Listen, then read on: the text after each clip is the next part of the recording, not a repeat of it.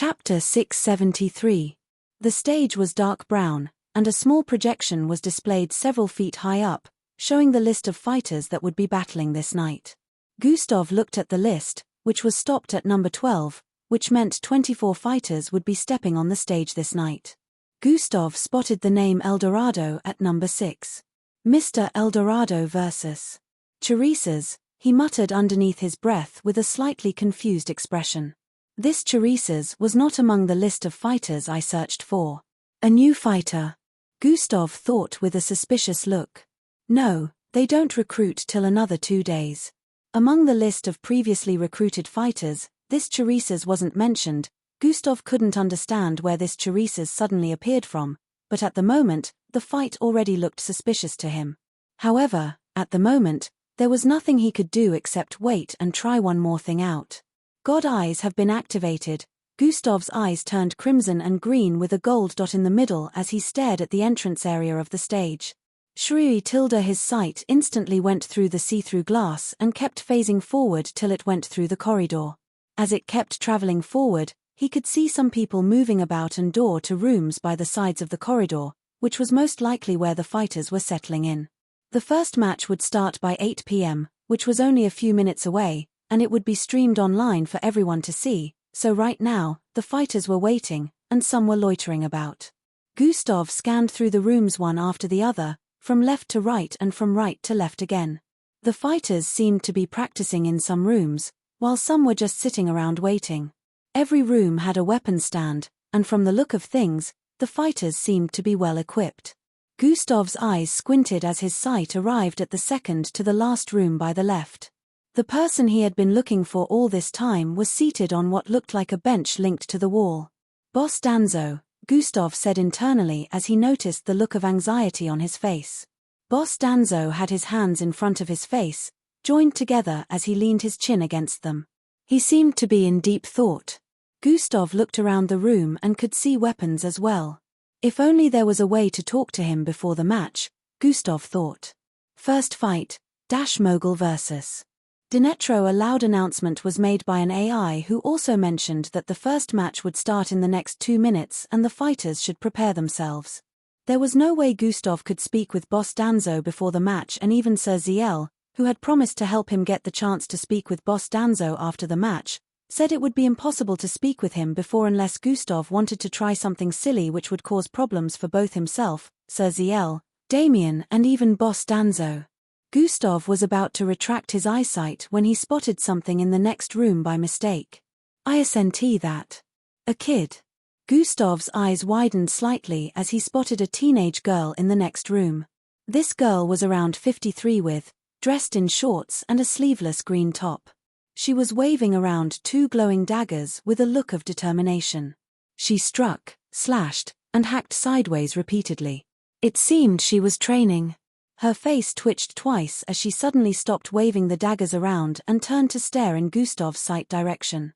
Gustav was a bit startled as it looked like they were staring at each other, but this was impossible since Gustav was very far away at the moment. After a few moments, she turned away and kept the daggers before moving forward to take some of the long-range weapons stacked on the weapon rack. Why is a kid preparing to battle here?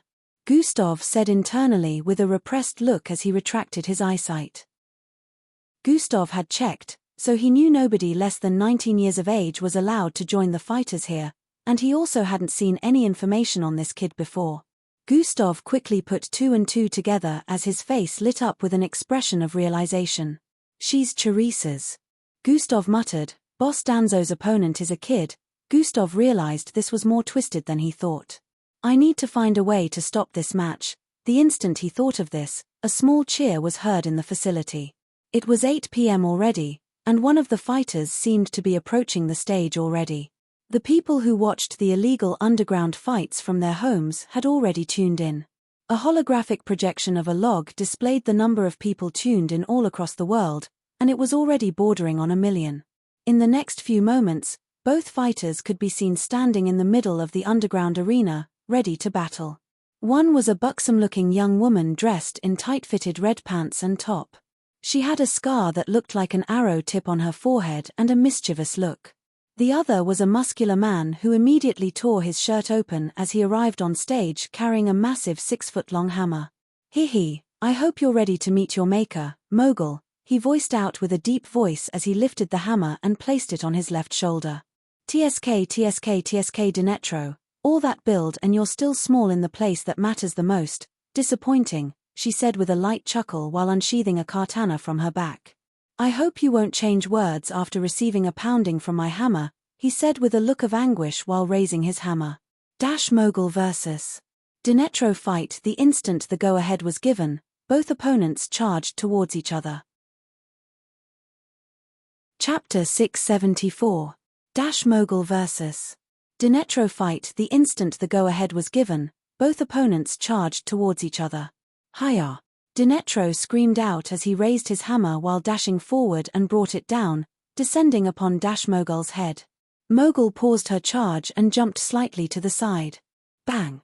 A loud sound of collision reverberated across the place as the hammer slammed onto the stage. Mogul jumped towards the side, landing on the neck of the hammer before Dinetro could lift it back up. Swoo vvv a pillar of bright red flames burst forth from the ground where she had just leaped from. Dinetro raised the hammer up along with Mogul, flinging her upwards. Mogul didn't expect that Dinetro had enough strength to still lift her along with the massive hammer, so she was taken by surprise as her body was flung into the air. Dinetro raised his hammer high up again as he waited for a little for Mogul's body to descend before flinging the massive hammer upwards like he was throwing an uppercut. Mogul descended with her katana stretched out as she proceeded to swirl in the air to give it more momentum while hacking towards Dinetro with it. Fwai! Bang! A loud sound of collision was made once again as her katana collided with his hammer, and her body trembled violently in mid-air before she was sent flying. The immense force from the swing of the hammer was ridiculously higher than what Mogul had expected. As she landed several feet away, her eyes widened as she quickly rolled towards the side after spotting the face of a massive hammer descending upon her. Bang! Bang! Bang! Bang! She kept rolling from side to side as Dinetro kept pounding downwards with his hammer, missing her body by a few inches each time. If it wasn't for her speed, Mogul would have gotten turned into meat paste by now. Landing another hit on the ground, Mogul suddenly spun across the ground while pushing her body up. Bam! Her leg slammed into Dinetro's face, causing him to stagger backward, dropping the hammer. She quickly made use of the opportunity to charge forward while swinging out her katana horizontally. Dinetro tried to dodge by his chest, was soon marked by bleeding +sign as Mogul struck twice. Kia! He screamed out in pain as he tried moving away. On the third swing, he swerved to the side and grabbed her hand before pulling her forward. Bam! His head slammed into hers, causing her to stagger backward as she felt everything turning white. Clang! Her katana fell to the stage floor as she found herself being lifted into the air due to her spinning line of sight. Dinetro proceeded to slam Mogul into the ground, causing her to black out. "Mate," he exclaimed as he stared at his blood-soaked chest and proceeded to move forward to grab his hammer. At this point, lots of people who were tunning in were already chanting his name. "Dinetro! Finish her!" Dinetro grabbed his massive hammer on the ground and turned around to walk back towards Mogul's position on the ground. Bullocks, and I bet on her, what a disappointment. Within the rooms where the rich and powerful were watching the battle, those who bet on Mogul were disappointed as they saw Dinetro's shadow looming over her along with his hammer, which was raised up. Just as Dinetro was about to slam down with his hammer, Mogul suddenly opened her eyes and did a flip roll on the floor. Bang! Just as the hammer landed on the ground just a few inches in front of her, she tapped a button on the side of her chest. Small bluish turbo flames shot out from the back of her boots as she suddenly dashed towards the side. A pillar of flames jetted out of the ground the instant she moved away from her initial location again. Dinetro, who had thought she was out cold, was shocked, but before he could react, a katana was already slicing towards his head. He couldn't raise the hammer fast enough to block it, so he raised his hand instead. Unsurprisingly, the katana cut through his elbow and the rest of his hand and kept traveling towards his face till it divided it into two halves. The sound of meat slicing apart along with brain matter reverberated across the place. Blood spilled across the air as Dinetro's body fell limply towards the ground. The fiery boots powered down as she arrived 20 feet ahead of the corpse and swung her katana towards the side to get rid of the blood on its blade. Her forehead was bleeding, and she could feel that some of her ribs were shattered from the impact of Dinetro's slam, but she was in a much better state than him. Dash Mogul wins. The loud robotic voice of an AI announced her as the winner as she sheathed her katana and moved towards the exit. Everyone was still in shock as some watching cheered while the rich and powerful here who bet on her had smiling faces. "Haha, Minu, didn't I tell you to bet on her?" one of the men in Gustav's room voiced out. "Until a while ago, you were regretting your choice and telling me you wished you had listened to me. TCH, I was sure she was faking it, so I had to as well," the men in the room argued, but Gustav was unconcerned about their bets.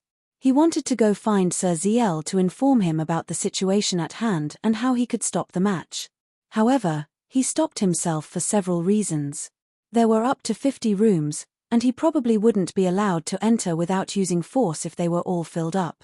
Telling Sir Ziel about the situation might not help because what exactly could he do to stop the match that didn't go against the rule of the place? He would be dragging him into an unsavory situation. Chapter 675.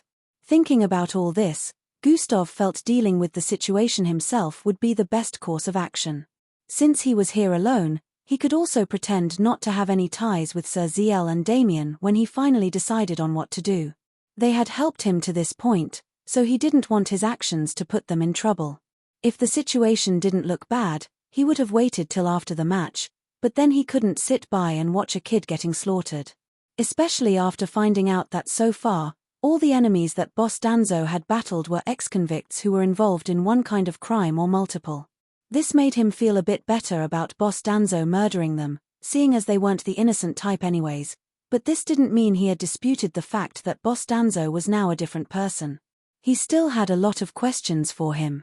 Gustav was glad the room was slightly darkened with only a dim red light placed within. However, the stage was very bright to give them a clear view. The men in the room paid him no heed, so Gustav was sure they hadn't properly taken a good look at his face. VHH he slowly transformed, turning his face longer and thinner while his hair also changed into a white color. Gustav now had a different look from behind. While he made a plan, the next battle had already begun. After this one, only 3 more would be left before it was Boss Danzo's turn. Gustav activated God Eyes again and stared at the glass up ahead. With the amount of reading I'm getting from the protective energy around the glass, it would take at least 26 full-powered attacks for me to shatter it. This would take too much time, which gives them the chance to send guards after me before I'm done, Gustav thought. 2 more options.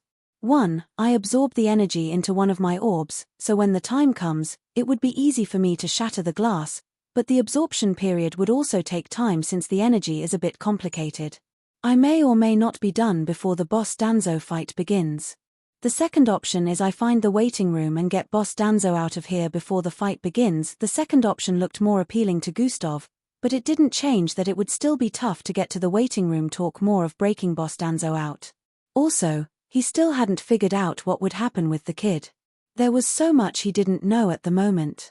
After thinking about it a few more times, Gustav decided he would find a way to visit the waiting room before Boss Danzo's fight began. Thinking up to this point, he proceeded to stand to his feet and walked out of the room. A few minutes later, Gustav approached the bathroom area after asking the staff around. He approached the west area of the facility and arrived at a small corridor that led to the bathroom. Gustav went in and stood in one of the cubicles before activating God Eyes. His sight instantly went through the bathroom and straight towards the first room up ahead, which had about 10 people within. Gustav turned his eyes to the sides, looking for any route or entry point that led downwards towards where the fighters were waiting their turn. At this point, the second battle had just finished. Lahaim Wins, a blue-armored man, stood in the middle of the stage with both his hands raised as the crowd cheered. By the side, a corpse of another man could be seen with his eyes gouged out and a hole in the middle of his belly region. Some staff came towards the stage to take the corpse away as the victorious fighter moved towards the exit.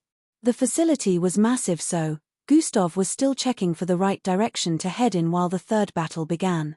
At this point, Only 2 battles were left before it would be Boss Danzo's turn. After a few more minutes, Gustav spotted something on the southeast side of the circular structure. A small stairway beyond the wall that led downwards.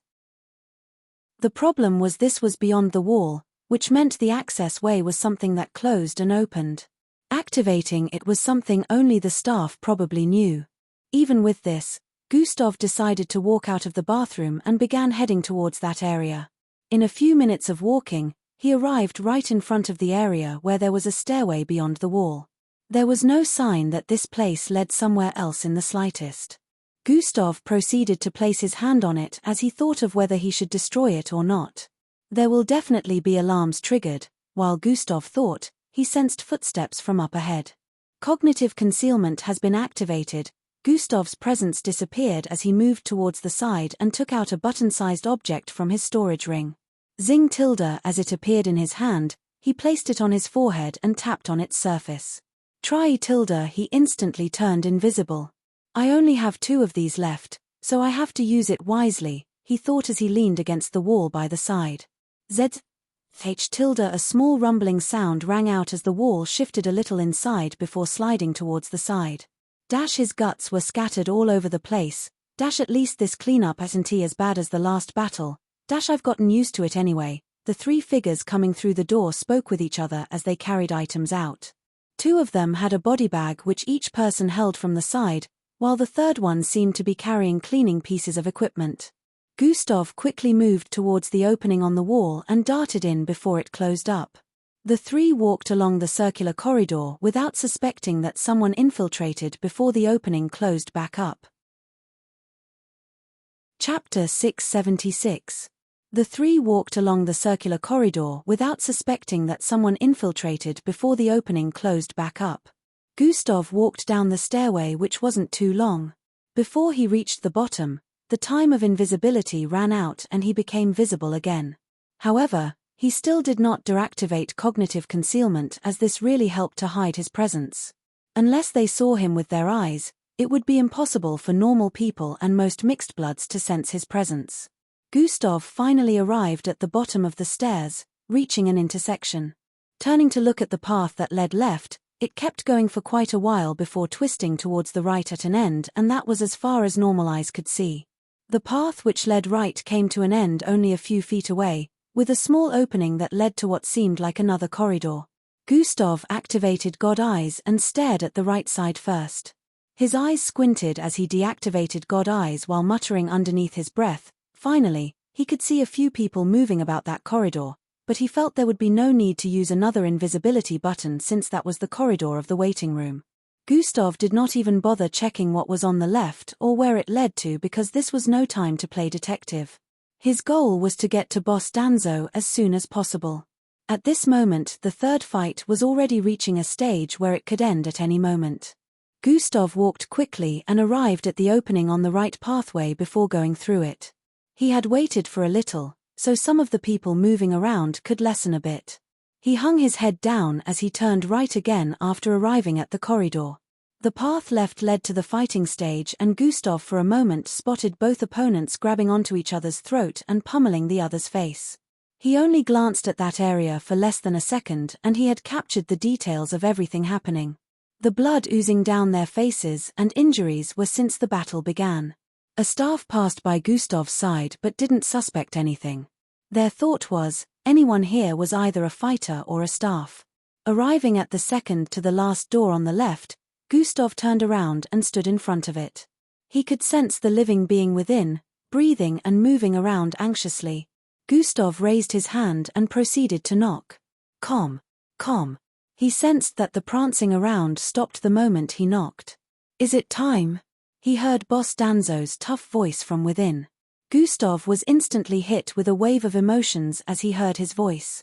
A smile appeared on his face as he proceeded to knock again. Calm. All right, it'll be out in a bit, Boss Danzo voiced out again. Calm. Gustav knocked yet again, causing Boss Danzo to speak once more. I said I'll be out in a bit, give me a second. Calm. Hey, what's? Boss Danzo voiced with a frustrated tone as. Catch 'em. The door slid open. The familiar yet older and slightly disheveled face of Boss Danzo appeared in his line of sight. I said give me a minute. He noticed that something was off about the person standing in front of him, so he paused his speech. Who are? Before he could ask, Gustav suddenly pushed him in and closed the door behind. Hey, what are you doing? Boss Danzo asked with a slightly annoyed tone as he tried to stabilize himself after staggering backward. He could see the 6-foot-tall kid with an oblong-shaped face and white hair standing in front of the door. To him, this person didn't seem like a staff member, and the person couldn't be one of the fighters since he knew everyone who was fighting tonight. It's me, Gustav voiced out with a smile. You who? Wait, that voice. Boss Danzo was initially confused, but then his eyes widened as he pictured a face. A flesh-wriggling sound could be heard next as Gustav's face transformed. He returned to his original look. Dirty blonde hair, well-chiseled jawline, and an extremely charming face. Gustav. My boy, you're here. Boss Danzo couldn't believe his eyes as he voiced out while moving closer to Gustav. Yeah, Boss Danzo, it's me, Gustav smiled as he responded. Boss Danzo proceeded to share a hug with Gustav, patting his back repeatedly as he laughed joyously. His face glowed up with happiness at this moment as he separated from Gustav to scrutinize him from top to bottom and from bottom to top. You've grown so much, Boss Danzo voiced out with a tone of astonishment. Gustav just chuckled lightly in response before voicing out, you on the other hand seem to have gotten shorter. Both of them laughed lightly before moving towards the side to sit. Boss Danzo still couldn't believe his eyes, seeing Gustav looking like a mountain compared to the last time he saw him.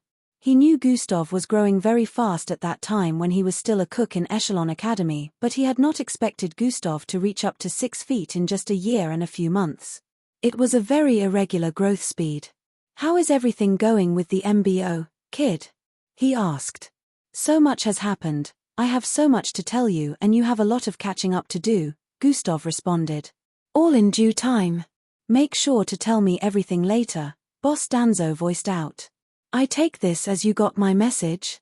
He added. I didn't. There was a problem with the communication, but I could tell that something was wrong, which is why I'm here, Gustav explained. There was a problem with the communication? Boss Danzo voiced out with a tone of confusion. Yeah, static sounds.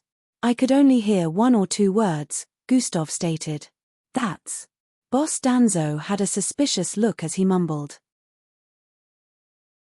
Chapter 677. Does that mean you're here alone without any help? Boss Danzo asked. Yes, I came by myself. What exactly is going on?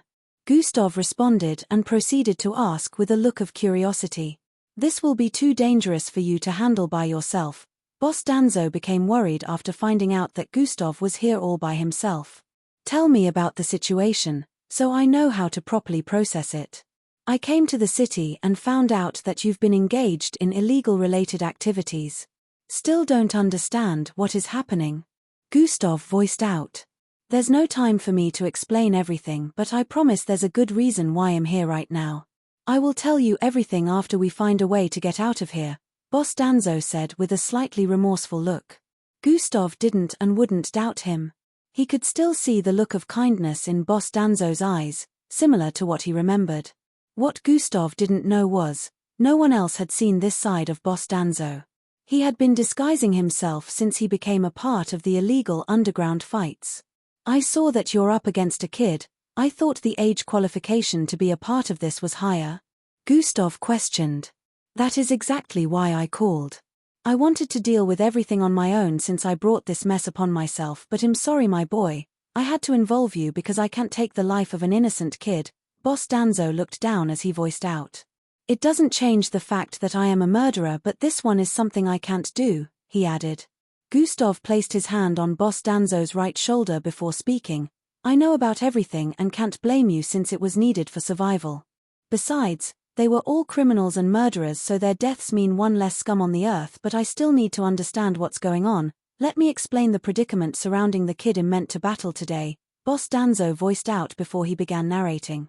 A few minutes later Boss Danzo had finished narrating and Gustav was busy digesting the information while also asking a few questions. She agreed to participate? Gustav asked. Yes. Kids make rash decisions based on feelings, so I can't blame her, Boss Danzo responded. Gustav turned to the wall and activated God Eyes. God Eyes has been activated. His sight phased through the wall and he spotted the girl, Creases. The girl still happened to be training with several daggers in her possession. She had a fierce look of determination on her face as she swung them around repeatedly. Let me go talk to her, Gustav voiced out while preparing to stand. Grab. Boss Danzo grabbed his arm before he could stand and voiced out, don't bother, Her room is secured with a keycard. She won't be able to open it up from the inside as I did with you. The ring lords don't trust her to stay within, so they kept her there and it will only be opened when it's time for our match, Boss Danzo explained. Those bastards. Setting up a 16-year-old like this, Gustav had no doubt now that they were all rotten to the core. This whole entire organization was already an illegal entity, and since he was an MBO officer he should be planning to bring them down. However, there was no mixed blood-related activity going on here, so this duty fell more on the police than the MBO. The MBO barely ever got involved in normal humans and Slarkov's activities. I want to break you out, Gustav stated his intentions. I can't leave the girl by herself. She would be grouped with someone else after my disappearance, and when that happens, her death would be certified, Boss Danzo stated. Also, alarms will be triggered if you try to get me out of here, and we might end up being trapped since we're currently underground, he added with a contemplative look. Do you mean they are preventive measures set up for this kind of scenario? Gustav asked. Exactly that. It's easier for us to get trapped here right now since we're further underground than the spectators, Boss Danzo added. Gustav thought about it and it really did make sense. He would be trying to escape with two people, so being further underground was even more dangerous. I have an idea, Gustav said as he squinted his eyes. But you must be able to convince her before you walk up to that stage, Gustav said with a tone of caution. There is no way to talk to her before the match, Boss Danzo stated. Gustav proceeded to stand to his feet and turn to the wall. Atomic disintegration has been activated. His index finger lit up with a milky-colored glow as he proceeded to stab it into the wall. This will take some time, so I'll explain to you what you have to do in the meantime, Gustav said as his finger slowly drilled through the wall. Minutes later Gustav was already walking back towards his seat within the spectators' room he stayed in earlier. He had managed to avoid most of the staff he saw on the way, and only one of them stared at him with a suspicious look. He had told Boss Danzo exactly what he had to do, and the only real hurdle he saw at the moment was convincing the young girl to play along. At this point, the fourth match just ended and the fighters for the fifth match were already making their way to the stage. Boss Danzo's match would be next, so he had very limited time in convincing a girl that was fully determined to go up against him with the thought of receiving freedom to be with her lover after winning. In the meantime, Gustav also had his part to play, so he quickly arrived back in the room he stayed in earlier. I have lost 3 bets today. Kazim is such a good fighter. I knew he wouldn't disappoint. My fortune is good this night. The voices of the 3 men he met within the room earlier filled up the place as he walked in.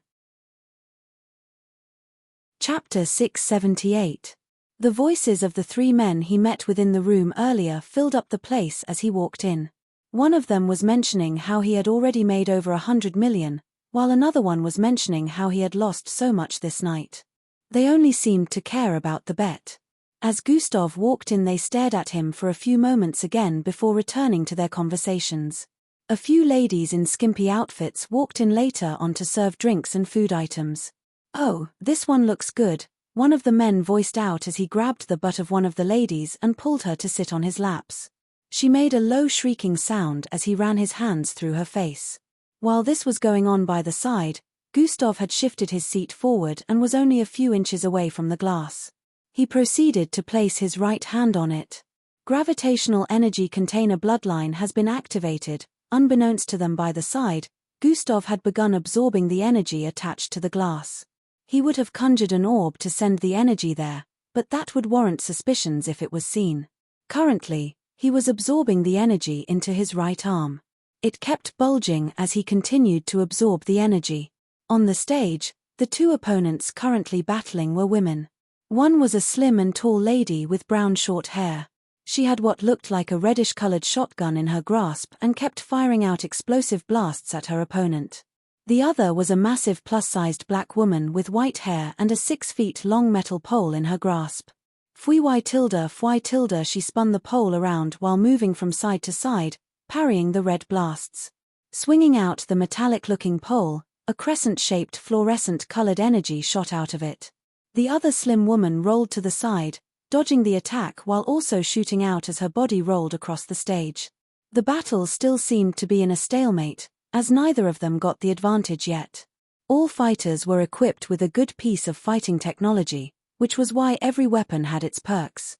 They were all normal humans or Slarkovs, but the fight was fiercer because of the attacks being thrown around. As the battle turned fiercer, Gustav focused on the energy he was drawing out from the glass. One of the men in the room with him was still busy messing around with the serving girls while the others laughed and took bites out of the food they were served. One of the girls walked towards Gustav on the side and offered food. "I'm okay, thanks," Gustav answered while his hand was still placed on the glass. The lady nodded with a smile and moved towards the side, thinking Gustav was probably more interested in the fight. "At least this one is not a creep like the others," she said internally while shaking her head in pity as she stared at her colleague being molested by the side. Unfortunately, there was nothing they could do about it. This was part of the bargain when they were asked to work here, but on the bright side, the creepy men could not go beyond this eventually. The girl was able to get away from them and all three girls moved out of the room quickly. "That one is pretty good, I will ask Thorman to give her to me," the man at the far edge voiced out with a perverse tone. "Didn't you get one last week?" Another one of the three men asked. "I did, but I'm tired of her now. I've been going at her all week. I need fresh meat and this one qualifies," he responded and broke into a light laughter. "Oh, remember there's a kid here, we shouldn't be too loud, but even the kid will be just like us one day so it doesn't matter." Gustav could hear everything from the side but he didn't pay them any heed. 30% absorbed, Gustav said in his mind as he continued absorbing the energy from the glass. At this point, the battle within the ring was no longer at a stalemate. One of the fighters seemed to be seriously injured. Bam! Bam! Bam! The plus-sized black woman pummeled the slim brown-haired lady with her fist. Her massive behind pressed the lady to the ground, slowly crushing her internals while her face was being disfigured with punches as well. The slim lady groaned in pain as she tried pulling herself from the pin, but it was all to no avail. Her nose had been dislocated and her left eye had already closed up. Her face was smeared in blood and she was close to passing out. "Hiya!" The black plus-sized woman raised both of her fists up, interlocking them, and she gathered all her strength there in preparation to end the fight with this one last strike. PPPFFFFFLLL. The slim lady spat a mouthful of blood out into her eyes, causing her to close her eyes and try to clean them up. Using this opportunity, the slim lady elbowed the plus-sized black woman to her face, causing her to stagger towards the side. She was free and made use of this opportunity to roll to the side even though her whole body was hurting, and grabbed hold of her weapon. The plus-sized black woman also regained her stability at this point and tried moving as quickly as possible to the side before the slim brown-haired lady pulled the trigger. Bang! Kia! The dark-skinned plus-sized woman screamed out as her left arm was blasted into smithereens while she slid across the stage, staining it with thick red liquid. The slim lady broke down after firing that shot. Her body couldn't respond properly to her commands due to the severe injuries she had received. Chapter 679. Her fingers and legs kept trembling as she tried to lock her grip on the gun and stand. She wanted to finish the job, but due to weakness from injuries, she was delayed. Her face was smeared in blood and her outfit was stained red as well. She could feel she had internal injuries as well. While she was struggling to get it together and finish the job, the plus-sized lady who had been laying on the ground for the past few seconds moved. Making use of her one functional arm, she pushed herself up, standing to her feet, and stared at her left shoulder, which was bleeding and void of an arm. Her face lit up in pain and anguish as she moved towards where her staff was laying on the floor and picked it up. Hiya! She threw it like a javelin towards the slim lady. Bang! It slammed into her forehead, knocking her out in an instant as she dropped the gun subconsciously. Bang! This caused the trigger to be pulled once again, shooting out a beam that obliterated the plus-sized black woman's right leg in the next instant. Another scream of pain was heard as she fell to the floor of the stage. She was bleeding from her right knee area profusely, which was missing the rest of the leg. She groaned in pain profusely as she had now lost her left arm and her right leg. She couldn't get to her opponent, who had now passed out at this time. Everyone was stunned, watching from within the facility and other locations online. This battle had gone in an unexpected route. Now nobody knew who would win. Both were still alive, however, incapacitated and passed out. The battle would not end unless someone was dead, and the situation just made things complicated. While everyone was debating on how this would end, Gustav was secretly rejoicing, as this would waste more time and give him the chance to absorb more of the energy from the glass before Boss Danzo's match came on. Hopefully, he'll be able to convince her, Gustav said inwardly, while still focusing on absorbing the energy. In the next few minutes, there was still no movement on stage, and the higher-ups were beginning to think of a plan to take care of the current situation. Just as they were about to send someone over there, the slim brown-haired lady opened her eyes. Everywhere seemed blurry to her as she tried to recall where she was. "I'm not dead." She was surprised she wasn't killed yet. Then she spotted the plus-sized black woman up ahead, laying on the stage and trying to pull herself forward with one hand. This was where the battle came to an end. The slim brown-haired lady made use of her last strength to pick up her gun and fired twice at her opponent, blasting her body apart. Bang! Bang! Blood and body parts splattered across the stage, bringing the fifth battle to an end. 70%. Gustav said inwardly as he noticed that the battle had ended. Boss Danzo will have to hold on for a while and put on a good show till I'm done, Gustav said internally. Trezilla wins, the robotic voice of an AI announced. There were cheers all across the locations connecting to the battle online. They couldn't believe that Trezilla still managed to win even when all odds were against her. The staff moved towards the stage and cleared out the winner as well as the corpse remains of the loser. Trezilla had passed out again after winning, but it didn't matter, since she already won. All that was left was for her to receive treatment. Mr. Eldorado vs. Charisas, the AI announced as everyone spotted Boss Danzo walking into the fight arena with a black apron tied to his body and a black hat. On his fingers, 4 claw-like rings could be seen. There were cheers from even within the facility as he arrived on stage with his head down. Gustav could not help but admit that he looked quite badass at the moment. Boss Danzo touched the tip of his hat and nodded like it was a signature act. Unknown to those at the original location, the viewers were already cheering loudly as he arrived. His opponent is already dead. Everyone had this in mind, as well as the question, who is Charisas? They had never heard of this fighter before, so they assumed it must be a new one, which made them intrigued. 80%, Gustav said internally as he spotted the new figure approaching the stage. It was a 53 tall girl, dressed in shorts and a sleeveless green top. She had a kind of small cloak wrapped around her head to her waist, which hid the daggers strapped to her waist. Is that the Charisas? No one could see her face properly due to the cover-up. All they noticed was she was short and she looked a bit young based on what was revealed, but they had no idea that she was actually a kid because a lot was covered up. Boss Danzo and Charisas stared at each other with intensity as they stood several feet opposite themselves. Boss Danzo stared at the glasses up ahead, covering the rooms of the spectators from the corner of his eyes like he was looking for something. After a brief moment, he held his hat and turned it sideways twice. Fight! The instant the go-ahead was given, both of them darted at each other fiercely. Y tilde through ha tilde. Charisas spread her cloak with both hands, causing 4 daggers to fly up from her figure. Boss Danzo arched his right arm back as the claw-like rings grew longer, covering 4 of his fingers up and growing longer, making his fingers look like actual claws as he slashed forward. Charisas spun as she grabbed hold of 2 daggers in mid-air, slicing towards Boss Danzo as well. Clank! Clank! Sounds of metallic collision reverberated across the place. Chapter 680. Clank! Clank! Sounds of metallic collision reverberated across the place. Both of them engaged each other in battle, clashing repeatedly. Each of Boss Danzo's attacks caused Teresa's to stagger backward as the sheer strength from each clash was higher than hers. The spectators were already cheering loudly as they saw Boss Danzo's attacks pushing the girl back. However, they were quite astonished to see how skilled she was since she managed to parry every attack that had been dished out so far. Now that Gustav was watching Boss Danzo fight in person, he had to admit that Boss Danzo had very good moves. This had him wondering how Boss Danzo became so good at fighting. He looked like a veteran fighter with his moves. The maid girl Creases was also good with her moves. Even though she wasn't as strong as Boss Danzo, neither did her skills seem sharpened enough. She was quite fast.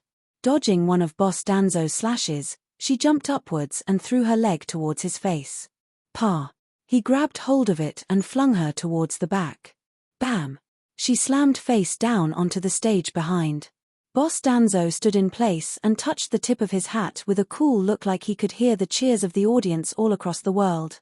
Everyone knew how he fought. He wouldn't be the crowd favorite if his battles weren't done with a bit of style. The girl slowly pulled herself upwards and started taking steps backward while Boss Danzo walked towards her with a cool look. She gritted her teeth as she brought out a dagger and threw it forward. Boss Danzo slightly twisted his body towards the left, causing the blade to slice past his face with only a few centimeters gap from making contact. He turned his body to normal as a loud slicing sound was heard from behind. The dagger that was thrown out had turned around mid-air and started flying back to where it came from. It spun across the air with speed, slicing towards the back of Boss Danzo's head before anyone could react. Grab!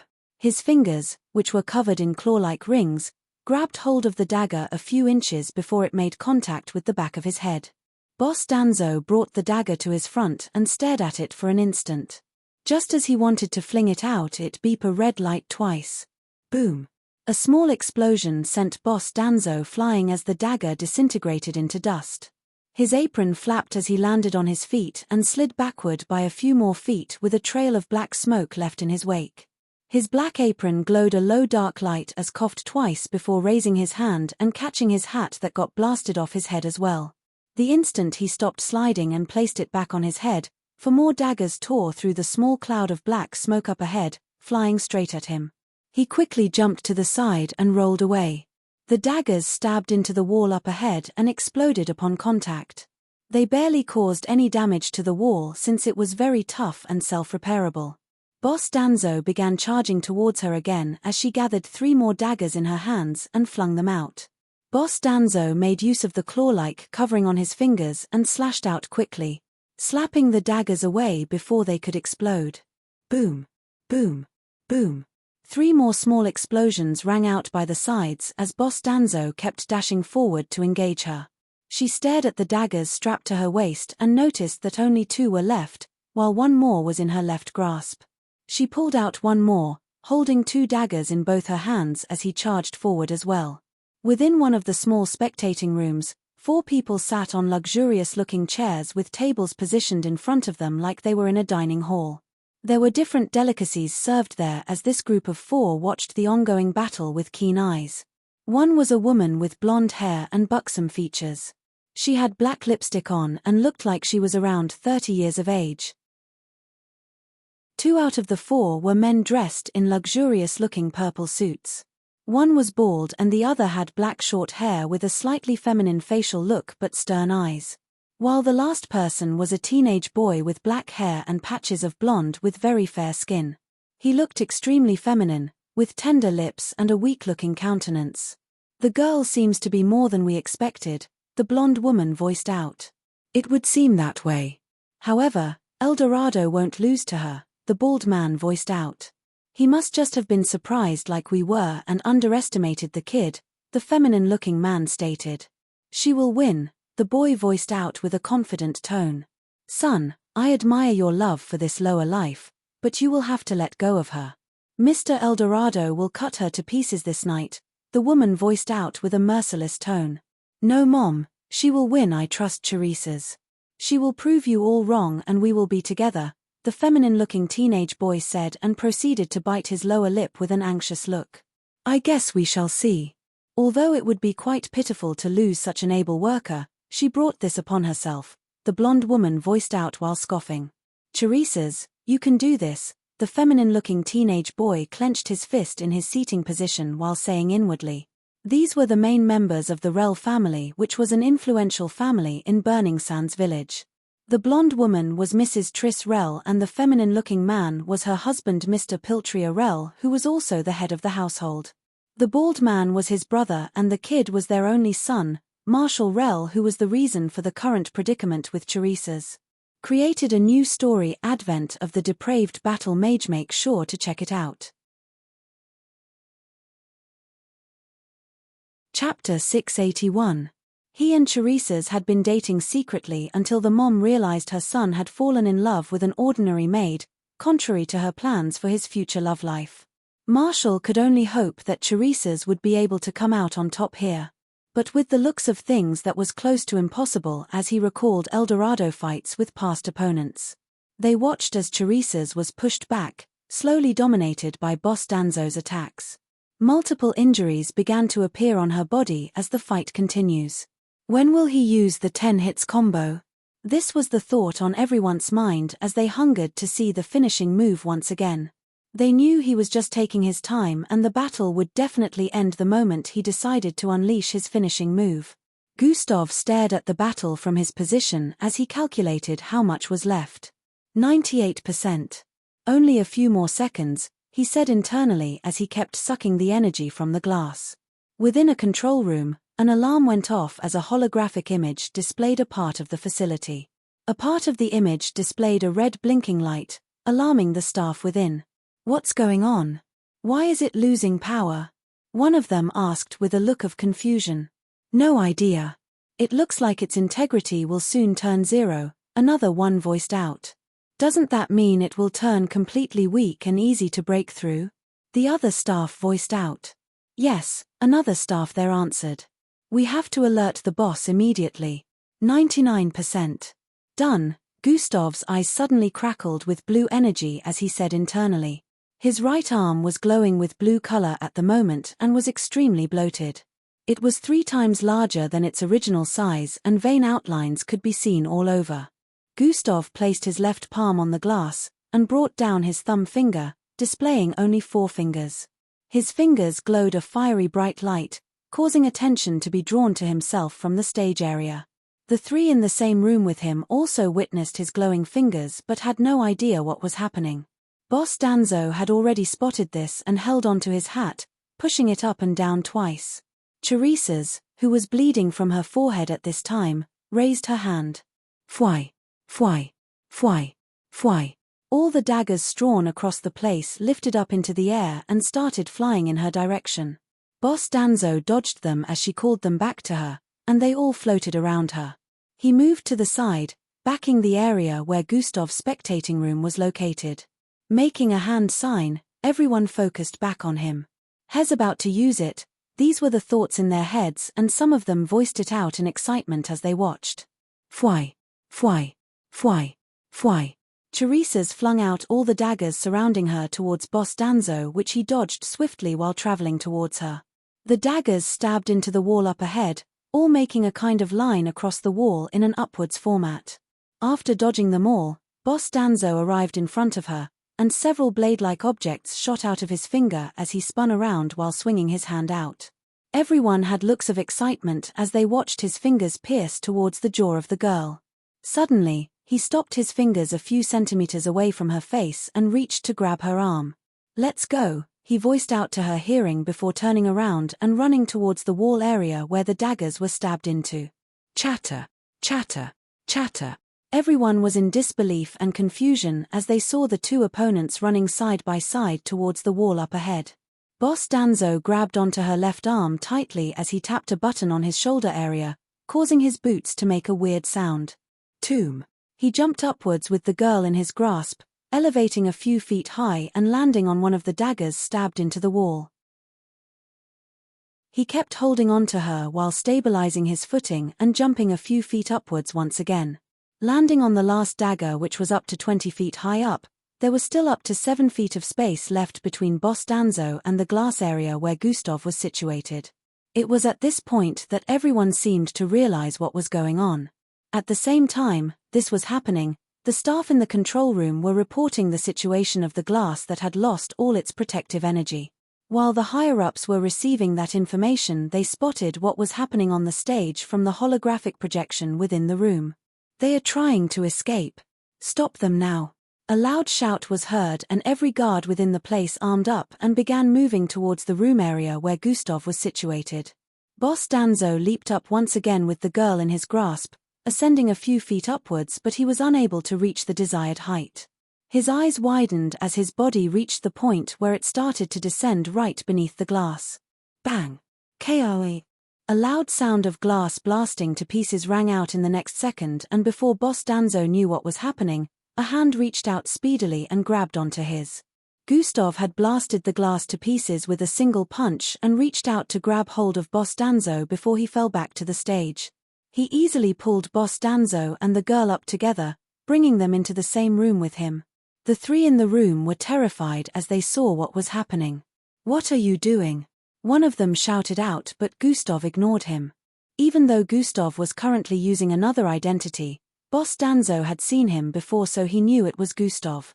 "Get on my back, we're leaving," he voiced out to the girl. Chapter 682. "Get on my back, we're leaving," he voiced out to the girl. She shrank back as she saw Gustav's eyes glowing blue color and his right arm thrice the size of his normal arm with bluish veins. "Don't worry, do as he says," Boss Danzo comforted her. "One moment," Gustav said and moved towards the three men by the sides who were shrinking back to the wall. "It was you, right?"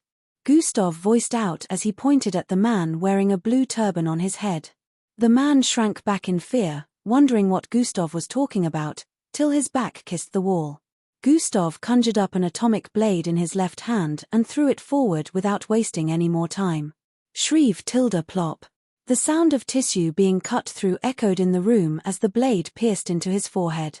Blood flowed down his face as his eyes rolled to the back and he was sent to the afterlife. The others shivered with looks of fright, sincerely scared for their life as they stared at Gustav. However, Gustav knew there was no time to waste, so he quickly picked Boss Danzo up as the girl jumped onto his back. Sprint has been activated. He bolted out of the room with speed, leaving behind a blast of wind that blew across the room. Garou, Biden, catch the escapers. In a part of the facility above the room area of the spectators, a man voiced out as he stood in front of two people. One was a buff man with ram horns and blade-like fins on the sides of his arms. The other was a slim-looking guy with blue worm-like hair and a black dotted white skin. The wormy hair glowed and began wriggling as it rose. "I can see him. Hes fast," Biden voiced out as his worm-like hair continuously wriggled. "Let's get him before he leaves," Garou voiced out as turned around to head towards the exit. His massive body bulged intensely, causing his clothes to squeeze tightly to his body, displaying the immensely muscular frame. "Just to be clear, we can use any means at our disposal to catch them?" Biden asked as he slowly walked to catch up with Garou. "Yes, just make sure you catch them. The person helping them is another matter. It is of no consequence if you kill that one," the man in the background voiced out. A grin appeared on Garrus' face after hearing that as they moved. "Let's go." Biden grabbed hold of him before pulling him into the shadows. Both of them disappeared into the shadow completely. Fu whoosh tilde Gustav blasted across the place with speed, heading towards the exit point. Several guards already arrived to block him, but with his speed, he was able to dodge every single attack and even ran across the wall to dodge some of them. He could already see the entry area in the distance, which was structured to look like the opened mouth of a beast. More guards were stationed there and Gustav could see the mouth closing up. They were trying to trap them here. Speeding up and jumping across the walls in a zigzag format, Gustav was able to avoid most of the guards. Zwee, zwee, zwee, boom, boom. Sounds of blasts rang out as Gustav spun across the air while leaping to another part of the wall. He rebounded off that wall speedily as several attacks came flying towards him and headed straight for one of the guards on the ground. Bam! His knee slammed into the guard's face, sending him flying with blood spilling out of his nose, eyes, and mouth. The guards by the side saw this as an opportunity to attack and both threw out powered attacks. one a spinning force of white energy and the other several icicles flying towards him. Gustav swerved towards the side, first dodging one as he threw out his leg in response, hitting one of the guards in the chest. He jumped backward to dodge the icicle before dashing forward once again and grabbing hold of the second guard with his left arm. Bang! He slammed him into the wall and spun around to throw him towards the guards approaching from behind. Gustav was holding on to Boss Danzo with his right hand like he was a baby while Teresa's was on his back, holding on to him tightly hoping she wouldn't get thrown off. Both of them did not wish to be dead weight, but they had no choice but to just get strung along with the way Gustav was moving with so much speed and agility. All this was done with very quick speed, but even with that, the mouth of the opening up ahead was only a few feet away from closing up. Combination has been activated, sprint plus dash. Bolting forward with immense speed, Gustav sped through the small opening left in the entry point, just before it closed up. After his body sped through, a loud sound of collision was heard behind. Bam! The mouth had closed up, trapping the other guards behind that were chasing after him. The entry point area was clear of guards, but Gustav knew that the control still lay in their hands since they only needed to push a button to have it opened up again. They were still underground and this was a structured space with walls, so Gustav dashed towards the side after deactivating combination. His right arm, which was still glowing and bulging with blue energy, arched back as he arrived in front of the wall by the side. Hiya! Gustav voiced out as he gathered the force of all the energy he had absorbed from the glass earlier into his fist. Right before Boss Danzo's and Teresa's eyes, they saw the blue on his arms move towards his fist area. Gustav threw his fist forward with force. Boom! It sounded like an explosion went off as his fist slammed into the wall and a blue blast of energy burst forth. Chapter 683. The entire tunnelway began trembling violently as they blasted a massive crater into the area where Gustav punched, which, in turn, created cracks that spread across the entire place. Gustav quickly turned around at that point and dashed forward, away from that area along with both of them. Bam, bam, bam. All across the vicinity parts of the wall structure within the tunnelway way fell crazily. And in a matter of moments, these chunks of rocks had blocked completely the entry area behind. The rocks are still up ahead, covering more parts and making the obstruction even thicker. Gustav felt bad about Sir Ziel and Damien, in particular, being trapped there, but he had no choice. It would take a lot of time before they could get the obstructing rocks out of the way, which would give Gustav the chance to escape with Boss Danzo and Teresa's. Gustav sped past the affected area, which was over 200 feet of space, similar to a football pitch range. This was how much the tunnelway was affected by his punch, and even the burning sands began to leak from above after the underground structure in this area was badly affected. Fortunately, it was well structured, so besides the area Gustav aimed for, the other parts would not cave in. The spectators and everyone on the other side were still very much okay. While Gustav was speeding away with both of them, two figures phased out of the shadows in front of the affected area of piles of rocks. These two were the same people to who the man within the facility was talking earlier, Biden and Garou. "This gives me a lot to work with," Biden voiced out as his worm-like hair wriggled mildly. There was an intersection right in front of the affected area which led to 3 different paths. He turned towards the one on the far left. "This way, Garou," he voiced out while moving forward. Garou caught up to him as they moved in that direction. He proceeded to touch Gareth's shoulder, and the instant he did that, they phased into the shadows again. "Dash, what is going on? Dash, did those two truly just escape? Dash, this is unbelievable." The voices of the spectators could be heard from all over as the trembling of the facility caused panic to spread. They had heard the sounds of multiple explosions before this, which were sounds of Gustav battling with the guards. There were actually a lot of guards in this facility, but Gustav was very fast, so he was able to avoid most of them before they arrived at his location. Now that he had left and blocked the exit, many of them were trying to get through, but it was proving impossible. The spectators had gathered close to the entry area, questioning the officials and trying to get through. "Tell us what is going on," one of them voiced out again. "Please remain calm. The situation is under control. We shall proceed with the next match now," one of the staff was trying to regulate the situation. However, the spectators did not seem to want to listen as they remained in their position. Damien walked through the crowd of spectators looking for his grandfather. He later spotted him somewhere by the side speaking with a staff member. "Grandfather," he called out to him as he squeezed out of the crowd. All right then, it seems we have no choice," Sir Ziel said to the staff before turning around to face Damien. The staff member turned to leave after their brief discussion as well. "Grandfather, what is going on?" Damien asked. "It would seem we are trapped here for the time being," Sir Ziel said with a look of suspicion. "Trapped?" Damien voiced out with a tone of surprise. The battles ongoing earlier caused a part of the tunnelway in front of the exit to collapse. "It will take some time for them to get it out of the way," Sir Ziel explained.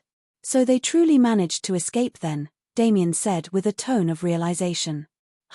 Sir Ziel's eyes squinted as he mumbled. "Also, one of the spectators, Mal Ali, was murdered," Sir Ziel added. Damien already heard about this and even saw the corpse being moved a while earlier. No one could link the escape with this murder, which made things more confusing. "Grandfather, you know I can get out of here if I use my bloodline abilities," Damien stated with a proposing tone. "No, don't even think about it. We don't even know what we're dealing with yet, and what do you intend to do the moment you get out of here?" Sir Ziel said with a strong tone of disapproval. "I couldn't find Big Brother Gustav even when I checked everywhere. I'm sure this has something to do with him," Damien stated. "We can't be so sure. You could have missed him or something, and keep your voice down. If this truly has something to do with him, we don't want anyone knowing," Sir Ziel voiced out with a logical tone. Sir Ziel also shared similar thoughts with Damien, seeing as Gustav had completely disappeared and only came here because of Eldorado in the first place. It didn't seem like a coincidence. The looks of the person responsible for the incident were displayed to all the guards who arrived late, and he caught a glimpse. This person had white hair and an oblong-shaped face. He had no idea that Gustav had a shape-shifting ability, so he was having a hard time connecting him to the incident. Within a brightly lit tunnelway, whooshing sounds reverberated across the place as a red streak blazed through with speed. Wind spread across the place as Gustav ran through the tunnelway. His perception was spread far and wide across the place, so he knew he only had to run for about 1 minute more before he arrived at the part of the tunnelway where the portal back to the city would be generated. Gustav suddenly sensed something and turned his head to the side. Chapter 684. Gustav suddenly sensed something and turned his head to the side. A figure suddenly phased out of the rectangular-shaped shadow by the left of a small pole hanging from the ceiling area of the tunnelway way. The instant Gustav spotted the figure, he sensed a strong force headed for him. He instantly leaped into the air and did a backflip. A sharp-looking crescent-shaped dark blade passed right underneath his ascending body. It was so massive, it reached both sides of the walls of the tunnelway, cutting long lines across them. Bam! Gustav landed on the ground and turned around with speed, only to see that the figure had disappeared. "What was that?" Teresa's voiced out with a tone of confusion. Gustav's eyes squinted as he looked around him, trying to find the culprit. Even though he could see anyone in the vicinity, he could still sense a dark presence. God Eyes has been activated. Just as he activated God Eyes, a figure phased out of his shadow, striking towards his neck instantly. Gustav's eyes widened as he quickly bent his neck towards the side, causing the dark-looking strike to tear open the left side of his neck. Blood spilled out from his neck as he dashed towards the side and struck out, only for the figure to disappear again. "My boy, are you okay? You're bleeding," Boss Danzo and Teresa's voiced out at the same time as blood oozed down Gustav's neck. "I'm fine," Gustav said with a calm tone, ignoring the injury. "You are truly fast, but I thought we would be dealing with a stronger opponent," a masculine voice echoed across the tunnelway. It was impossible to pinpoint the location of the owner of this voice, since it seemed like it was coming from every direction. Just as this thought appeared in Gustav's head, a figure shot out from a shadow on the wall towards Gustav. Gustav jumped backward quickly again to avoid the fist thrown out at him. Boom! The fist collided with the ground, causing a loud blast to ring out as cracks appeared all over and shockwaves were sent forth across the place, forcing Gustav further backward. As the dust cleared up, Gustav could see a massive 9-foot-tall man with ram horns and an immense muscular build. He had metallic fin-like outlines, protruding out the sides of his arms. Rip! His muscles bulged, even more, ripping his upper clothes as he began walking towards Gustav. This was one of the two told to get Boss Danzo and the girl back, Garou. Must be one of the guards. A kilo ranked. Gustav was instantly able to sense his strength was similar to that of Miss Amy when sealed. It was similar, but he could tell this one was weaker. However, even with that, a weak kilo ranked would still defeat 5 Falcon ranked mixed bloods any day and any time. The situation seems dire. There must be another one since the voice said we, Gustav thought. Figuring all this out, the next step that came to mind was, run, sprint has been activated. Fwoosh tilde he instantly sped forward, running across the left wall to dodge Garou. Garrus' eyes turned to the side, following Gustav's speed, and he proceeded to jump towards the wall by the side while Gustav was running across it. Swiai tilde he swung out his arm, making use of the metallic fins to slash at Gustav's figure. Gustav was able to dodge as he leaped forward, escaping the slash by a few inches. Bam! The entire place quaked again as the fin created a 17-feet-deep gash across the walls along with cracks spreading. Gustav continued speeding forward after landing back on the ground, as Garou turned around to chase after him. G-bam! G-bam! G-bam! It sounded like giants were running across the tunnelway way as Garou chased after Gustav, slashing repeatedly at him from behind. Fwoosh! Swerve! Fwoosh! Swerve! Gustav would occasionally swerve from side to side and even jump at times to dodge the slash, which sent sharp shockwaves towards him. Sounds of collision would occasionally reverberate across the place as the entire tunnelway way shook violently from his attacks. Gustav was only a little faster than Garou was while using sprint. Garou also didn't have to make contact to attack from behind, he only had to swing his arms, which showed just how powerful a kilo-ranked mixed blood was. Gustav already knew that he would lose badly if he was to face a kilo-ranked mixed blood with his current strength level.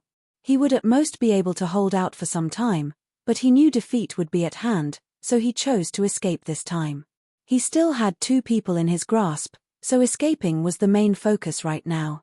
He was already starting to leave a big gap between him and Garou, so he knew it was only a matter of time before he became completely out of sight. Garou was unable to touch him with any of those attacks even though they caused chunks of rocks to fall from the ceiling at times. He was able to successfully maneuver his way around them and avoid getting hit so far. Emergency quest, successfully escape from guards, Garou and Biden. A notification suddenly appeared in his line of sight. So they truly are 2 of them. This confirmed things for Gustav, seeing the notification. Then, where is the second one? The instant this thought came to mind, Gustav sensed a presence around him again and swerved to the side. Just like before, he was a tad too slow, causing the strike aimed at the back of his neck to slash the right side of his neck, causing blood to ooze down. The figure had disappeared right after landing the attack before Gustav could retaliate. Gustav already knew earlier that this person was making use of the shadows, but even with that information, they were just too fast to be dealt with. Chapter 685. This slowed Gustav down once again, causing Garou to catch up. Fwee. Gustav leaped upwards to dodge another slash which landed by the side and blasted chunks of the ground into the air. Boom. Gustav was thrown forward by the shockwaves from the attack and made use of that to keep running once again. I can't use my flames. It would affect both of them. This was Gustav's only counter to stop his shadow from getting used, but he couldn't use it. The only other option is making use of the dimensional bracelet, which I'm not sure would work underground, and there's 3 of us this time, he thought. Gustav just knew he had to try regardless of how things were. He wouldn't want to get out of here and still be chased down by these 2, it would be quite problematic. He placed Boss Danzo on his right shoulder and began operating his dimensional bracelet as he kept running forward. All of a sudden he sensed the figure again, and due to dealing with trying to pick a teleportation coordinate, he was a little slower to react than the last time. Poochie tilde a dark strike aimed at his lower back, pierced into his left side, sending Gustav flying forward. As both Boss Danzo and Teresa's were flung away from his grasp due to the force of the attack, he slammed into the wall. Bang! A loud blast echoed as his figure created a small hole in the wall. Blood leaked out his sides and down the wall as he struggled to pull himself out while gritting his teeth. He held onto his left side, which was making sizzling sounds with dark fumes coming out as well as blood. Toxin immunity has been activated, clearing toxins. Toxin has been deemed too strong. Toxin immunity has been overridden. The notifications appeared in Gustav's line of sight and disappeared in a few moments. As expected of a kilo rank. The toxin is more powerful than my current level of toxin immunity, Gustav said internally as he pulled himself out of the hole. You did a good job of holding on for this long, but it ends now. The same voice as before echoed across the place. Garu's figure could be seen up ahead, charging forward with speed. Gustav quickly ran towards Boss Danzo and Teresa's, who were stabilizing themselves after the fall. They both had bruises but were overall still okay. Take this. The portal will open up for you both. Gustav passed a red card to both of them which displayed a small glow at the middle. The portal is close by, run and keep running. Don't look back, Gustav said to Boss Danzo and Teresa's. But what about you? Boss Danzo asked with a worried expression. I'll hold them back, just go, Gustav voiced out with a strong tone. He could still see the hesitation in their eyes, so he quickly voiced out again. You two will only hold me back and get us all killed if you don't move now. Trust me. Both of them decided to do as told at this point and began running forward while Gustav turned around to face the opponents, headed for him from up ahead. Partial killer pistol form activated, Gustav's body bloated as he turned green, and he proceeded to stomp on the ground. A wall began forming behind him after Boss Danzo and Teresa's got a few feet away. Icicle-like rocks shot out of the ground at a quick pace, joining together and spreading out from wall to wall across the 70 feet wide tunnelway. At this point, Garu arrived right in front of Gustav while slashing out before he was done completing the wall. Gustav remained in position as an icicle-shaped rock shot out of the ground in front of him. Bang! A violent collision rang out as the metallic blade-like fins slammed into the icicle-shaped rock, causing blasts of winds to spread across the place. Cracks appeared on the rock that protected Gustav from the attack, but this 1 second of obstruction was enough for Gustav to finish constructing a sturdy wall behind him. Gustav rolled to the side as his body transformed back to normal, while the rock that protected him blasted into pieces with Garrus' blade-like fin slashing forward. Add 10 attribute points to strength, Gustav said internally, as his body increased in size. Plus 10 attribute points added to strength. His arms turned brownish red and thorns protruded from several parts of his body, along with 2 bull-like horns. Oh, so you have the ability of transformation? Garu voiced out with a fascinated tone. Just as dashed forward, Gustav sensed the dark force around him again. Without being told, he already knew what this meant. Fiery core bloodline activated, Varua bluish flames instantly burst forth from his figure, spreading across the entire vicinity. Garu jumped backward as the flames consumed everywhere around Gustav, spreading across more than 700 feet radius. As the vicinity lit up, the dark force Gustav sensed disappeared.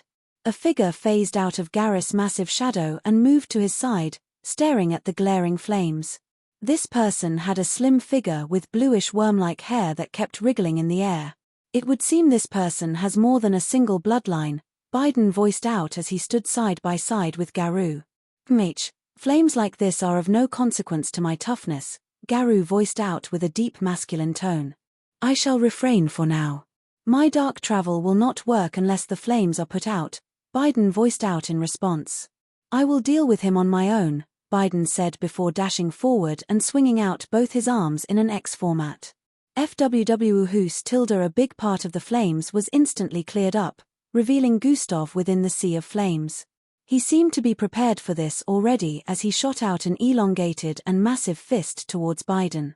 Biden reacted by swinging his arm forward as well to meet Gustav's attack. Boom! Massive shockwaves instantly spread across the place as the tunnelway violently trembled once again. Chapter 686. Boom! Massive shockwaves instantly spread across the place as the tunnelway violently trembled once again. Gustav found himself being pushed back as the force happened to be as powerful as he expected. He flipped backward twice in the air and landed on the wall he created behind. He jumped forward, still blazing with fire, dodging a slash attack that came an instant after the collision from Garou. Garou was barely moved by the clash between them earlier. The slash he sent out in the next instant slammed into the wall Gustav created, causing a mild trembling, but it didn't come crashing down. Garou was surprised seeing how sturdy the wall was, withstanding his attack without taking any damage, but at the moment he was focused on dealing with Gustav. He felt it was insulting that a Falcon ranked had lasted this long against both of them.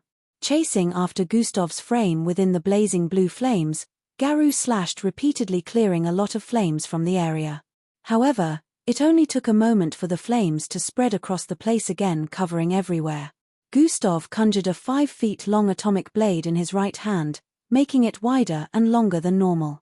Fwy tilde, he swerved across the place, dodging Garrus' repeated attacks, knowing he wouldn't be able to tank them due to the explosiveness of the force on each collision. Dashing forward and sliding downwards, Gustav dodged another attack from him and swung the atomic blade towards his right knee area. Slash. A shallow mark was left on the surface of his kneecap, allowing just one drop of blood to roll down. Garou turned right around with speed and swung out again. Gustav was able to dodge by a few inches, but the fist landed on the ground, which caused another shockwave to spread out, sending him flying once again. Bang! His back slammed into the side of the wall as his blazing body burnt partly through it. Black blood flowed out of his left abdominal side, which was cut open earlier. Am I going to regenerate completely anytime soon? Gustav questioned internally as he noticed that the state of the previous injury from Biden's dark attack was still the same. Your regeneration is already active but slow due to the toxin in the previous attack, the system responded. The more you strain yourself, the harder it will get to regenerate, it added. Well, I don't have much of a choice now, do I? Gustav screamed inwardly as he quickly jumped out of the hole. Boom! The sound of a collision rang out as Garrus' fist slammed straight into the hole where Gustav found himself earlier. Leaping away after missing, he chased Gustav around again while Biden watched from the background, staying a safe distance away from the igniting flames. A dark spike protruded from his palm area as he watched. If the opportunity presents itself, I will end this mixed blood myself, he said inwardly with a dissatisfied look. The longer they stayed here, the higher the chances of Boss Danzo and Teresa's getting away. It worked, Teresa's voiced out as the purplish portal opened up in front of them. The card Gustav passed to them was glowing with bright blood-colored light. Teresa's stepped forward while Boss Danzo turned around to face the direction where the sounds of blasts were coming from. He stood with a worried expression for a bit. Let's go, Teresa's shouted out to him while pulling his hand. Stay safe, my boy, Boss Danzo voiced out as he followed Teresa's into the portal. Zing tilde, they disappeared into it a moment later and it closed up. They found themselves in a small wasteland in the next instant. Boss Danzo looked up ahead and could see the road that led back to the city as well as the tall and luxurious-looking buildings in the distance. We're back in Burning Sand City, Boss Danzo voiced out. This way, let's go, he added while pulling Teresa's with him while pushing his hat further downwards to hide his face. It was currently around 9:30 p.m. in the night, but the skies were still bright since Burning Sand City never experienced nightfall. Even though it looked like daytime, people still had to sleep, so the streets and road wouldn't be as active as actual mornings and afternoons. Lots of people were in their homes sleeping by now, but there would still be movement in some areas. Boss Danzo and Teresa's ran towards the roadside that led out of this deserted area and began heading for the closest public road so they could get a ride. Faviola Relaxation Palace. Kids got taste. Even though the situation was worrisome, Boss Danzo couldn't help but compliment Gustav for picking one of the best places to stay in the city. Gustav had thought out lots of possible scenarios and told Boss Danzo that if they ever got separated, this was the place to meet up. Boss Danzo couldn't just help but admire Gustav's smartness. Using the room he was staying within as a means of escape was brilliant since it was closer to the exit. If they had made a run for it when he met up with him earlier, The possibility of them getting trapped in there was close to 100%. He also seemed to have thought this out and told him where to head to if they ever got separated. Now he only hoped Gustav was smart enough to escape the two powerful mixed bloods pursuing. Bang! Bang! Boom! The sounds of collision occasionally rang out, causing the tunnelway to weaken more and more due to the powerful attacks from Garou and Gustav. Screeve tilde a sonic wave blasted out from with a cloud of dust and flames blasting Garou backward as his back slammed into a part of the wall again. He gritted his teeth as his arms were raised and crossed out in front of himself to block the attack. Combination has been activated. Dash plus sprint, whoosh. Speeding forward, Gustav arrived instantly before Garou, while slashing out with his atomic blade.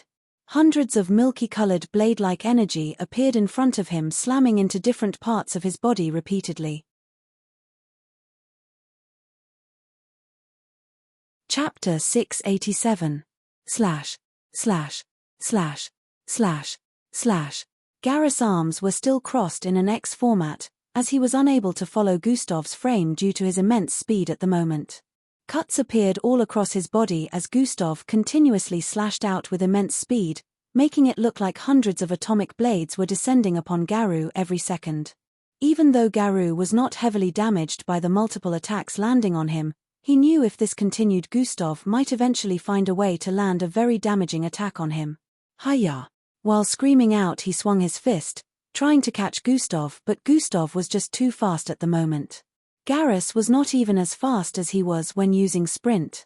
Making use of combination made Garou look even slower to him. He repeatedly dodged the attack and kept striking out, but he knew none of his slashes were causing any damage beyond flesh wounds. Garrus' body was a lot tougher than Gustav's. Atomic disintegration was having a hard time cutting through even though he repeatedly sliced Garou with it. By now he would have killed lots of mixed bloods with these attacks, but he couldn't even cause high damage for a mixed blood on the kilo level. How can someone be so thick-skinned? Gustav thought as he continuously kept at this while still oozing with flames that burnt across a radius of more than 700 feet.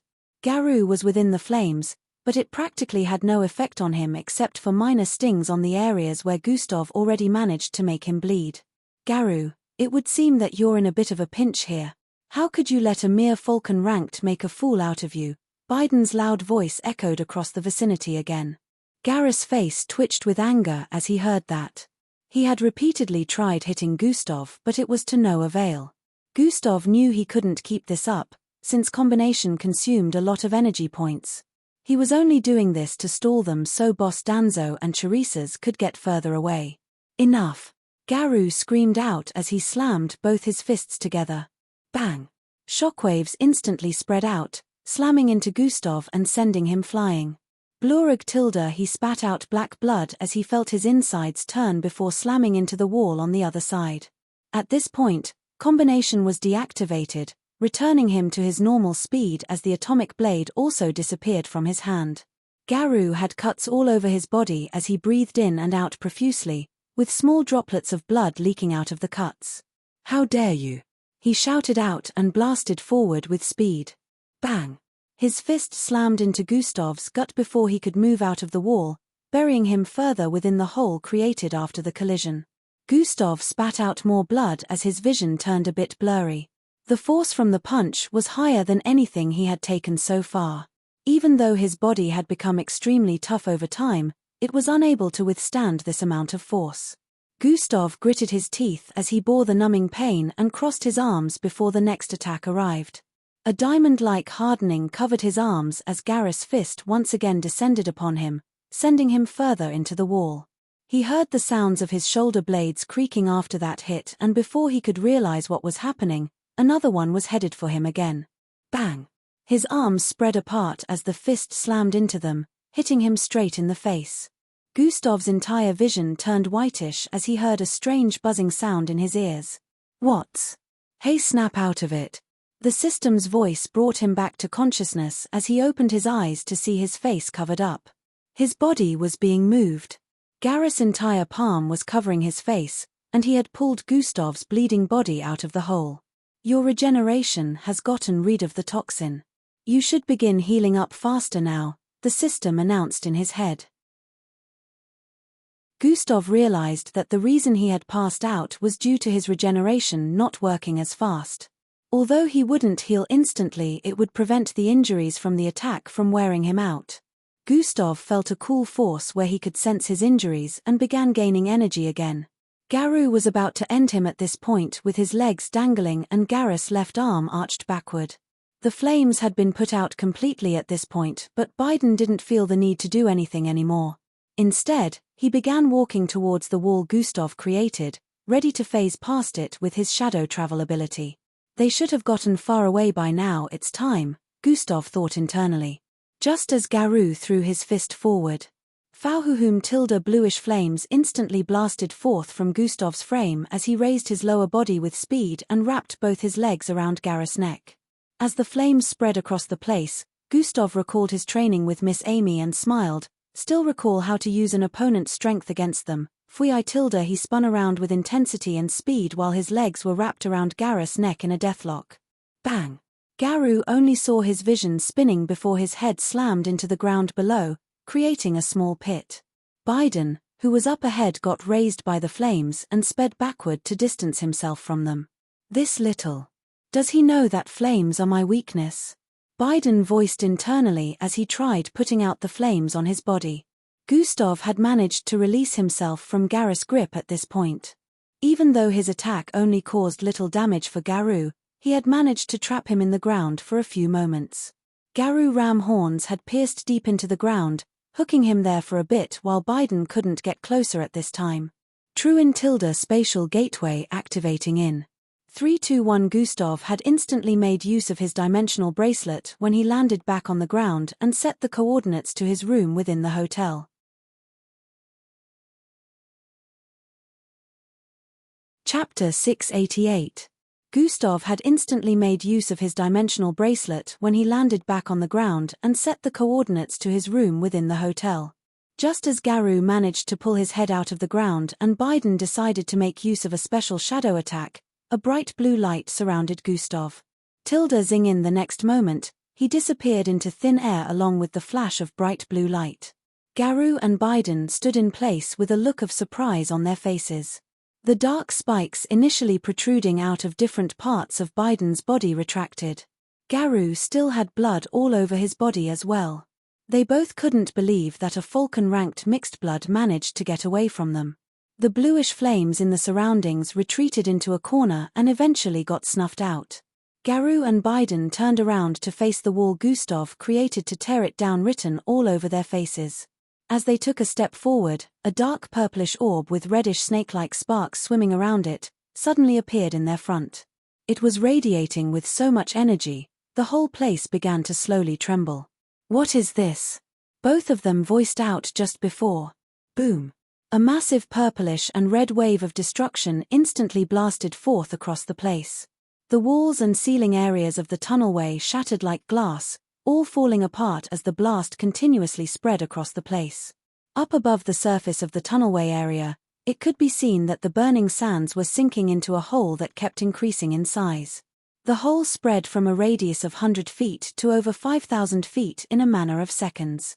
The phenomenon was a crazy one that even when it was quite distant from Burning Sand City, the outline of the massive sinkhole could still be seen from the tallest buildings close to the edge of the west area. Within the underground battle facility, the place quaked forcefully, causing intense panic within. The ceiling cracked along with the walls. For a few, it looked like the walls wouldn't be able to hold. What is going on?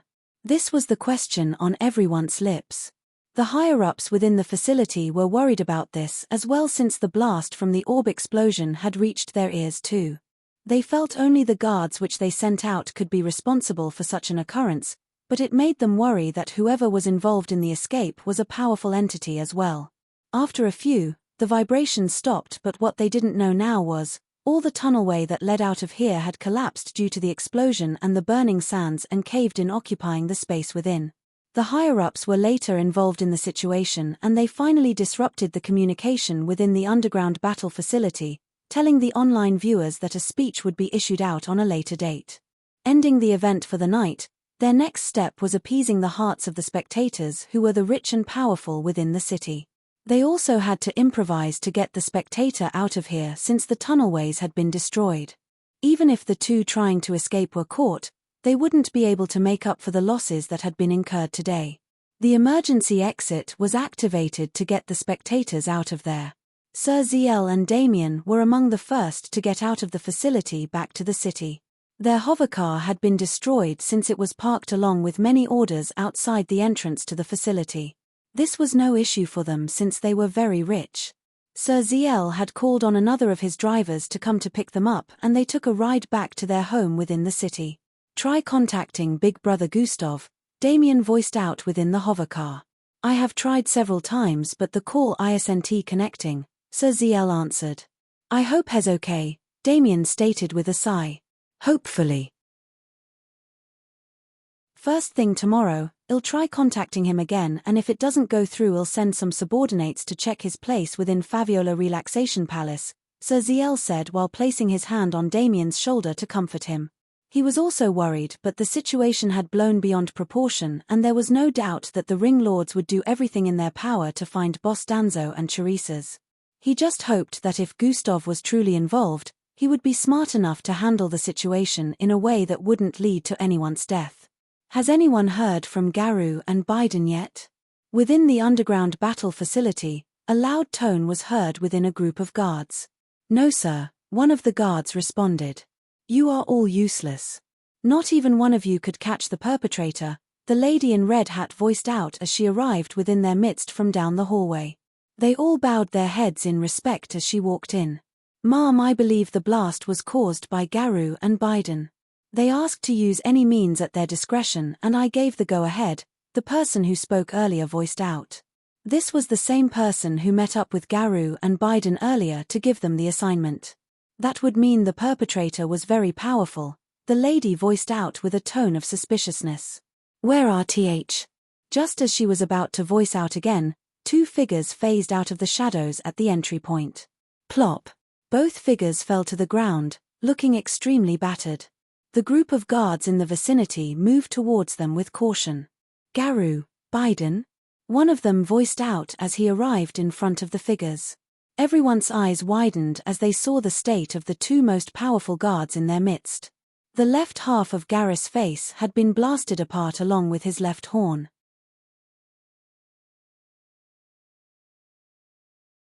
Chapter 689. His right horn was broken in half and completely charred black. His entire body was soaked in blood and the whole of his left leg was missing. Biden, on the other hand, only had his torso left. The other half of his body was gone and he also had injuries all over, however both of them were still very much alive. The both of them were quickly taken away for medical treatment. Who put them in such a state? This was the question in everyone's minds as they realized that the blast earlier must have been from the opponent and not the both of them. The lady was a little stunned, but this situation just made her face turn harder as she began to make plans in her head about how the culprit was going to be caught. "We the three Ring Lords will not take this lightly," she voiced out before turning around to leave. Faviola Relaxation Palace. Within Gustav's room, he sat on a sofa with Boss Danzo putting some band-aids on his abdomen area, his chest and neck. "There's no need for this. My regeneration will kick in again once my energy points are restored," Gustav voiced out. "No, it is important to keep the injuries disinfected," Boss Danzo responded. "When your body finishes regenerating you can take them off," he added with a smile. Gustav nearly face-palmed. He still had regeneration pills in his storage device as well. Even though he currently had lots of internal injuries and it would take longer for him to heal up even after using a regeneration pill, he still wouldn't need the band-aids because all scars would be cleared. Only the insta-regeneration pill could instantly heal him up and it would be a waste to use it in this situation. Surprisingly, Gustav had brought his energy points down to 1 for the first time. He used so many powerful attacks and abilities since he was trying to fend off more powerful opponents. He still had normal energy from the bloodlines within him, but if he had consumed all his system energy, his body would have entered an automatic sleep mode till his energy points were restored to a certain extent. A trail of blood leaked out the side of Gustav's mouth and he proceeded to clean it with an expressionless look. "You don't have to act so tough every time. It's okay to show pain," being a mixed blood doesn't mean you're not part human, Boss Danzo voiced out as he finished wrapping the band-aids around Gustav's body. The truth was, Gustav was feeling immense pain from within at the moment. His body was regenerating after he regained consciousness after receiving Garrus' continuous hits, but the moment his energy points reduced to 1, his regeneration deactivated again. He was fortunate to escape when he did, or he might have truly died this time. He had once again brushed with the face of death after so long. Gustav was the first Falcon ranked that would live to tell the tale of clashing with Kilo-ranked mixed bloods. He recalled the orb he left there before he got teleported out of there and knew it must have exploded in a few seconds as per his commands. It should slow them down a bit, Gustav thought. He didn't believe the explosion that consumed everything within a space of over 5,000 feet, which was equivalent to the size of 500 football pitches, would actually cause a lot of damage to 2 Kilo-ranked mixed bloods. He thought they would still find a way to escape before it could properly harm them, however he was mistaken because they were in the heart of the explosion. Although they didn't die, it left them with a lot of damage. Gustav had no idea how powerful the energy container orbs in his possession was after mixing them with the crystallized energy he found in the MBO camp. Even when he kept a safe distance from it the last time he detonated one of them, he was still nearly obliterated. If it had been any weaker opponent, not even a piece of fabric from them would be left. The instant he arrived back in his room within the hotel, he got a call from the reception area where he was informed of 2 people asking to see him.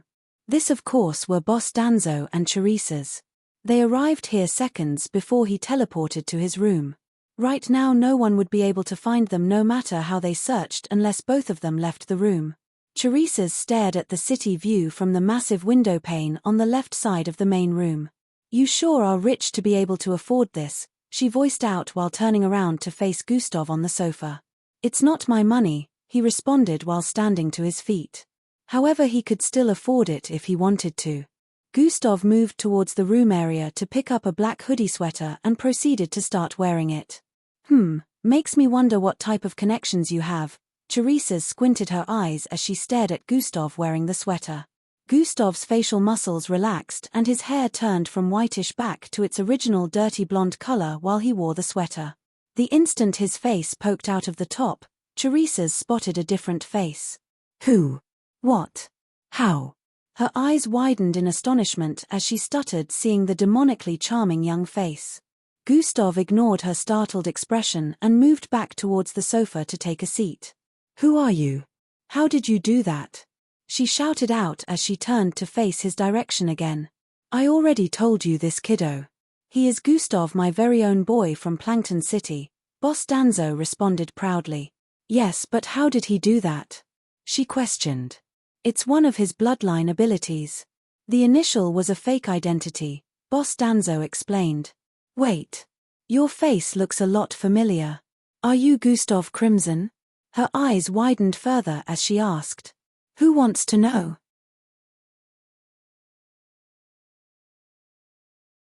Chapter 690. Wait. Your face looks a lot familiar. Are you Gustav Crimson? Her eyes widened further as she asked. "Who wants to know?" Gustav voiced out with a dismissive expression. "Ah, you used to be the #1 MBO test candidate. I can't believe you're the real deal," she looked astonished as she voiced out. Teresa's recalled that back then she would watch the competition with Marshall relative to. The way her admiration for Gustav increased could be seen in her eyes. Initially, she had thanked him for the rescue, but right now she looked more grateful than before. Gustav looked a lot more mature and handsome compared to the last time his identity was rampant across the media. It was not impossible to identify him at the moment if one looked closely, but the shapeshifting was a different case entirely. No one was aware that Gustav possessed such ability. "Keep this to yourself or you'll die," Gustav's eyes squinted as he voiced out. "I won't spill, I promise," Teresa said with an excited expression. "Right now, they must be out there looking for you too. There is a possibility that these rotten people in charge might make use of law enforcement as well, even though they are doing illegal activities. So long as you two remain here, no one will be able to find you," Gustav stated. "How long are we going to hide in here?" Mr. Eldorado promised he'll meet Marshall soon, Teresa's asked. Gustav now understood why Teresa's agreed to cooperate with Boss Danzo. It turned out that he explained to her that the parents were the type to not uphold their bargain and would try to kill her even if she won, which was also impossible. Boss Danzo was able to convince her eventually, telling her that she could still meet up with her lover if she cooperated with him, because if not, she'd die. The first 1 minute of their battle was actually serious according to Boss Danzo's plans. He wanted to show her that she truly wouldn't be able to defeat him no matter how hard she tried, which also made her have no choice other than cooperation. The rest of the battle was just them faking it and waiting for Gustav's signal from the window side. Gustav understood that Boss Danzo had lied to the girl about meeting Marshall, since that was impossible with the current state of things. "You two will stay here until things blow over. I'll try to find a way to get you both out of the city later," Gustav stated his plans. "What of your family?" Gustav asked Teresa's. "I don't know. I've been with the Rel family for as long as I can remember. My colleagues are like family to me," Teresa's answered with a crestfallen expression. "I knew Madam would never allow a lowlife like me to be with her son, so I tried to hide our relationship for as long as possible," she sighed while speaking and sat on a chair behind. "Marshall never treated any of us badly, no matter how low in status we were compared to him, which is one of the reasons I love him," she added. "As a kid, you seem to not have grasped the reality of how powerless you truly are in a situation where people of high status are involved," Gustav spoke with a profound tone. "I'm sure Marshall would have done something to prevent the situation if he could, but you two forget that you are just kids. The ones who truly have the power and can change the narrative however they feel are his parents," Gustav added.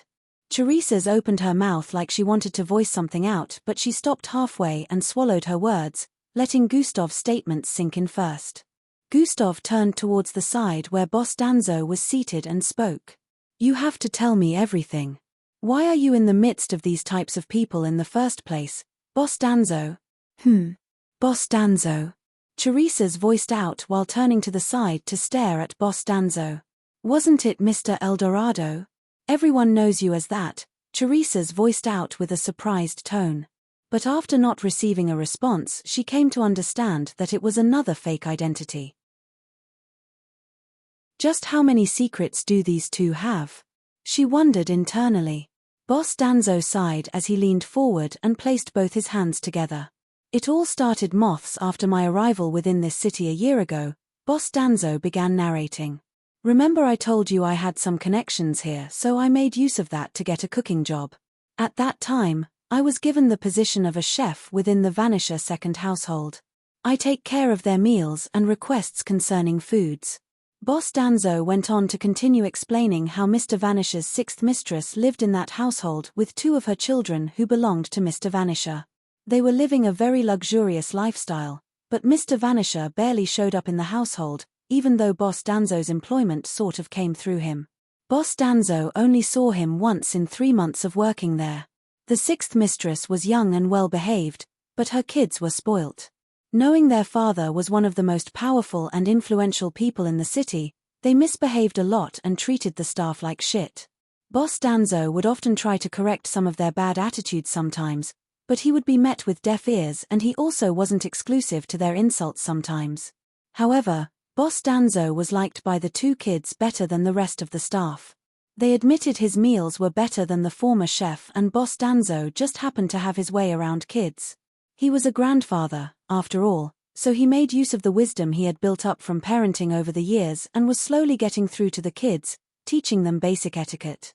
The mistress appreciated Boss Danzo's input and came to a realization.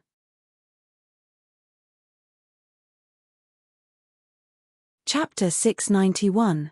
A father figure was truly necessary for every household, and one of the reasons her kids were too spoilt was due to Mr. Vanisher never being available to do his fatherly duties. Mr. Vanisher only provided materialistic support, but besides that, he was never there to watch and guide his kids in their acts. But she was glad Boss Danzo was in the picture and the kids listened to him. Everything was all going well until a certain day. Tanya was poisoned. She died in her sleep. Tears began gathering in Boss Danzo's eyes as he paused at this point. Tanya was the name of one of the two kids the sixth mistress bore for Mr. Vanisher. The other was a boy named Lucas. How did she get poisoned? Gustav asked. The dinner they took that night had a variant from an ingredient she was allergic to. I was told about her allergy and made sure never to add any ingredient containing that to any of their foods, but I wasn't informed about this one, Boss Danzo voiced out. No one knew about this one. And she went to bed just fine too, but never woke up the next morning, he added. Gustav could already guess that this was where everything went to hell. He knew Boss Danzo would never make the mistake of still serving a food laced with the allergy of his consumers. So it turned out this was totally an innocent mistake. Boss Danzo continued explaining and mentioned how he was taken into police custody. The sixth mistress totally ran mad and put all the blame on Boss Danzo, claiming he poisoned her kid. Mr. Vanisher had to eventually show up as well. Boss Danzo couldn't even get a word in because he was dealing with the rich and powerful here. Even the connections he had would not want to cross paths with Mr. Vanisher. With the direction in which things were headed, it looked like Boss Danzo would not even get a court sentence before getting sent to life imprisonment for murder or getting killed himself. He couldn't blame the sixth mistress. Her grief had taken over her sense of judgment, which blinded her to the truth. Lucas was the only one still on Boss Danzo's side and even tried to make his mother see that it wasn't his fault, but she didn't listen. Even the staff within the household didn't take Boss Danzo's side.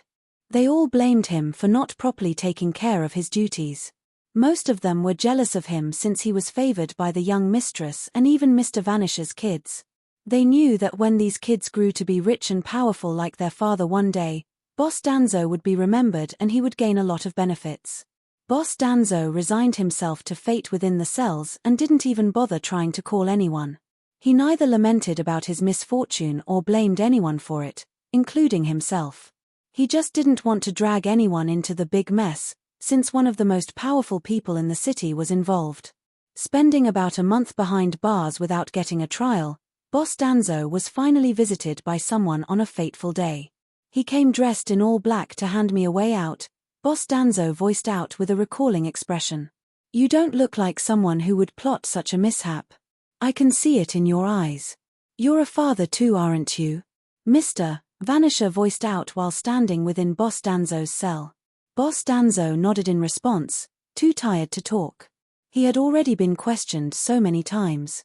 I believe it was truly as you said, but I cannot just let you go, Mr. Vanisher said and turned around, making his back face Boss Danzo. I lost a daughter. Imagine the number of resources I have spent on her so far. Wasted, he added. Boss Danzo was confused when he heard this because it sounded like Mr. Vanisher was more disappointed about spending resources on her rather than her death. I have a proposal to help me gain my resources back. You can have your freedom back afterward, Mr. Vanisher stated. What is it? Boss Danzo asked. This scenario was what prompted the creation of Mr. Eldorado, which was meant to protect Boss Danzo's original identity after he regained his freedom back. Boss Danzo agreed to fight in the underground battle facility a particular number of times, according to their contract, before he would be freed. Mr. Vanisher dropped the charges on him in the meantime and took him under his wing. Boss Danzo did his research and found out he'd be fighting criminals, so he wasn't so sad about it. To Mr. Vanisher's surprise, Boss Danzo turned out to be a sensation among viewers and made even more money than he expected for him. The next morning arrived and Boss Danzo already finished narrating. Gustav understood everything up to this point, and saw how Boss Danzo had been exploited so far. Looking at things from a more logical angle, he shouldn't be blamed in any way since he was not informed about this allergy. The situation just happened to be so unfortunate that the meal was dinner and not breakfast or lunch. The girl would have survived if it was during the day since they would have noticed her being unusual, but it just had to be night. This means he will bring back the charges, Gustav muttered. He will make use of every force available trying to get me back, so yes, the cops will be a part of it, Boss Danzo responded. Gustav sighed, realizing the situation was truly a complicated one, but there was no way he'd let Boss Danzo handle it on his own now that he was here. How did you learn how to fight like that, though? Gustav asked another question that had been bugging him for some time. Oh, that. I learned, Boss Danzo responded with a look that depicted he was hiding something else.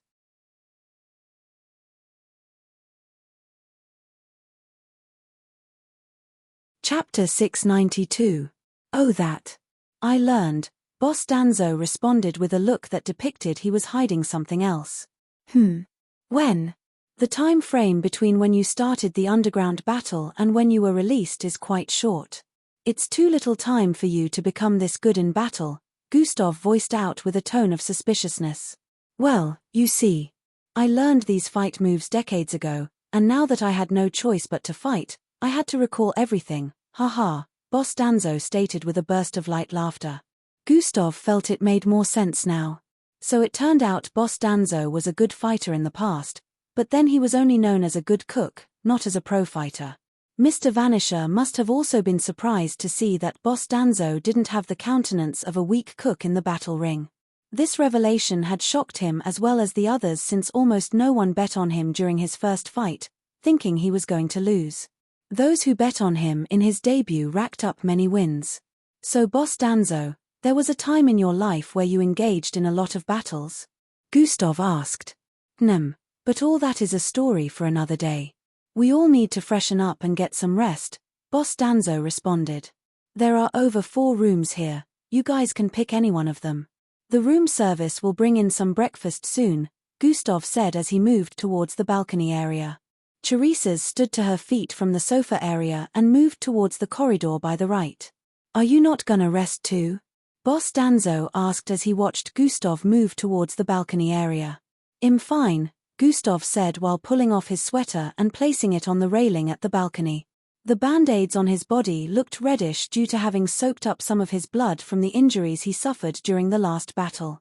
Grabbing onto one side of the band-aids, Gustav proceeded to unwrap his body. In a few moments, his entire upper body was bare.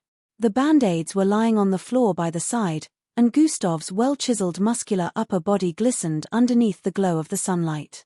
There was not a single scratch or sign of injury to be found on any part of his body.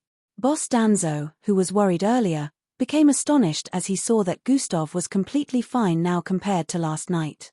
This was expected since Gustav had regained all his lost energy points, and his regeneration was reactivated.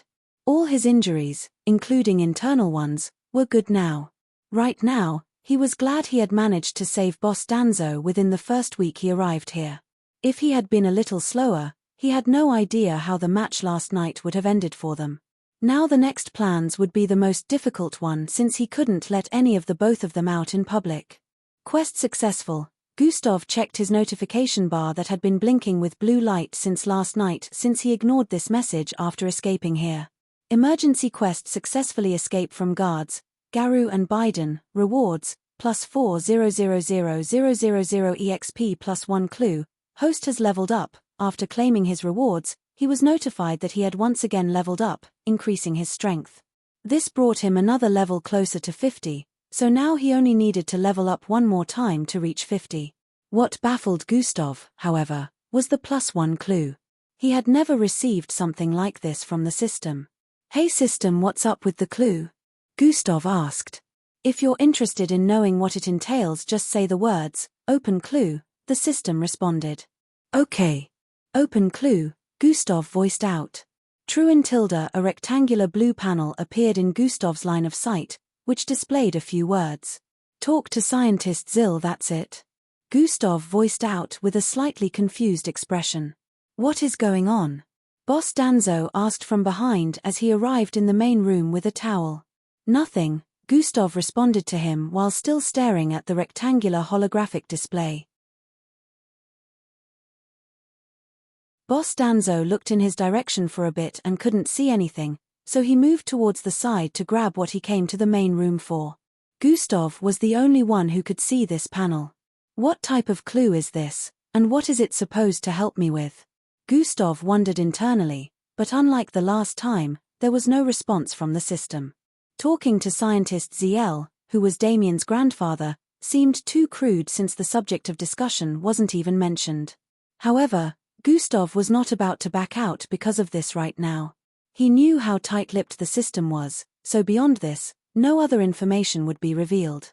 Even though Sir ZL helped with getting Gustav to Boss Danzo, Gustav was still wary of him. Every time they met, Gustav could feel this sense of uneasiness. He didn't understand why, but he just felt something was off about Sir Ziel, and it wasn't his 12 feet height. The next plan for him at this point was to study the pattern of the ring lords now and watch their next move so he could use it to his advantage. The days went by quickly, and Gustav kept Boss Danzo and Teresa's inside, still planning the right next course of action. Boss Danzo and Gustav spent a lot of time catching up with stories on how things had been going for Gustav during his absence. He wanted to hear all about and also determine the current mental state of Gustav and if he had let go of his past trauma. "Did you kill him?" Boss Danzo asked. "No. I pretended to and managed to fool everyone, but he's somewhere out there alive," Gustav responded. "So you were able to stop the war and also save a good soul. That's a lot of improvement right there," Boss Danzo voiced out with a smile.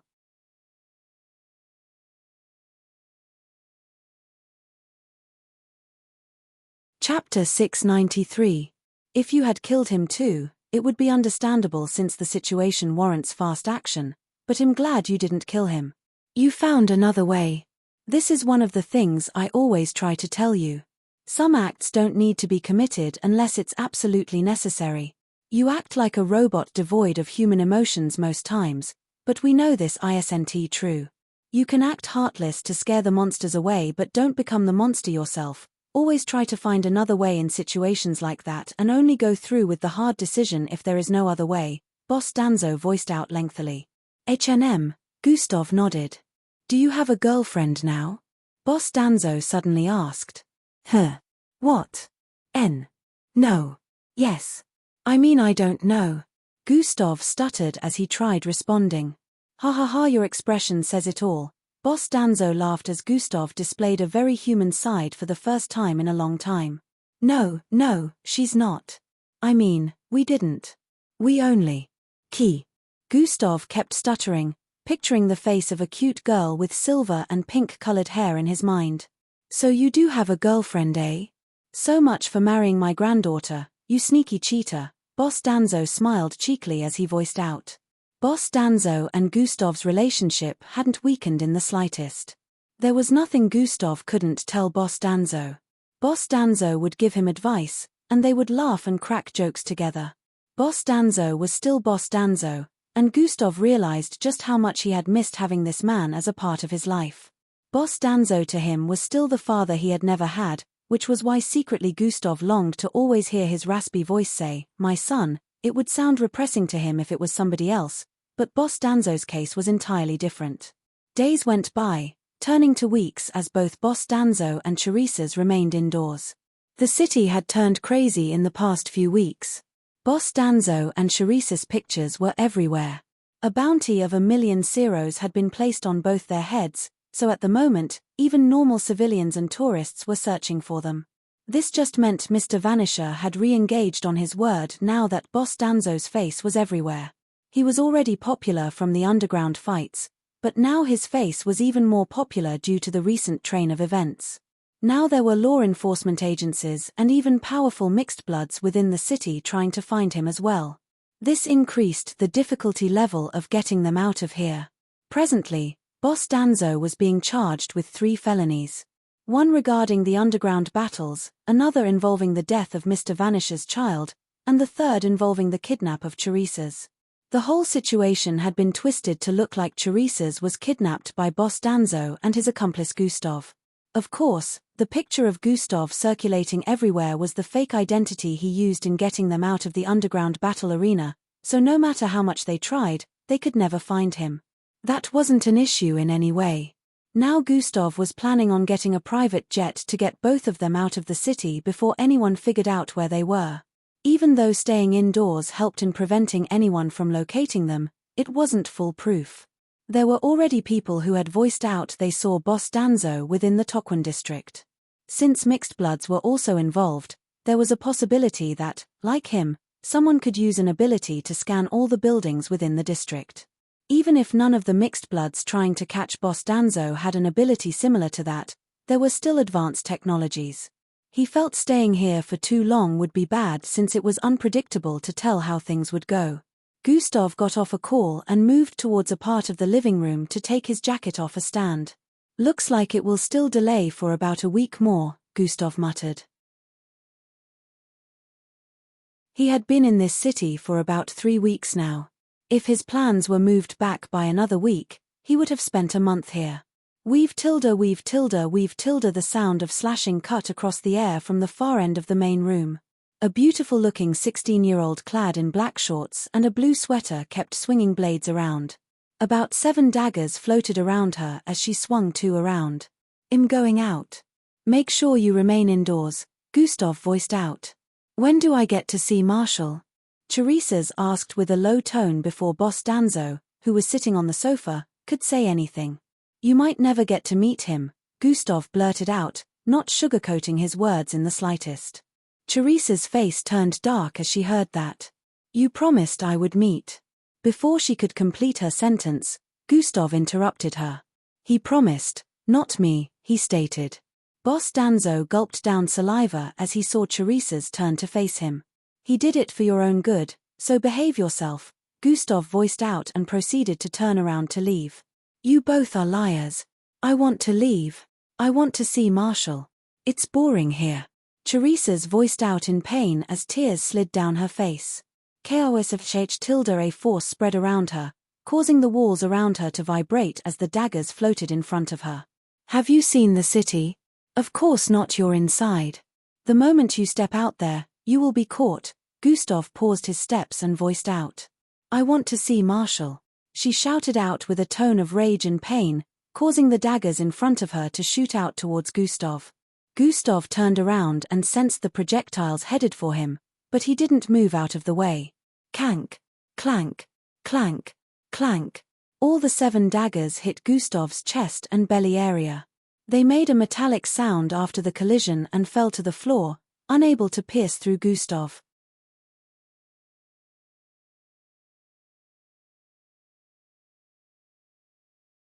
Chapter 694.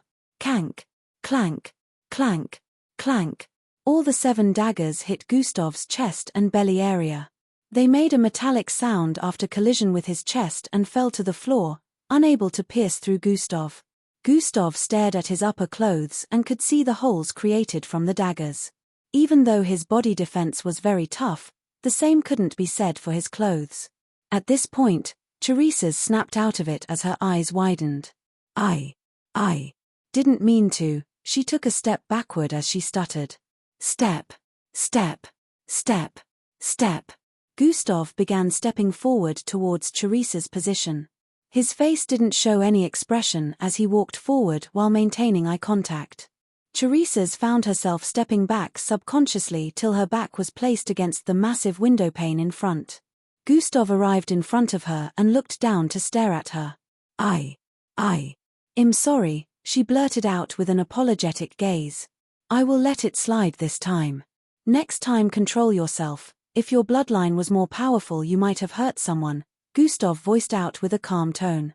Teresa's was a mixed blood all this time, and her ability was related to telekinesis, just that it was weaker and couldn't be compared to that of Endrix. In fact, no other mixed blood who had a telekinesis-related bloodline could be compared to that of Endrix. His bloodline was just too unique.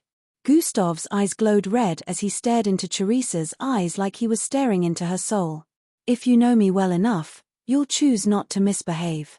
If I have to choose between saving you and saving Boss Danzo, I will not hesitate to choose him. We're only doing you a favor," Gustav added, causing Teresa's to subconsciously tremble in fright. "Don't be too harsh on her. She's just a kid. Kids don't think before they do things," Boss Danzo voiced out from behind, trying to plead on her behalf.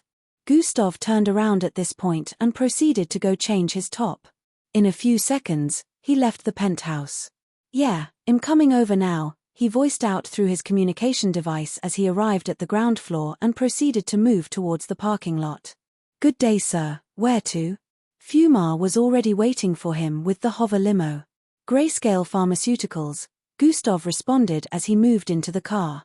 He didn't bother trying to correct Fumar with, "Don't call me sir, Gustav is okay," since Fumar never listened anyway. "Right away, sir," Fumar said with a smile and proceeded to move to the driver's seat.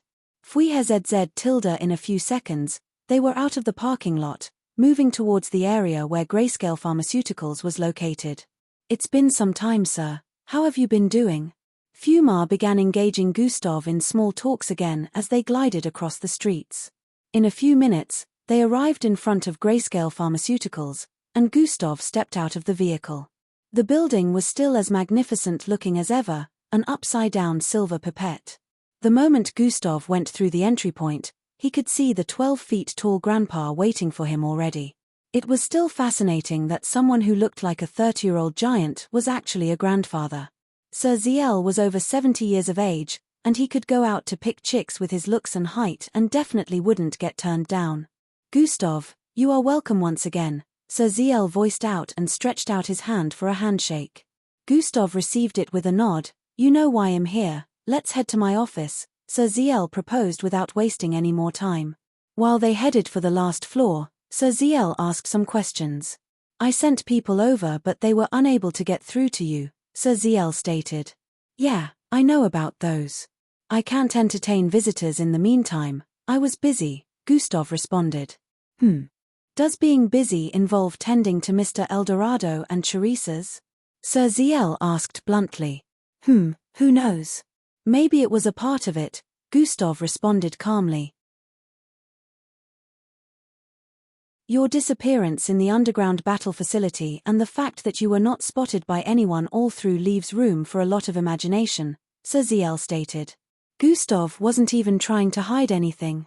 Since he went with Sir Ziel and Damien, it would be easy for both of them to piece things together and figure out that he had something to do with both of them escape.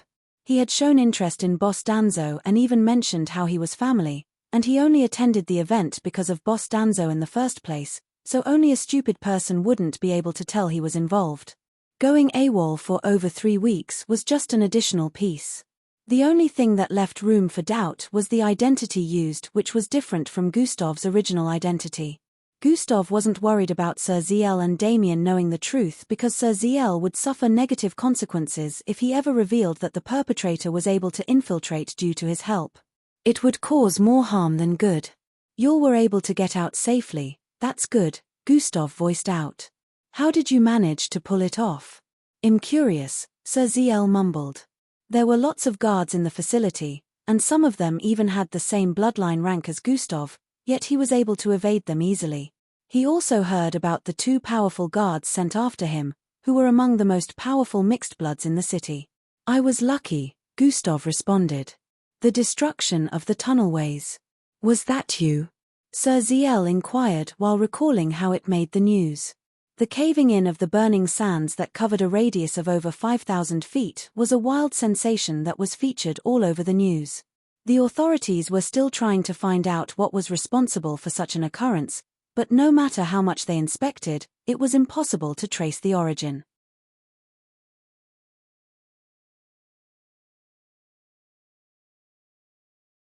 Chapter 695.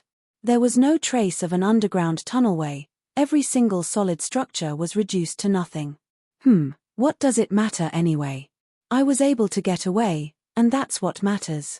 Sorry for putting you guys in a tough position, Gustav voiced out in response. It's all right. We were able to get out without a scratch, Sir Ziel smiled while speaking. He wasn't even close to being as powerful as this a year ago. Just what type of training do they undergo in the MBO? Sir Ziel was actually very astonished internally. Even though Gustav didn't outright admit to being the cause of the explosion, it was obvious that he was. Sir Ziel also heard about how the 2-kilo ranked guards sent after him were decimated by the blast, receiving a lot of damage. Kilo ranked mixed bloods all across the world were seen as powerful big shots, and only around 30% of mixed bloods across the world achieved this rank. Mixed bloods who achieved this level were always given respect across the world since it was only 3 levels away from the ultimate alpha level. Although the difference in strength between both levels was astronomical, it was still a rank most mixed bloods struggled to attain. To have the ability to damage mixed bloods on the kilo rank level was no small feat. Maybe I should suggest that to him, Sir Ziel thought as they arrived at the last floor. A few moments later, they arrived in Sir Ziel's office. Big brother Gustav, Damien voiced out in excitement the moment they got in. Damien, Gustav greeted him back and proceeded to sit up ahead. It's truly him, a girl sitting by Damien's side voiced out. She had long black hair, a cute teen face, and eyes similar to that of Sir Ziel. Hey Ciri, where are your manners? Damien voiced out. Oh sorry, I was just. Thanks for the other day, big brother Gustav, she said while standing to her feet and bowing slightly. It's fine, you don't have to. Gustav paused there, recalling that no one ever listened anyways. These days people showed him a lot of respect when he preferred them being casual, but no matter how much he voiced for them to just act normal, they wouldn't. Damien was one of the few that didn't overdo it. Kids go have fun outside. Me and Gustav have important things to discuss, Sir Ziel commanded as he sat on the sofa opposite Gustav's. Ciri stood to her feet to comply with the command while Damien disagreed. But grandfather, I am already a part of whatever you two wanna discuss. Only Ciri should leave, he voiced out. You have been involved enough, what is to come is not any business of yours. Now leave. Sir Ziel didn't leave room for disagreement. Damien still wanted to disagree, but he saw Gustav do a right side nod which meant behave, so he decided to listen and left with Ciri. You know the current situation keeps blowing out of proportion. What if they find them? How do you intend on handling it? Sir Ziel asked after both grandkids left. I'm handling it. I will have it all sorted out soon, Gustav responded. But this isn't why you wanted to see me, is it? Gustav added while squinting his eyes.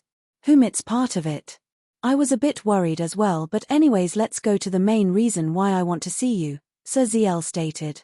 Do you remember the first day you arrived here? I mentioned something about a serum, Sir Ziel added. Yes. You called it the Arkham serum if I remember correctly, Gustav replied. Exactly. Sir Ziel said before pausing for a bit. I need your help with the serum, he added. My help? How? Gustav questioned. Sir Ziel explained that the other day, the people on a line were voluntary test subjects. The serum was not yet official, and they needed life subjects to test it on and affirm its safeness as well as prove that it did what it was meant to do. The people who volunteered would get a large sum of money if anything went wrong, or it would be passed to their immediate family members if they died. This wasn't against the law since no one was forced to try it out. The Arkham serum helps strengthen the DNA of normal people, Slarkovs, and humans. Generally, mixed bloods live a very long life. Most live up to 300 or 500 years of age, and some even live longer based on their strength. However, humans and Slarkovs still don't live beyond 100 to 120 years of age. The mixed bloods born to the normal human or Slarkov parents or those who have loved ones who are normal always wish to see their loved ones live for a longer time frame since they have no choice but to live for centuries, a privilege the normal people don't have. I created this Arkham serum to help counter that so they live as long as possible. The mixed bloods won't have to watch their loved ones die of old age as well as the next generation after that too. They can grow old together, Sir Ziel explained lengthily. Okay. So why do you need my help? Gustav asked. I stumbled into a problem while testing it with the subjects who volunteered. The desired effect on the DNA has not been achieved because humans and Slarkovs are generally weaker, Sir Ziel voiced out. I already knew this and did what I could to make sure it wouldn't be a problem, but I still couldn't counter it. I need to test the serum with a stronger person and subject them to examination to determine what the factor I need to work on, Sir Ziel added. You want to try it on me? Gustav pieced the rest together at this point. Precisely. I hope you can help me with this. Your body would negate the side effects others displayed since you're more powerful, and I only need to examine you for some time to figure out what to do next, Sir Ziel said with a tone of confirmation.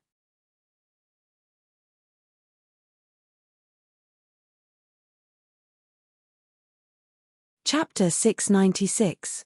Precisely. I hope you can help me with this. Your body would negate the side effects others displayed since you're more powerful, and I only need to examine you for some time to figure out what to do next, Sir Ziel said with a tone of confirmation. So, you want me to be your lab rat? Gustav out with a surprisingly non-incessant look. Putting it that way makes things look a bit crude, but you are right. I want you to be my lab rat, Sir Ziel answered. What if I say no? Gustav inquired. Well, I wouldn't be able to do anything. It all falls on your decision, yes or no. I will respect whatever you pick, Sir Zil responded with a smile. Hes smart. He knows better than to cross me, so Hes being respectful instead. Gustav thought, but even with this, the situation seemed a bit tricky. His body was a whole lot different from normal mixed bloods, so he wouldn't want his body to be examined by anyone just to make sure his secrets were kept safe. You're quite influential in this city, from what I've noticed. You can easily afford a mixed blood on my level of strength or higher and try the serum on them instead, Gustav stated. Well, the thing is, it would be a lot preferable if the subject had the ability to regenerate. I know you can regenerate, but it would be extremely tasking or borderline impossible to find a mixed blood with the ability to regenerate in this city, Sir Zil explained. I'm sure it can't be that hard, use your connections to get one, Gustav responded and was about to get up at this point. Is that a no then? Sir Ziel voiced out with a tone of defeat. Agree to his request, the system suddenly voiced in Gustav's head before he responded. What? Why? Gustav questioned internally. Just agree to it, Dumbo, the system insisted. All right. Gustav decided not to argue about it too much and finally responded to Sir Ziel. Will you be the one conducting the tests yourself? I want privacy, Gustav asked. Yes. Although having my team with me would make things faster, it is of no big effect if I do it myself, Sir Ziel responded. All right then, I'll let you, Gustav stated. Is that a yes? Sir Ziel voiced out excitedly. Tanem, Gustav responded with a slight nod. Great. You're making an old man like myself get so excited, Sir Ziel laughed lightly as he voiced out.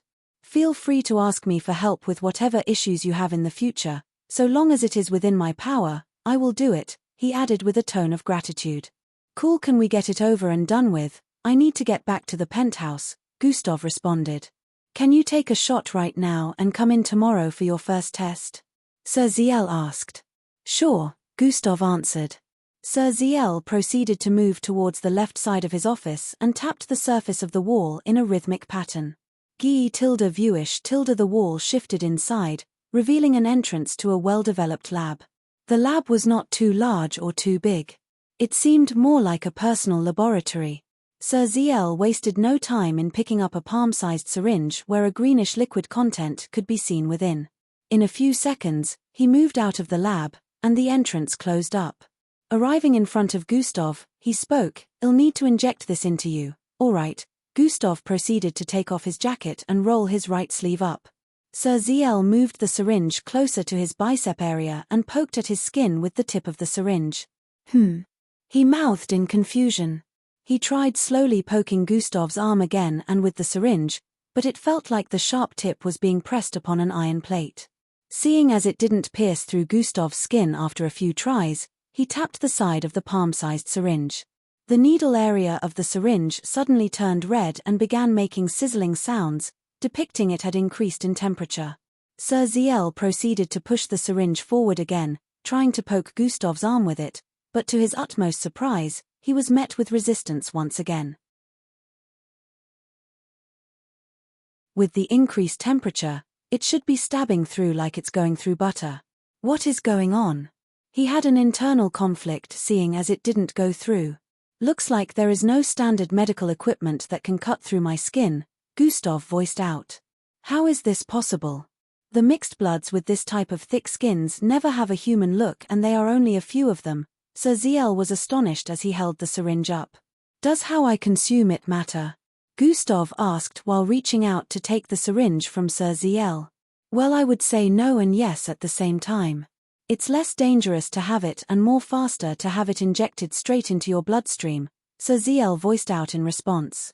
I see. Gustav mumbled as he moved his right hand close to his left biceps area. His index fingernail grew in length, turning black and pointy at the tip.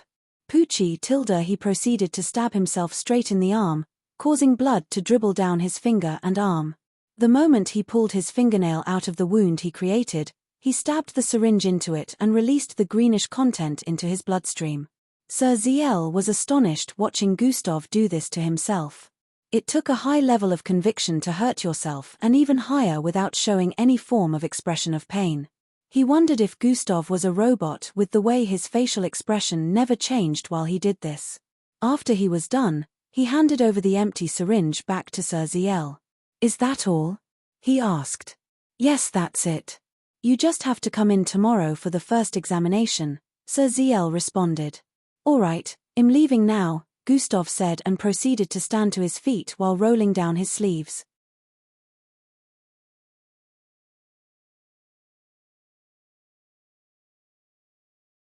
Chapter 697. The injury had already stopped bleeding and began closing up the moment he finished injecting the substance. "I'll be seeing you tomorrow then," Sir Ziel said and extended a handshake. Gustav received his handshake and nodded before leaving the office. Sir Ziel stared at the syringe, which had Gustav's blood on it, with a look of intrigue. He proceeded to move towards the same wall that housed the entrance to his personal lab. Getting back to the penthouse, Gustav began questioning the system. "Why did you tell me to agree to his request?" "You'll find out soon enough," the system responded. "What do you mean by that?" Gustav questioned again. "Just hold on for a bit and you'll see." The system's tone of mysticism didn't help Gustav get any less curious. However, it wasn't that big of a deal to wait anyways, and since the system had told him specifically to agree, then it would have ways of protecting the secrets within Gustav's body. Although he had taken the Arkham, he didn't feel any different, so he wasn't worried that it was a malicious substance. If there was any toxin within, his toxin immunity would have acted up, but it would seem it was completely fine.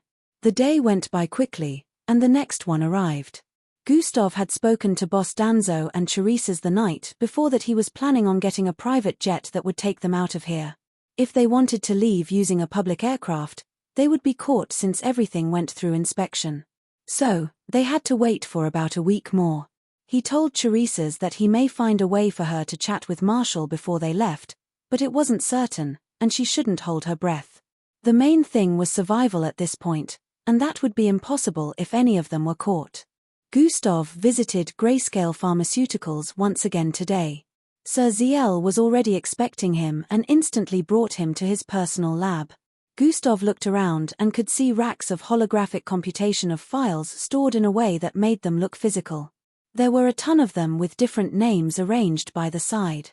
Opposite them was where Sir Ziel placed all sorts of laboratory equipment, and even artificial intelligent robots could be seen moving around. Even though it was a mini-lab, it could rival any lab in the world. There was a stretcher platform in the middle where Sir Ziel directed Gustav to lay on. Gustav did as he was told while also taking off his upper wears. Sir Ziel grabbed a piece of scanning equipment hanging upwards and shifted it to point at Gustav's body. It repeatedly scanned across his body and proceeded to display a holographic image of Gustav's internal structure. "Closer outline of the cell area," Sir Ziel voiced out as he began the inspection. Holographic images began appearing all around him, displaying different parts within Gustav's body. This. Not this. No changes. A little derivation. He mumbled as he began sorting through them. After several minutes had gone by, he moved to the area where there was a holographic monitor and took his seat in front before beginning to compute some things. Gustav just looked around the place in boredom as Sir Ziel examined his internal structure. He didn't have to be asleep for this and didn't even want to. He kept checking out different equipment with looks of fascination. Gustav was really interested in science even though he was in a combat-based type profession. His eyes settled on the area where different files were outlined in holographic format. Kidney replacement terminology. Weight distribution. Gustav read some of the titles placed on different files. After checking them out for some time, he spotted one by the side which had the title, Planetary Placement Dimensional Theory. Gustav didn't know why, but this title kind of struck a chord within him. I thought he only dealt with medical-related practices. This is already diverting from his line of expertise, Gustav thought. I need a sample of your blood. Gustav was brought out of his thoughts by Sir Ziel's statement. Sir Ziel knew he'd be unable to extract Gustav's blood with any equipment available, so he had to ask for Gustav's help. In a few moments, Sir Ziel was able to successfully get a sample of Gustav's blood with Gustav's help, of course. He went back to doing some tests and coming to inspect Gustav's internal structure again. After 2 hours, he ended today's examination session. Gustav put his upper clothes back on and stood to his feet. Sir Ziel thought he was about to leave, but he saw Gustav suddenly walk towards the area where files were lined up in a holographic format. "What are these?" Gustav asked. "Oh, those. Just research I have dropped or currently working on," Sir Ziel answered. "Is this among the ones you've dropped?" Gustav asked while pointing to the one that piqued his interest earlier. "The planetary placement dimensional theory. I dropped that over 20 years ago," Sir Ziel answered with a light chuckle. "It looks pretty interesting. Why did you drop it?" Gustav questioned.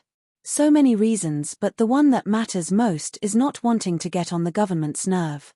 Those savages might have tried something crazy if I didn't listen to them," Sir Ziel responded. "What does the government have to do with this?" Gustav asked with a tone of suspiciousness. "They just didn't want me delving into this one. Maybe ID have found something revolutionary, who knows? Well, I did find something. But I just have to stop it at that point," Sir Ziel answered. "What is the research about?" Gustav's curiosity was piqued at this point. "Just a theory. Which I was getting close to proving with all my findings." Sir Ziel paused at this point, thinking twice about whether or not to reveal it to Gustav. "Well, I see planetary and dimensional, so I know it has something to do with space." "You delved into those types of research back then?" Gustav voiced out.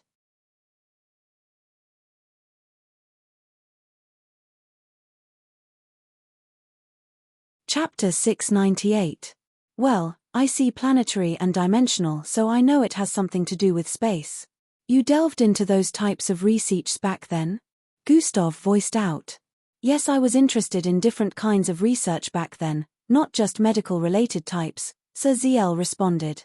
Sir Ziel proceeded to tap onto the planetary placement dimensional theory file. True in tilde, it began displaying multiple square-shaped holographic images which had words written, and some displayed certain parts of space. These were the theories Sir Ziel had put into scientific terms and also computed his research to a certain level based on the subject. Gustav's eyes darted across the multiple holographic squares floating in the air. The processing speed of his brain was very fast, so he had already read through 17 of these outlined theories in a span of 5 seconds. Gustav's eyes widened as he figured out what the research was all about before Sir Ziel could explain anything. "You think planet Humbad was never destroyed as well?" Gustav voiced out as he kept scanning through the multiple theories. "Yes, are you?" Before Sir Ziel could voice out his surprise, Gustav spoke again. "A warp demolator. What's your basis on this?" "Oh, don't answer that, I see." Gustav muttered as his eyeball darted around the white space in his eyes with immense speed. Sir Ziel couldn't understand what was going on here, so he stared at Gustav for a few seconds with an astonished look before deciding to speak again. "This is 1/4 of my research. It took me around 10 years to gather this much information," Sir Ziel stated. "I have finished going through all of them," Gustav stated. "What?"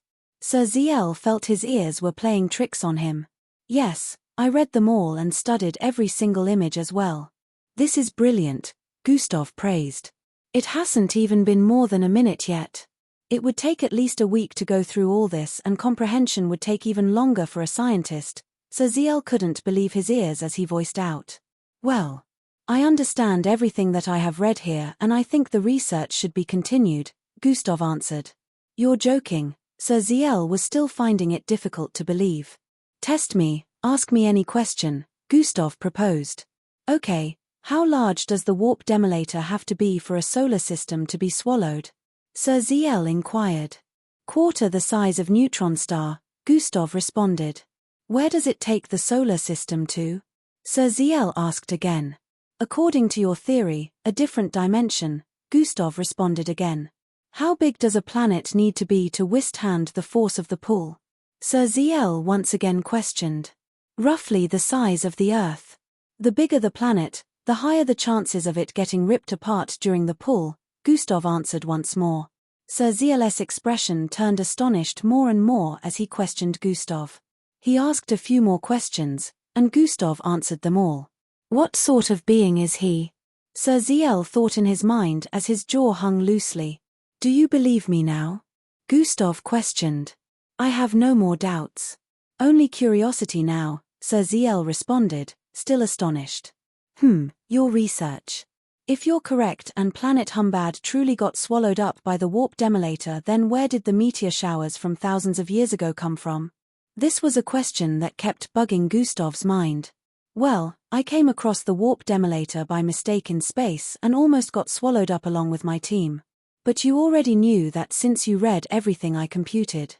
Sir Ziel realized he didn't have to explain much since Gustav had already read everything. Whatever planet the meteor shower came from which changed the state of Earth, it's definitely not planet Humbad. I am at least 90% sure planet Humbad is still in existence, I just needed more time to prove it. Sir Ziel added. The scientists back then declared that the meteors were pieces from planet Humbad based on the scientific effects they brought to the planet. A lot of scientific breakthroughs and the creation of technologically advanced equipment were created because of the minerals that were found after the meteor shower. Even some Slarkovs claimed that some of these minerals existed on their planet, which was more than enough to prove the meteors were part of their home planet. So how could it not be planet Humbad? Gustav voiced out lengthily. Everything still seemed kind of wavy for him. True, but there could be another planet with similar minerals. It doesn't necessarily prove that it was planet Humbad. Also, it's just a small chunk that collided with Earth. If even half of the planet made contact with Earth, the entire Earth would be obliterated, Sir Ziel voiced out. This could mean maybe a small portion of planet Humbad sustained damage since according to your theory, the size of the planet should be roughly around the size of Earth for it to safely be pulled by the warp demolator to another dimension. The research books have revealed that planet Humbad is indeed bigger than Earth, so maybe it took sustainable damage that didn't cause its destruction, Gustav thought. Exactly as I stated in the second quarter of my research, Sir Ziel responded with a nod. Why did the government stop you from researching about this? Gustav asked with a look of suspiciousness. Who knows? Maybe they also have an idea about this but don't want it to be revealed, or maybe they're too scared of where this research might actually lead to and finding out that the history passed down for thousands of years was wrong. There could be a multitude of reasons, Sir Ziel shrugged as he spoke. Those idiots. Gustav couldn't help but voice out because if this theory happened to be correct, that placed the Earth at risk as well. Instead of assisting Sir Ziel in completing the research, they decided to kill it and pretend like this wasn't a threat. I want to know more, Gustav voiced out.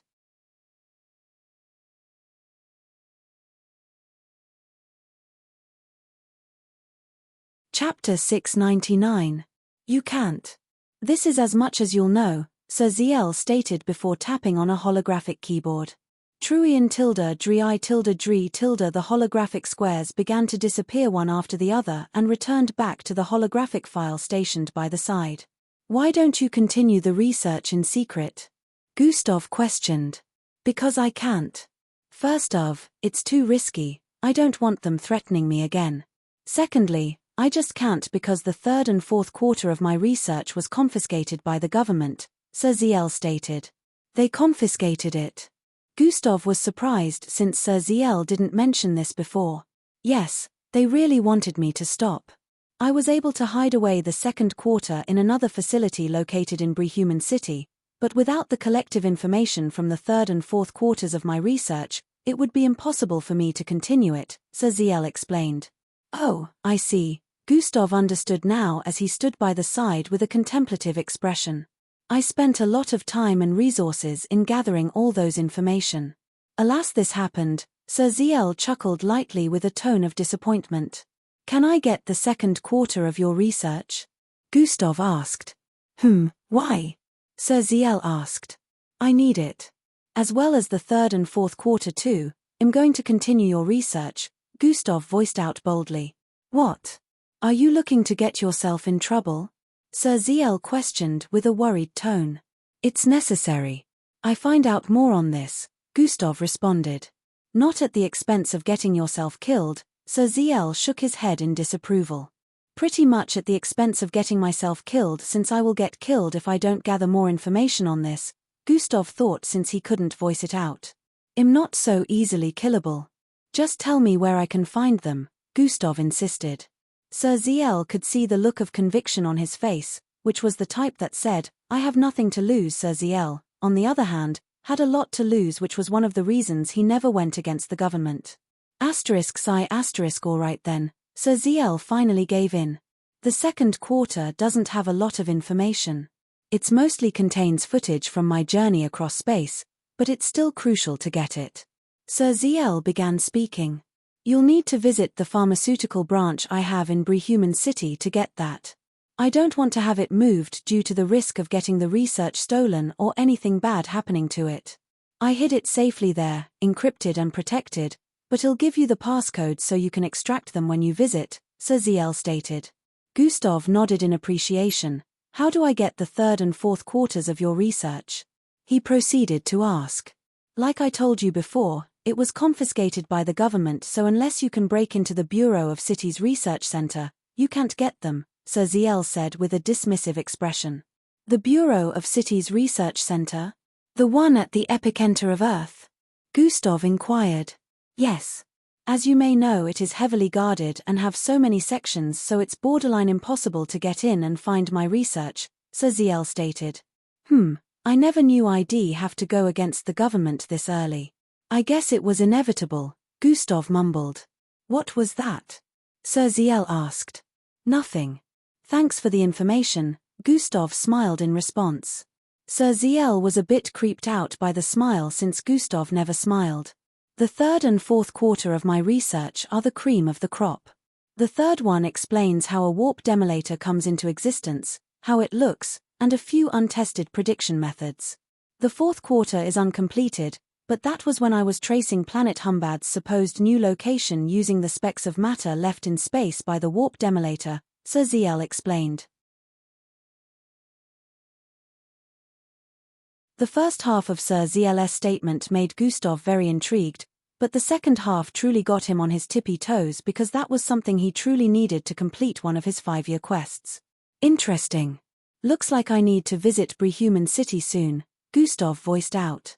Sir ZL could not understand why Gustav was so interested in this, but a part of him was glad that his research might finally be continued. He was still astonished that Gustav was able to grab onto everything and understand so soon when they had only been speaking about this for an hour or so. With this newly gathered info, Gustav left Grayscale Pharmaceuticals and went back to the penthouse. He wanted to digest the info more and bring up his own theories from them as well. He arrived back in the penthouse and moved straight to his room after a brief discussion with Boss Danzo and Charisas. This was why the clue said to speak to Sir ZL. You knew about his research, Gustav said internally. Not new, per se, more like I perceived it, the system responded. Is it safe to say you know everything about the research? It would save us a lot of trouble if you reveal everything to me right now, Gustav voiced in his head. Unfortunately no, I do not. Some encrypted data are set to detonate and scramble their contents if I try to extract info from them, so you have to do this yourself, the system responded. Bummer, Gustav sighed internally. Yearly quest has been issued. Just as Gustav was thinking, a system notification appeared in his line of sight. Successfully infiltrate the Bureau of Cities Research Center and get scientists ZLS confiscated research. As expected, Gustav wasn't really surprised to see this quest. This just meant the system was practically aware of everything going on in the world, but would only reveal some things to Gustav or lead him using quests if it was related to their goals. Gustav knew it would take longer if he had to infiltrate a government-based facility and steal confiscated research. He would have to make good plans so he could get away without any consequences.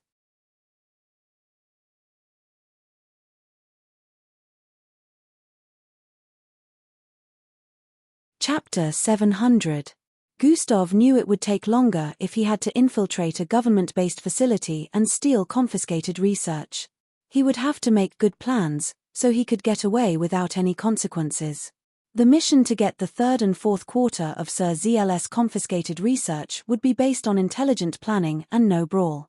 The newly issued quest had a year duration, so he just had to make sure his plans were pushed forward in a year. The warp demolator her. Probably a space anomaly, Gustav thought. To think an entire planet could be shifted away from its position within the solar system. Not just that, to another dimension too, Gustav thought. Initially, he could barely piece together what could have happened to planet Humbad if it wasn't destroyed. However, after reading Sir Zill's research theories, it made sense how the planet remained unfound. The government had also sent teams to check for it in space, and even though space was endless, due to the upgrade in technology, they'd still be able to find it eventually since thousands of years had gone by already. Unless the planet was in another dimension. The theory of dimensions was in existence but unproven because there was still no known method of traveling through dimensions. Sir ZL might have figured it out if he was allowed to keep researching since he was already tracing the residue matter of the warp demolator back then. But now, it would be way harder for Gustav to continue it since all traces might have disappeared by the time he continued from the same point Sir ZL stopped. Dimension 6A. Another issue would be getting the right order of numbers when I figure out how to travel in between them, Gustav thought. The system was a universal entity, so it wasn't surprising to him that it was aware of the numbers when Earthlings hadn't even figured out how to travel in between anyone yet. Gustav decided he would figure it out when the time came. The MBO camp sheesh, the advanced weapons training was crazy today. Not being able to use our bloodline abilities and just relying on the mechs we were given was an unfair rule. Not even the special class cadets were able to defeat the seniors. The voices of first-year students walking along a path that led back to their residential areas could be heard. They were coming from a Valor-like area where they had just finished advanced weapons training. Not everyone signed up for this particular one, but the special class candidates had to participate in every single battle class. This particular advanced weapons training was done using mechanical humanoid-looking bots. The mechs ran on internal energy sources as well as the bloodline energy from a mixed blood. If a mixed blood was strong enough, they would be able to dish out attacks that were 10 times more powerful using the mechs. They had a mock battle with some seniors, and all lost. Some were even unable to control the mech properly when within. It was the most difficult training out of anyone they had undergone since they began training almost a year ago. Alevra was the only first year who was able to tie with a senior. Every other mixed blood, special classes included, lost. Some mixed bloods even managed to deplete their bloodline energy completely during the training. Damn, that was tough. I lost an arm, EE voiced out as he walked in the middle of the group. The mech is good for increasing battle strength, but mobility is greatly reduced and it wears out the user quickly. In a battle of attrition, the force whose troops make use of only mechs would lose even if their opposition are just mixed bloods without any weapons, Falco analyzed. The others also brought forth their points: Glade, Matilda, Rhea, and Timi. Only Angie and Eldris didn't speak yet. You all had your energy depleted quickly because you guys don't try to control the amount of bloodline energy being absorbed from your body, Eldris finally spoke. Although I also lost, I was able to last as long because I regulated the amount of energy being drawn from me to feed the mech. The mech also has its internal energy core. Balancing the energy withdrawal for both will make things smoother, he added, causing all of them to show looks of contemplation. They decided that during the next training, they would put this into trial. Angie, are you okay? EE voiced out from the side. Yeah, I'm good. Just taking notes, she responded with a smile. Okay, EE raised his thumb up in response with a smile as well. You'll remember only about a month is left before we embark on our first mission, Timi voiced out with a tone of excitement. It's been a year since we arrived here already. How time flies, Matilda said with a tone of astonishment. Does that mean my rival will soon be back? Haha, I must prepare a proper welcome for him. Defeat, Rhea started with a burst of light laughter.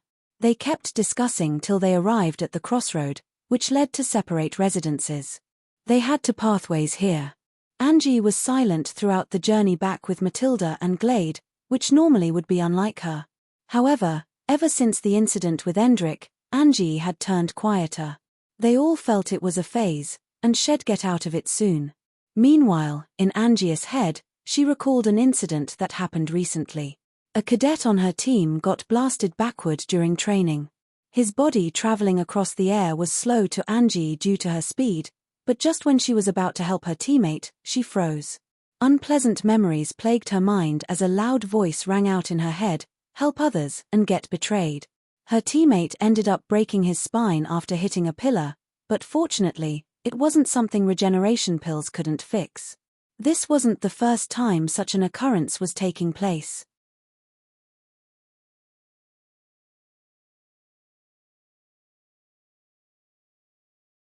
Chapter 701.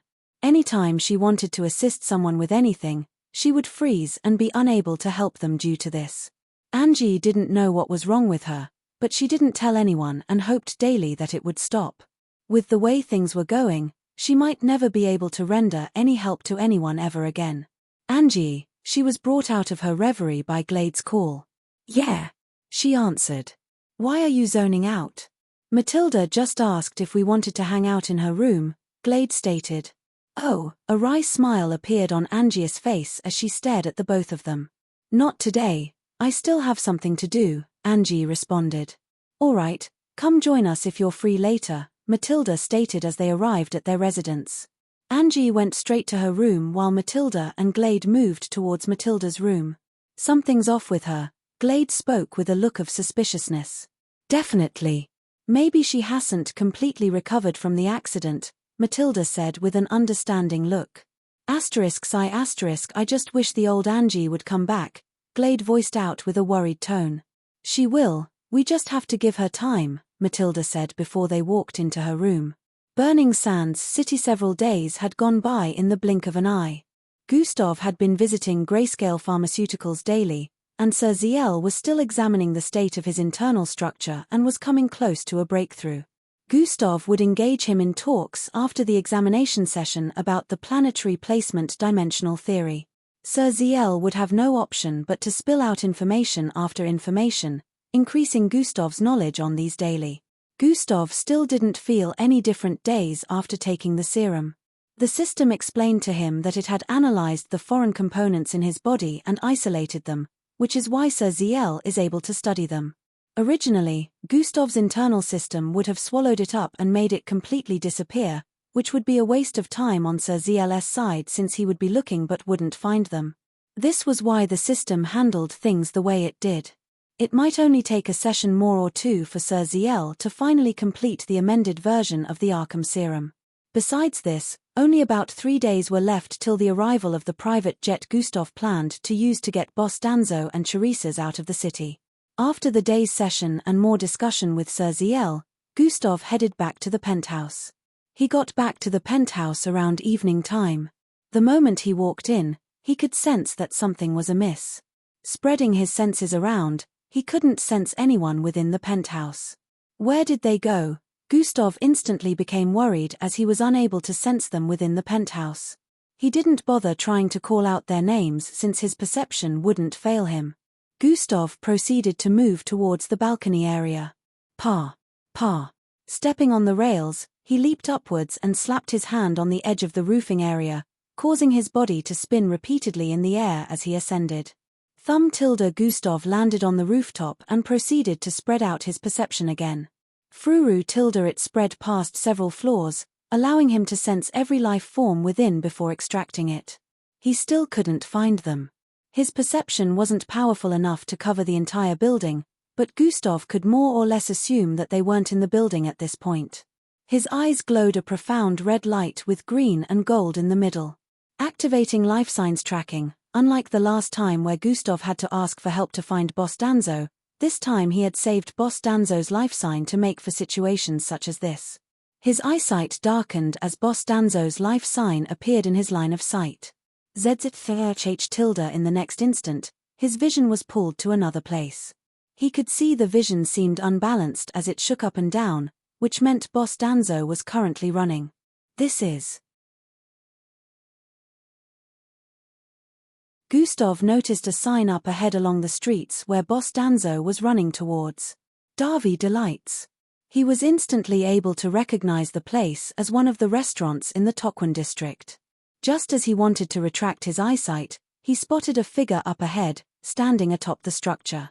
Since he was seeing from Boss Danzo's point of view, he was unable to properly define who the person was, but from the figure, he could tell it was Teresa's. The building was still hundreds of feet away from Boss Danzo's position. What is she doing? Just as this thought came to Gustav's mind, Gustav could see the figure raise something up. Thusha tilde a bright light suddenly burst forth from the object the figure was holding. At this point, Gustav retracted his sight and could see the bright light shooting into the sky from his position up here. That place was close to the eastern edge of Tokwon district, which was over 100 miles away, yet the light was bright enough to be seen from his position. That stupid girl, Gustav cussed underneath his breath as he charged forward. Joom tilde a burst of wind blasted in every direction as he leaped from the edge of the rooftop, causing it to quake lightly. Plap. Pa. Gustav's jacket made slapping sounds across the air as his body traveled from the top of the skyscraper towards the next, which was over 1,000 feet away. Bam! He landed on it and proceeded to charge forward with immense speed again before leaping off once more. Circular waves spread across the air as Gustav kept leaping from skyscraper to skyscraper, headed in the direction of the light, which was slowly dying down. He spotted a chopper moving towards the source of the light from far away and sped up. Zwiish tilde at this point, he was moving close to the speed of sound, jumping across multiple buildings in one go.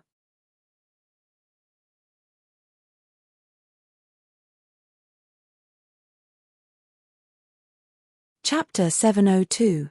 Zwiish tilde at this point, he was moving close to the speed of sound, jumping across multiple buildings in one go. Combination has been activated, sprint plus dash. His figure turned super blurry as he blasted across rooftops and then activated super jump. Thum tilde the top of a building cracked and came to the brink of crumbling as his body soared across the air like a shooting rocket. The chopper flying only felt immense wind suddenly blow it aside, and the next thing that happened was some rotors suddenly crumbled apart, and they began falling. Luckily, they weren't too distant from the rooftop of a skyscraper. They ended up landing right atop a skyscraper without any real accidents. However, this ended up making the cops get stranded on the rooftop, unable to attain their goal of reaching the source of light. FWWSH tilde Gustav landed on a mast structure in a few seconds and spotted the area where the light had come from a few thousand feet ahead. He activated super jump again, ascending thousands of feet into the air as his body traveled forward like an arc cutting through the sky. God Eyes has been activated. While his body was traveling across the air, he used God Eyes to zoom in on the building. He could see several figures headed for the rooftop, and one was even close to arriving there while Teresa's stood in place looking down at the city. Gustav was incensed at this moment, but he still had to save her. Size manipulation has been activated, his right arm extended forward while enlarging massively. Teresa's heard the sound of something tearing through the air and looked up, only to see a massive hand extending towards her. The hand was so massive that it covered a quarter of the rooftop, and before she could react, her entire body was snatched. FYY tilde Gustav's body blasted past the rooftop and kept soaring ahead with Teresa's in his grip. He deactivated size manipulation, causing his arm to return to its normal length. Teresa's looked upwards and scrutinized the familiar-looking person holding onto her as the heavy winds blew across her face. Gustav, she voiced out with a tone of confusion. The instant they disappeared into the distance, several figures arrived on the rooftops dressed in dark outfits. One of them, putting on purplish shades goggles, stared at a part of the sky and pointed there. They went in that direction, however, the instant he said that, his face shone confusion. I can't sense them anymore, he voiced out. Do we give chase or not? The third figure by the right voiced out. Let's head in that direction, he voiced out and shot out some weird whitish tubes from his hand. The tubes connected with the window pane of the skyscraper up ahead and pulled the figure forward. Fui tilde he traveled across the air while being pulled by the tubes. The others made use of different means to also travel the air towards the next skyscraper. Gustav was still holding on to Teresa's with one arm as he traveled across the air. But he has made use of the last two invisibility chips he had. He stamped one to his forehead and the other on Teresa's forehead while leaping from building to building. During the period of their invisibility, he changed directions several times to avoid being traced. After changing directions repeatedly, he finally picked a direction to head in. Super Jump has been activated. He activated Super Jump again and leaped forward with intensity. Gustav landed on a building rooftop after 20 seconds of soaring across the air. He proceeded to leap away again, crossing several thousand feet once more. Repeating this a few times, they arrived close to the southern edge of the city. Bam! Gustav landed on another rooftop. The instant he landed, Teresa's fell to her butt and looked up to see the dark look on Gustav's face. She subconsciously crawled backward till her back hit the pillar in the middle of the skyscraper. "You idiot," Gustav voiced out with a tone of anguish. "I don't know why I did that. I swear one moment I was in the apartment and the next I woke up to find myself on that rooftop," she voiced out with a tone of confusion. "Don't lie to me. Is that a secret signal you were supposed to use to contact someone?" Gustav asked. "Yes. I and Thomas each have a pair but I was never going to use it," she voiced out hurriedly. "You little..." Gustav couldn't express how disgusted he was feeling at the moment staring at her. "But I didn't." She was about to voice out again when Gustav leaped off the building. "Stay here." The last words he voiced out echoed across the air as his body blasted forward with immense speed. Teresa's held her head with her hand. Why did I do that? She wondered. But at the same time, she wondered if Thomas actually came like they planned he would if she ever made use of the light sticks. Gustav was headed back to the initial location as fast as possible because of Boss Danzo. Teresa's was close to being caught by the forces that were rushing up towards the rooftop, so Gustav had no choice but to get her first. Since there was practically no time, he just had to keep going till they were a safe distance away. He had taken precautions to make sure they weren't caught earlier, but now he had to get back for Boss Danzo. He felt Boss Danzo was in a much safer situation, so he wasn't too worried. Leaping across several rooftops and from window panes to window panes, Gustav traveled very fast. The number of buildings he had left cracks on this night was unknown. If he could be caught, he'd have to pay for a lot of collateral damage, the force of his legs slamming onto buildings every few seconds.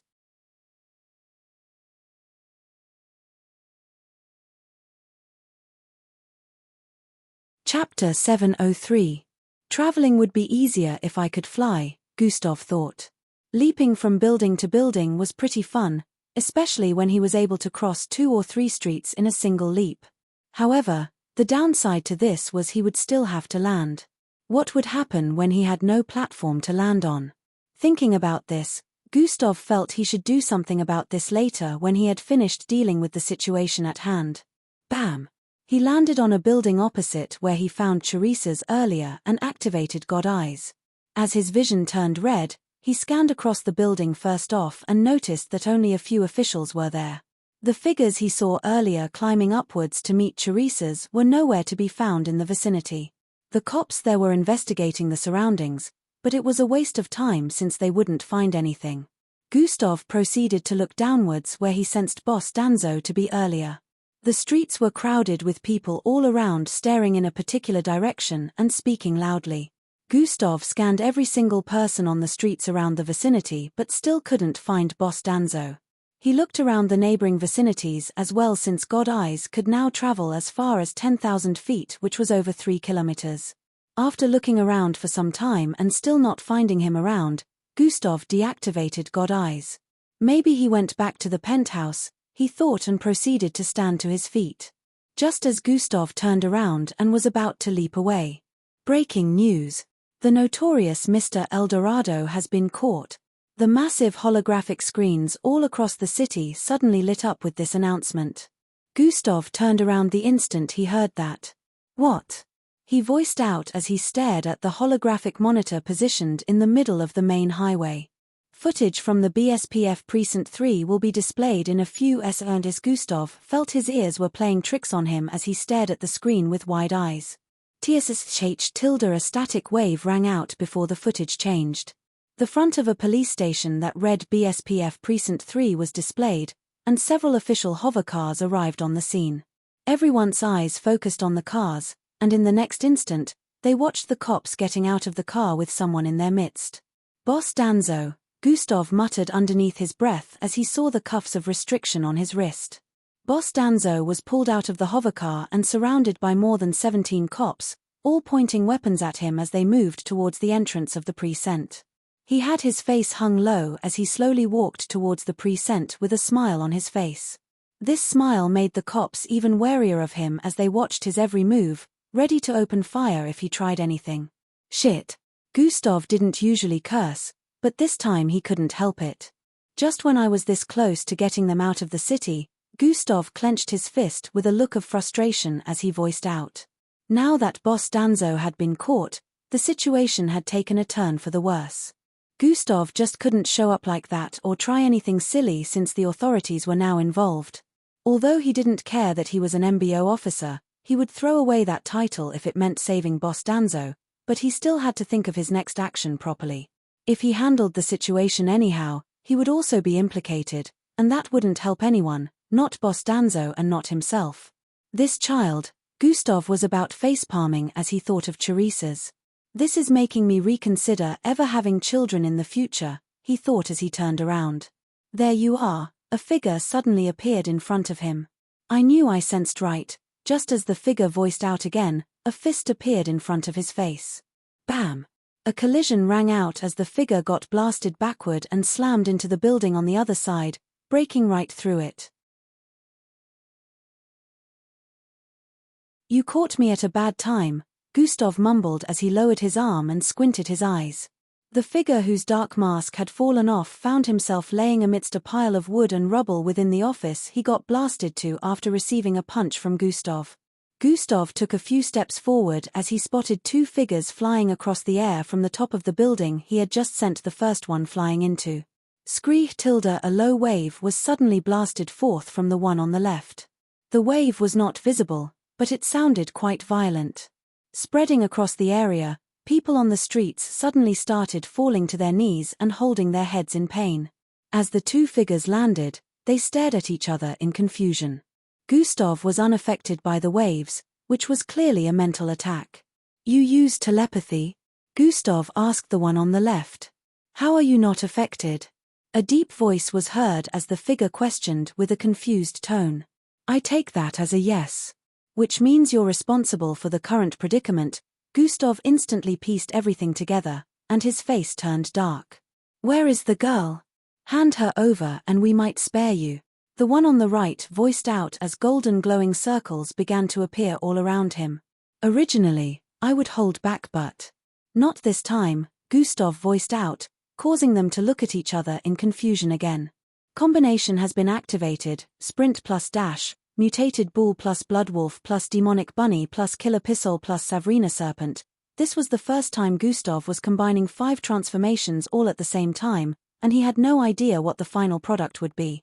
He just wanted to one-shot this idiot due to the amount of anger he was feeling and get out of here to make plans and save Boss Danzo.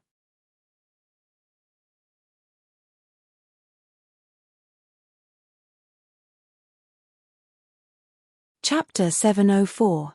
He just wanted to one-shot these idiots due to the amount of anger he was feeling and get out of here to make plans and save Boss Danzo.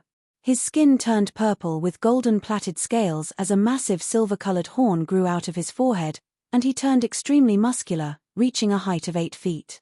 Golden thorns grew out of his fist area as his face also transformed to ashen white color. The figures could feel the immense amount of pressure and power coming from this being that hadn't even completely transformed yet.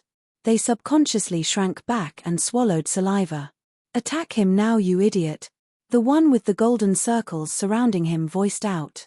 "Thee tilde waves and golden beams shot towards Gustav in the midst of transformation.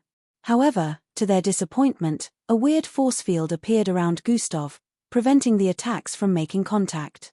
5000 EP, his transformation was completed at that point, and what was standing in front of them was a menacing-looking creature with glowing white eyes, purplish and golden-colored scales covering some parts of his body, and muscular-looking 9 feet tall physique. "Oh shit," the second one voiced out as Gustav turned to face him. I will only be able to maintain this for a few seconds before running out of energy, Gustav thought as he felt his body radiating with immense energy. Blast tilde, a blasting sound rang out as cracks spread across the entire rooftop. The one using telepathy only blinked once, and the next thing he knew, he had a massive hole in his chest with Gustav's right hand within. What? This was the last word he muttered before falling from the rooftop. Blood splattered all across the place as a massive blast that seemed to have been delayed rang out again. The falling body blasted into pieces, raining blood and body parts all across the window panes of the buildings by the side. Screams of panic could be heard next down below as it rained blood and body parts. The other one by the side who had witnessed this was about to turn around and run for his life when Gustav suddenly appeared behind him in an instant. Grab tilde Gustav gripped his neck from behind and ran forward. This shay tilde his body blasted forward with immense speed towards the opposite building, where he sent the other one flying earlier. The other one, who had just finished stabilizing his body and was heading for the hole in the wall, suddenly heard a loud whooshing sound. Fuwooms tilde Next thing he knew, a familiar face bashed straight into his own, knocking them both flying backward. Boom. Gustav was still holding onto the neck of the leader while blasting his face through the walls of this building. He had unknowingly blasted the other dude's head off due to the immense speed. Bang. Bang. Bang.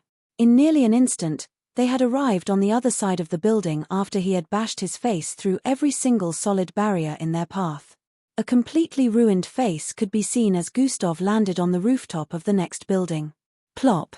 He dropped the body right there since half of the leader's head was already gone.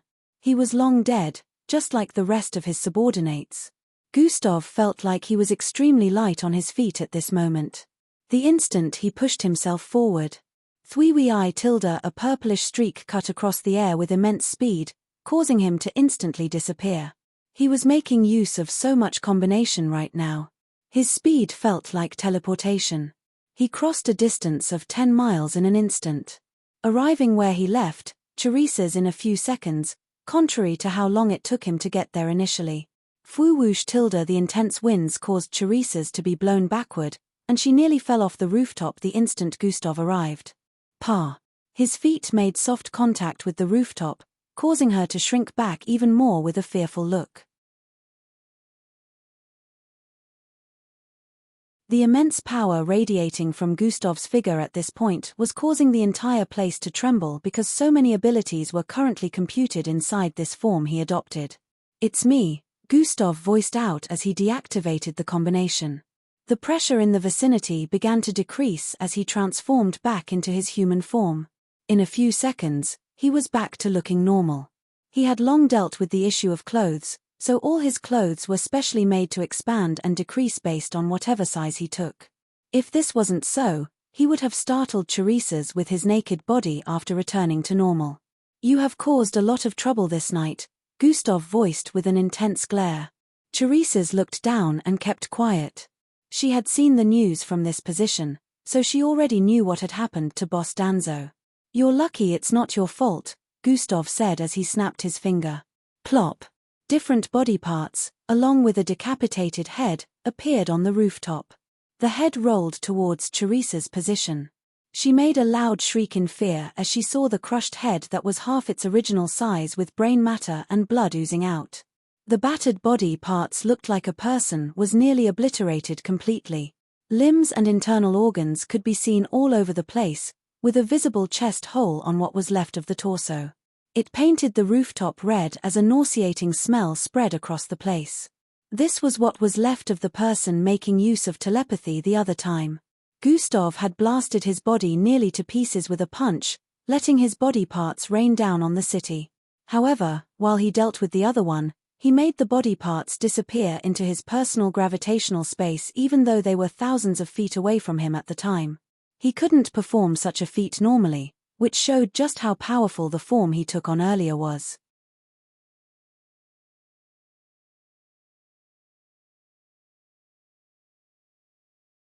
Chapter 705.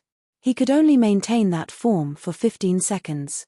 Anything beyond that would lead to danger for him since his energy points would be depleted. That's the person who controlled your mind. At least what's left of them, Gustav voiced out while gesturing at the scattered body parts. Fear gripped Teresa's heart as she realized just how brutal and merciless Gustav was. No one would be willing to commit such acts in Burning Sands City since everything was being monitored from above. But not only did Gustav commit these acts in broad daylight, but he was also able to escape and not leave traces of himself behind. Although he didn't care about all those, the cops had currently arrived at the scene where he devastated those three. They were conducting investigations to find out exactly what happened because even the witnesses said they couldn't see anything. Gustav moved to the torso area of the body and squatted in front of it. Teresa's wondered what he was trying to do, and in the next moment, she saw him dig his fingers into the bloody neck area of the torso. Poochie told her this was the last straw that broke the camel's back as she turned around and vomited out her stomach contents. She was trying to be strong before, but her weak stomach couldn't take it anymore. She wondered how Gustav was able to do such without even batting an eyelid. Bloodline acquisition has been activated, searching for bloodline, damaged bloodline found, mental manipulation, potency at 60% might not be compatible with host. This was the first time Gustav was getting such notifications. He guessed it had to do with the fact that the body parts were incomplete, and this body part nearly had any blood left within. Does host still wish to acquire this bloodline? Yes or no? Mental manipulation A. Would have been a good bloodline at its normal state. Wouldn't it be a waste of time to go on with the acquisition process now that it's damaged? Gustav thought. This was his fault anyway. He wanted to deal with things as quickly as possible and get out of there, so he couldn't really blame anyone for this. Yes, Gustav voiced out. Bloodline acquisition process will now begin. Gustav was interested in knowing how it would turn out since the bloodline had something to do with mind control. Minutes later, Gustav and Teresa's were back in the penthouse. Teresa's sat on the sofa with a dejected look while Gustav stood in front of the massive windowpane, staring at the city ahead. A loud silence reigned within the living room. Even though they had determined that Teresa's was mind-controlled and made to come out of the penthouse, she still blamed herself for the incident. Another pain that struck her heart was the fact that Marshall never showed up even though he was supposed to. Now Boss Danzo was in police custody, which meant he was already in the hands of the enemy since the Ring Lords practically controlled part of the city authorities from the shadows. Gustav's gaze was fixated on the city, but multiple thoughts were flowing through his mind. His brain was processing multiple ways to handle the situation like it was a computer, but he wasn't picking any method yet. He wanted to come up with the best solution where he'd be able to get Boss Danzo out of the situation without Boss Danzo suffering any consequences. Within Sir ZL's household, he had a worried look on his face as he stared at the holographic screen. He had just finished watching the news as well, so he knew what had happened. However, he was confused as to how Boss Danzo was caught in the first place. Didn't Gustav say he was keeping them in hiding? Why was he out in the open? He wondered. Besides this, another breaking news was broadcasted again. A footage displayed the blasts occurring atop the roof of a skyscraper opposite the scene where Boss Danzo had been caught. Showers of blood and body parts could be seen as well as the appearance of a massive hole on the side of the next building. As the person broadcasting the news voiced out, several pauses were made during the display of the footage. All that could be seen were two dark figures and a purplish blur. It would seem the culprit responsible for this incident was moving too fast for the high-speed cams to properly capture their face. The voice of the reporter rang out at the scene of the incident. It looked immensely brutal as there was blood all over, and the recovered body corpses had incomplete. This situation struck fear in the hearts of the citizens, even with the cops saying they would investigate and catch whoever was responsible. Several officers in MBO uniforms could be seen arriving on the scene at the same moment where a police officer was reassuring the citizens. This is a mixed blood case, it has now been taken over by us, one of them voiced out with a strong tone. It was only after seeing the arrival of MBO officers that the citizens began to calm down a little. This was done by a powerful mixed blood, so everyone felt the MBO should be handling this instead of the police, who were clearly weaker. This happened minutes after I finished examining Gustav. Sir ZL began to piece things together. Seeing the state of the buildings where these incidents took place, He was a bit skeptical about whether Gustav was capable of causing such damage. But just as he was thinking, a call rang out. "I'm sure you saw the news." The instant he picked it, he heard a familiar voice from the other end. "I did. What's going on? How did he get caught?" Sir Ziel questioned. Teresa's was mind-controlled. He came out looking for her and was caught instead. "That is truly unfortunate." Sir Ziel felt sorry as he heard this explanation. "The incident on the rooftop, was that you?" he proceeded to ask. Yes, those were the people responsible. I had to deal with them."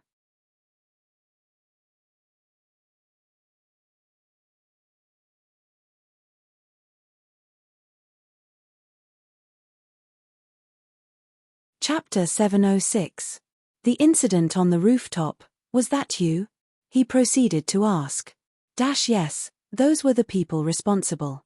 I had to deal with them. That's a lot of damage. Luckily they can't trace the incident back to you. Sir Ziel couldn't express just how shocked he was right now.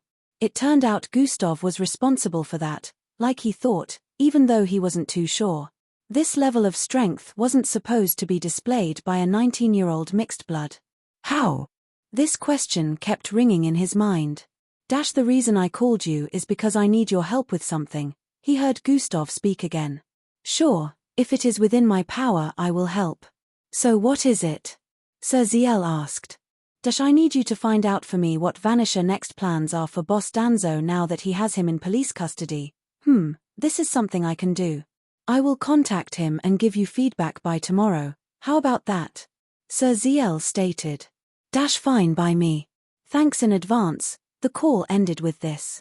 Sir Ziel could tell that Gustav probably needed this information to plan his next steps and save Boss Danzo. He only just needed to act like he was concerned about the welfare of the illegal underground battle arena and use that to draw information about their plans for Boss Danzo.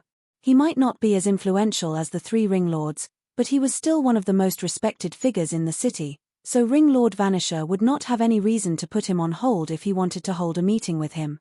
After getting off the call with Sir Ziel, Gustav turned to face Teresa's.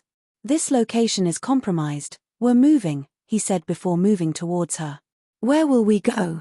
She asked. Anywhere but here, Gustav answered and grabbed her hand before pulling her towards the balcony area. Put this on. Gustav passed her dark shades and a scarf which she proceeded to wrap around her face.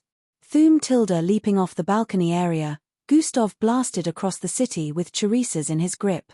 Even though Gustav had performed such acts before, she still hadn't gotten used to moving at such a high speed across the air. As the winds blew across her face, she felt nauseous. Minutes later, they arrived at a new hotel which seemed one step lower than the other one in terms of standards. Gustav never cared about things like this anyways. He lodged into the hotel using another identity with Teresa's. During their time there, some figures came snooping around the previous lodge just as Gustav had expected. These two figures were able to infiltrate the penthouse, and they were dressed just like the three Gustav killed this night.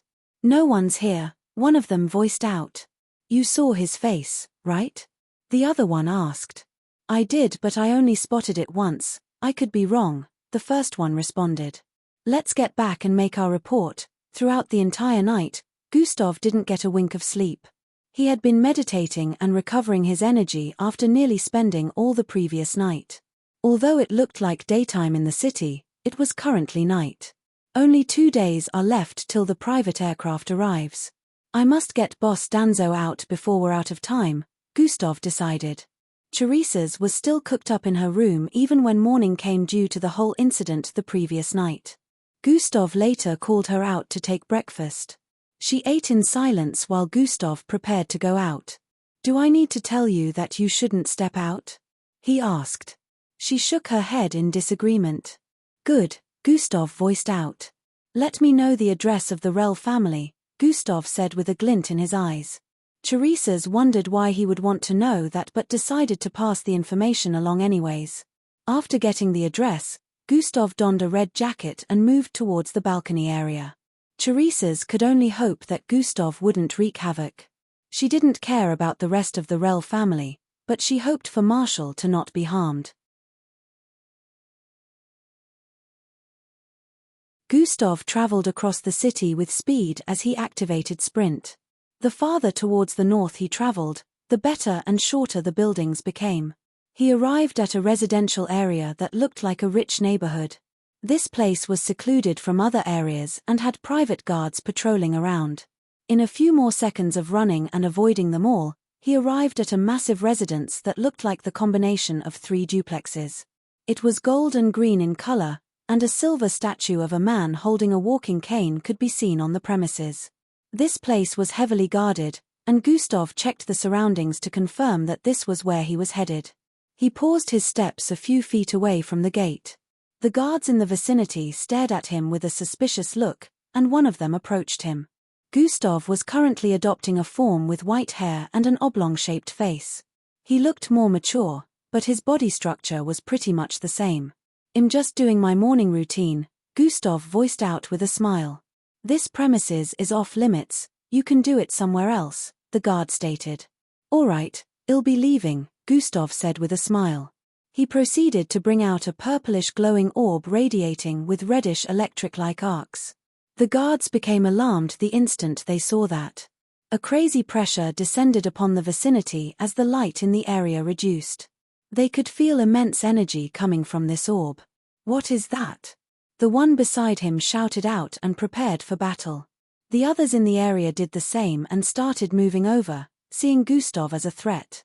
"Calm down, hear me out, Gustav chuckled as he voiced out like the guards were behaving ridiculous.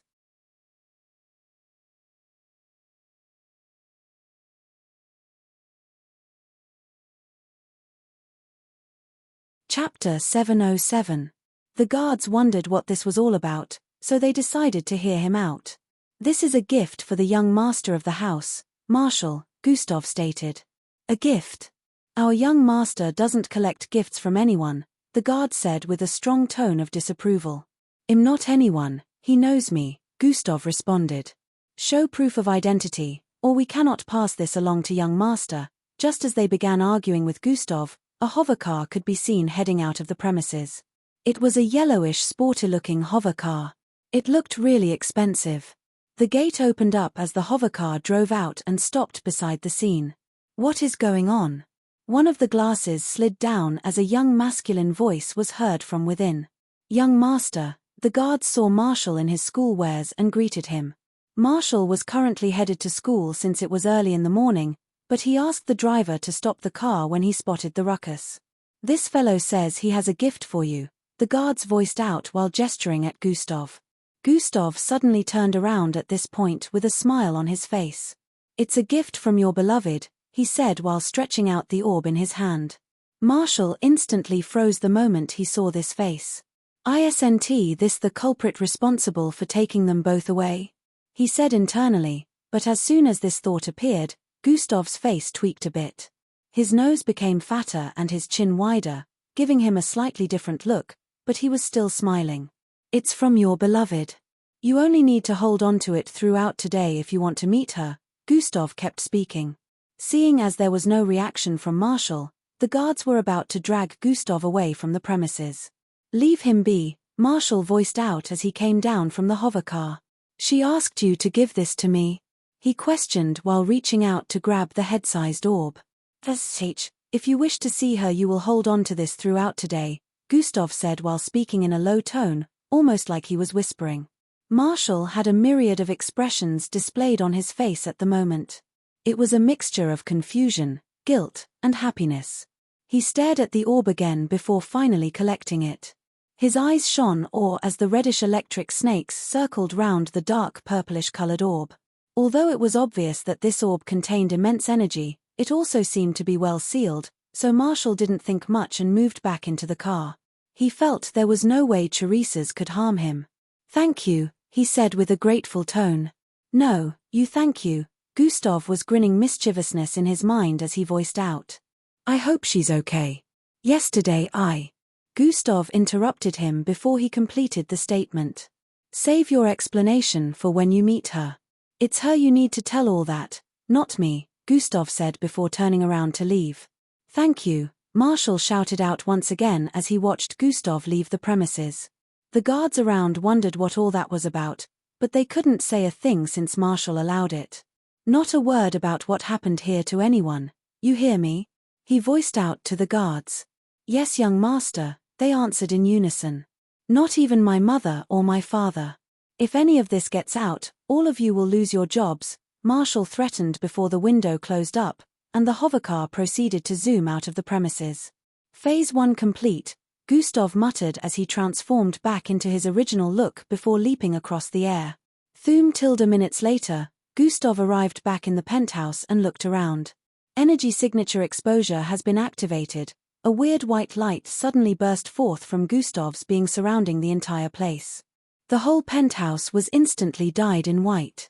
The walls, sofas, tables, gadgets, every single thing. Greenish footsteps began to appear all around the place, and from the looks of things, it came from the balcony area. A red footprint also appeared and a red palm print on one side of the wall, as well as the doors within the penthouse. As expected, Gustav muttered as he deactivated the ability. The ability he had just used happened to be from Sahil's bloodline. Sahil's bloodline was actually a very good supportive one that dealt with every form of energy, and since everyone exuded a kind of signature energy, this ability helped in investigative situations. For them to easily get into this place, they must at least be Falcon ranked, Gustav analyzed. The trio he had dealt with the other day also happened to be Falcon-ranked mixed-bloods just like him. He was only able to defeat them so easily and quickly due to the combination he used. On a normal day, he wouldn't even want to try combining all those transformations. Just as Gustav was making an analysis, he got a call from Sir ZL. I have the information you want, can you come over to my lab? Sure, but I won't be staying for too long, Gustav responded and ended the communication. He was already used to taking the balcony, so he ignored the normal exit and leaped out of the building. The craziest part was this building was at least 6,000 feet high up in the air to the point that the clouds gathered around it. Some were even beneath, and he could look down on them from above, which proved just how high up this was. Yet Gustav leaped from the top of such a building onto the next one which was like 3 streets away. Gustav could drop straight down from the top of the building without making use of hover before he arrived at the bottom, but it would cause destruction. The shockwaves from his drop were bound to destroy a few things in sight. Knowing this, he played things safe and always made use of hover before he landed on the ground. Bam! I'm here.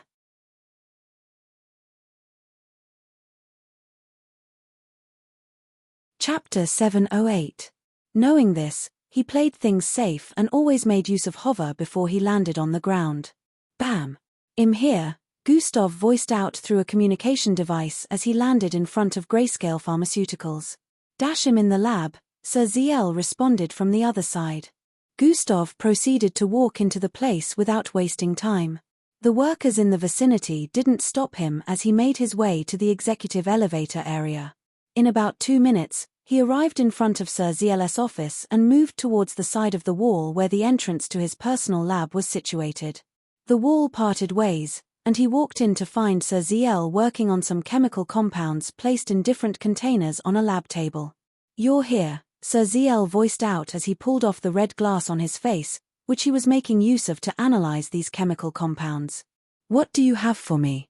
Gustav asked as he walked in. I spoke to Ring Lord Vanisher, Sir ZL began speaking as he dropped the equipment in his grasp. He turned around to face Gustav before continuing. They plan to offer him a deal to come back and resume fighting in the underground arena. Forever or suffer the charges for murder and kidnapping of an underaged female, which would most likely lead to life imprisonment, Sir ZL voiced out. Resume fighting forever? Gustav scoffed. Both options lack free will. As expected from a bunch of inhumane douchebags, he added with a tone of annoyance. But there's something else, Sir ZL suddenly voiced out. Gustav had an expression of intrigue as he heard that. They want to know who you are. So their first demand would be for him to tell them everything he knows about you and where they can find Teresa's, Sir ZL revealed. Looks like they are hell-bent on having revenge for what happened during the last battle. Gustav sensed that they bore a grudge. After all, he made them lose a lot. The event ended earlier than it was supposed to. They were having a lot of complaints from millions of viewers all across the world and also receiving threats from them due to matches that didn't hold, causing people to waste money on betting. The underground battle facility was nearly obliterated, and they lost the tunnelways, which cost a fortune to construct in the first place. Thinking about it now, Gustav understood that they had a lot of reasons to bear a grudge after that huge loss. What will happen if he chooses to refrain from telling them anything about me? Gustav asked. He only said, they'd have to use force to get the information out of him, Sir ZL stated. What kind of force? Gustav asked as his eyes squinted in suspiciousness. The lethal type. Bam, bam, bam, bam, blurg. Within a secluded and enclosed space, the sounds of fists colliding with flesh rang out multiple times. Strapped to a chair, a middle-aged man who gave off a stout feeling was being beaten up by a group of men dressed in skin-tight yellow outfits. This was the dressing of interrogators in the police force within Burning Sands City. Tell us, Danzo, where is the girl? How did she suddenly disappear off the rooftop? One of them with a long ponytail and slanted-looking eyes asked while squatting in front of the man. How do you expect me to know where the girl is? I am here and they are wherever they are. Do you think anyone is so stupid as to remain in a place after almost getting caught? Boss Danzo blurted out before spitting blood from his mouth. The other two in the enclosed space were about to move closer and attack again when the man stopped them with a hand sign. Then tell us who this ally of yours is that helped you two get escape the other time, the man voiced out. It was just a good Samaritan, I don't know who he is, Boss Danzo responded. Cut the crap. A good Samaritan my ass, reveal who he is now before you lose more blood, the slanted eyes man with the ponytail voiced out with a threatening glare. He must be Santa, he came bearing Christmas gifts early, Boss Danzo chuckled in response. Bam! The man threw a punch straight at Boss Danzo's face, causing a tooth to fly out of his mouth. Blood drizzled from his mouth as his face fell to the side. Don't mess with me. Bam! Bam! Bam! Bam! Not minding that he was dealing with a normal middle-aged looking man, the interrogator with a ponytail kept punching Boss Danzo in his face and gut, causing him to bleed more. He then brought out some glowing pegs sparking with blue light. Tearing Boss Danzo's shirt off, he proceeded to clip the pegs to different parts of his body. His nipples, gut area, close to his neck, both arms, and even his back. The interrogator picked up a controller and tapped a button. ZZZL multiple volts of electricity were instantly released into Boss Danzo's body, causing him to vibrate in pain. ZZZL he kept vibrating violently as the pegs were activated for many seconds. Sir Borsch, you'll kill him, one of them voiced out from the side. This is not nearly enough to kill the great Mr. Eldorado, the interrogator said with a chuckle before tapping the controller and turning it up. ZZZZ Boss Danzo began trembling even more violently as the voltage increased. His skin was already getting cooked up, and scorch marks appeared around the parts of his body where the pegs were placed. After a few more seconds, the interrogator deactivated the pegs and moved closer to Boss Danzo again. At this point, Boss Danzo was seated with an almost lifeless look as his eyes twitched repeatedly. Smoke drifted from the top of his head, signifying just how intense the electrocution session was. Do you have something to tell me now? Borsch voiced out with a threatening glare as he squatted in front of Boss Danzo once again. Boss Danzo remained silent for some time. His bloodshot eyes also proved that the electrocution was no small thing. Who is your ally? Borsch asked once again. Caw. Boss Danzo coughed painfully for some time before speaking. Company. Come closer. I see. See, can't speak loud, Boss Danzo said weakly. Borsch could barely hear what Boss Danzo said, but he read his lips and understood. In response, he moved his face closer to Boss Danzo's. The person is. As Boss Danzo spoke weakly, Borsch's curiosity increased, and he moved further closer. Suddenly Boss Danzo's weak look transformed into a devious one as he pushed his face forward while opening his mouth fiercely. Aruraj. A scream of pain resounded within the enclosed space as Boss Danzo's teeth pierced into Borsch's nose. Boss Danzo clenched his teeth together with intense force and pulled his head backward. Borsch's entire nose was torn off his face gruesomely, causing blood to spill out in all directions. Boss Danzo spat the disgusting piece of flesh to the side after ripping the nose off with his teeth. He proceeded to raise his head up and stared at the other two interrogators in the room with a gentle gaze like he didn't just finish performing a gruesome act. Borsch fell to the ground, writhing in pain as he tried covering his face, but the blood kept spilling out non-stop. "My nose. Urgurge. You bastard old man. I'll kill you," he shouted out in pain, losing his composure as an interrogator. "Sir Borsch," the other two shouted in unison as they helped him up. Borsch tried to run towards Boss Danzo, but the two held him back and pulled him out of the room so he could get treatment. Within another room, a holographic image showed Boss Danzo sitting in place with blood-stained teeth. "Interesting. I really don't want to lose such a precious fighter, but I want information gotten out of him latest by tomorrow," a man dressed in a black business suit voiced out as he stared at the projection. "Yes, Sir Vanisher," two other men in suits as well voiced out from behind with respectful gazes. "Bring in a better interrogator. Let them do whatever it takes to get the information out of him. The ring lords will not take this loss lying down," Vanisher voiced out with a smirk before suddenly vanishing from his standpoint.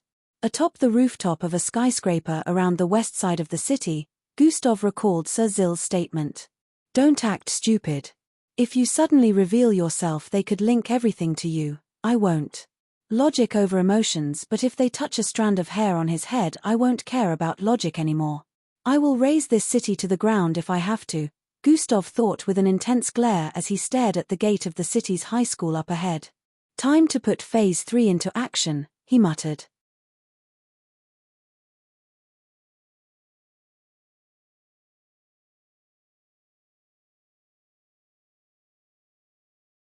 They took an elevator up, and Gustav decided to stop on the 4th floor.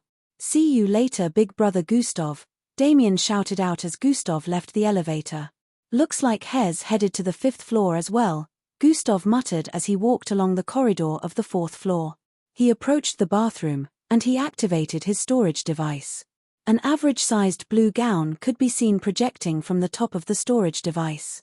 "I'll lure him with this," Gustav thought as he headed into the bathroom. Meanwhile, Damien arrived at the last floor and got into the same class Gustav was checking out earlier. "Having cold feet," Damien shouted out the moment he got into the class. Chatter, chatter, chatter. The place instantly turned noisy as Damien walked in. "It's Damien. Did he come to cause trouble again?" Whispers could be heard in the background from other students. "H who said we are having cold feet. We might just have to postpone today's match for personal reasons," one of the students standing beside Marshall voiced out. "Oh, that sounds to me like chickening out," Damien scoffed after saying. "Just because you guys are Class A doesn't mean we're scared of you. Tone your ego down," the other male student standing beside Marshall voiced out as well. "I'll be sure to tell everyone Class B were to show up to the match," Damien said and turned around to leave. The others in the vicinity kept staring at Marshall, waiting for him to speak. Meanwhile, Marshall kept staring at the orb he placed on his desk.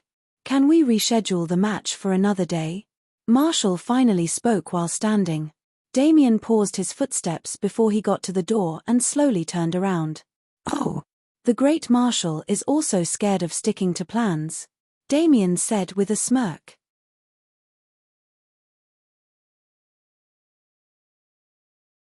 Chapter 710. "No, it's due to personal reasons. I'm supposed to meet someone today," Marshall stated. "Sounds to me like excuses. I'll be sure to tell everyone you guys chickened up," Damien said and turned around again to open the glass door. Marshall gritted his teeth at this point and stared at Damien as he slowly walked through the entrance. "Stop!" Marshall shouted out. "Well play," a grin appeared on Damien's face as he heard that and turned around. "This will be our last competition together, and after winning this, Class A would have finally crushed Class B in every sport known to man," Damien stated while turning to the side. "So cocky, now I remember why I don't like him. His confidence makes him hot though." The male and female students in the class all mumbled out their opinions after hearing this. "Remember, if we win this one, Class A must have a rematch in other sport competitions with us, Marshall stated. Sure, but there's no point in reminding me since you lots will be losing, Damien smiled after voicing out. Let's go, he added before walking out of the class. The other two beside Marshall stared at him, waiting for his action. Gustav came out of the bathroom minutes later, but this was no longer Gustav, he was taking the form of Teresa's. Teresa's mean eyes and long black hair, along with her short 53 frame, were all copied. Gustav was wearing a blue gown at the moment with a light shade of makeup on the face he had adopted. That took longer than I expected, he said internally as he walked towards the stairway. It turned out it wasn't easy dressing as a girl. It was not his first time trying it, but since it wasn't something he did often, it still took him time to complete the dressing. Gustav arrived at the stairway and headed to the class, where he could sense the energy of his orb coming from. In a few seconds, he arrived in front of the entrance to the class, which had 3B placed right above in bold format. Walking into the class, he gathered attention from the few students left as they stared at the beautiful yet familiar feminine figure that had just shown up. Hey, isn't that? One of them voiced out as they recognized the face. Wasn't she supposed to be abducted? What is she doing here? Gustav ignored all their looks of confusion and astonishment as he walked forward while squinting his eyes. Luckily, there are only 4 of them in the class at the moment. 3 girls and a boy. Why is it with you? He voiced out as he arrived in front of one girl sitting in the middle of the 3rd row. Ah! The blue-haired girl voiced out with confusion. She followed Teresa's line of sight and noticed she was staring at the purplish glowing orb sparking with red electric arcs. Marshall asked me to hold this, she explained. Where is he? Gustav asked with a tone of urgency. There's a mixed-blood football match between Class A and B in the 3rd Sports Center, she responded. Gustav then recalled Damien mentioning something about a football match and instantly linked them. It's the same match, he nearly facepalmed as he figured this out. He wished he had stopped Damien then, as this would make things more difficult for him. Where is the 3rd Sports Center? Gustav asked. She proceeded to explain how Gustav would get there, and he turned around the instant she was done. By the way, aren't you supposed to be missing? Should we call the cops? 2 of the 4 in the class voiced out with tones of concern. Mind your business, Gustav voiced out as he walked out of the class. The girl holding onto the orb gasped as it flew out of her hand, through the window by the side, following after Gustav, who was walking through the corridor. What is going on?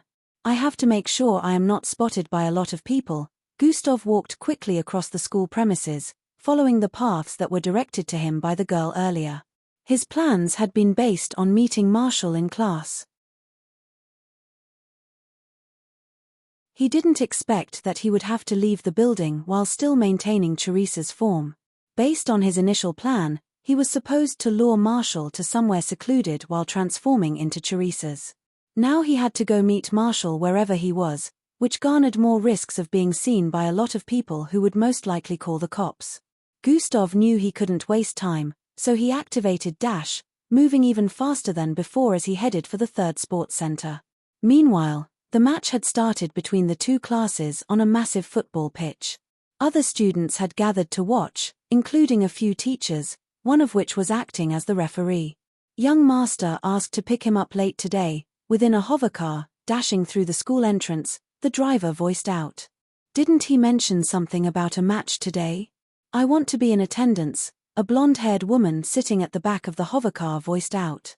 Yes, ma'am, the driver responded respectfully. This hovercar was escorted by 3 black ones in which there were mixed-blood guards. Ask the students for direction. He said the 3rd Sports Center, the woman voiced out with a commanding tone. In a few minutes, Gustav arrived at the 3rd Sports Center and could hear the sounds of blasts. These weren't actual blasts. Instead, they were the sounds of the ball being kicked. Since it was mixed bloods playing such a match, it sounds like this were expected since they were more powerful than normal humans or Slarkovs. Gustav moved in and could see a large number of students gathered around. Some of them spotted him, and some did not.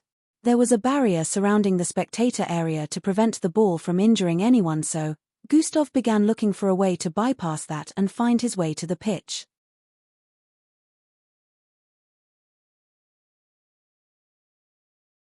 Chapter 7:11. There was a barrier surrounding the spectator area to prevent the ball from injuring anyone, so Gustav began looking for a way to bypass that and find his way to the pitch.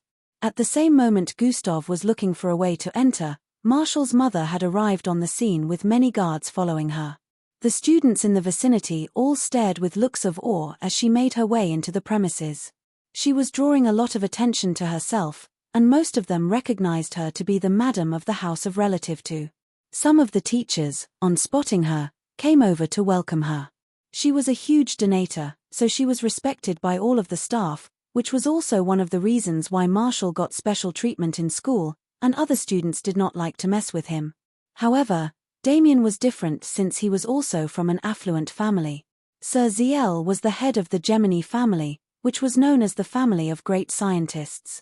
Sir Ziel was one of the greatest scientists not just in the city but in different fields of science all across the world. His children were also well-known scientists but mostly versed in different cities, just like Damien's father, who was never around because he was based in a different city. As Mrs. Triss Rell found a place to sit, the students in the vicinity dispersed from that area while her guards were stationed behind and around her. They distanced themselves well enough so as not to obstruct her view. At the moment, Marshall could be seen with the ball.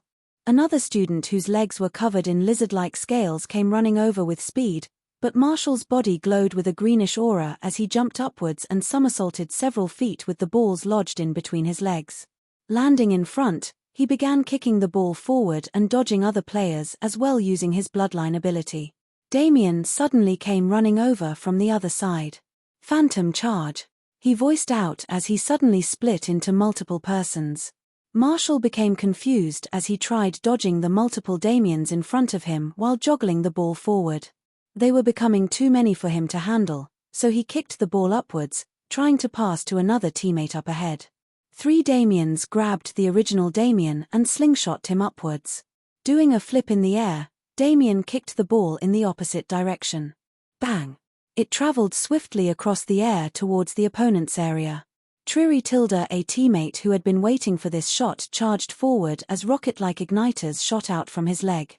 Another opponent was moving towards him in a bid to tackle, but he was faster. The moment the ball landed on the pitch, he swung his engine, igniting his leg forward with force. Boom! It sounded like a distant explosion as the ball traveled forward with speed, slammed into the keeper, and sent him flying into the goalpost along with the ball. Cheers! Cheers! Cheers! Loud cheers could be heard coming from the spectator area after the second goal. It had only been around 10 minutes since the game started, and Class A was already dominating Class B with 2-0. Damien had scored the first goal, and now he assisted with the second. Mixed blood football matches were intense due to the fact that mixed bloods could use their abilities at will. Anyone could get seriously injured if they were normal people trying to participate. As the match resumed, Damien smiled at Marshall's frustrated look. "Told you, y'all were gonna lose," he voiced out. "The match isn't over yet," Marshall responded with a fierce glare. Marshall's mother watched from her sitting position with a scornful look. "Malta," she voiced out. One of the guards with a face full of red tattoos walked up to her as he heard his name. "It would be disgraceful of my son to lose this match. Do something," she said in a nearly whispering voice. "Mom, the opposing side has Sir ZL's grandson, Damien, on their team. Are you sure you want me to mess with them?" he asked. "Don't be stupid, I'm not asking you to kill anyone, just work something out. My son's team has to come out on top," she voiced out with nearly a snarl. "As you wish, Mom," Malta stated before turning around to move forward. He reached down further the path in the middle of the spectator seat and stared at the pitch with a more intense look. His eyes focused on the ball as it was being passed around. Meanwhile, Gustav was somewhere around the east side of the pitch. He still hadn't found a way to get through the force field placed around the pitch to prevent accidents. He had moved around and couldn't find any openings, so now, his next plan was to get Marshall's attention. This was also proving difficult since Marshall was so frustrated about the losing match that he didn't even look anywhere else. Even though it was difficult, it wasn't impossible for Gustav. He just wanted to make sure that he wouldn't attract anyone else's attention when trying to do this. Gustav tried calling out to him, changing the pitch of his voice with his shape-shifting ability and allowing it to be louder, but the barrier proved effective, and he wasn't able to get his attention. He tried using light frame refraction to reflect light onto Marshall's face and cause him to stare in this direction, but even though this managed to penetrate the barrier, the rays of light spread out instead of converging to one point. Gustav tried different methods, but all were coming up with one fault or the other. Just when he was about to try another method, he recalled something that might work. I didn't even try to use it earlier. This is an opportunity to put it into practice, Gustav thought as he closed his eyes.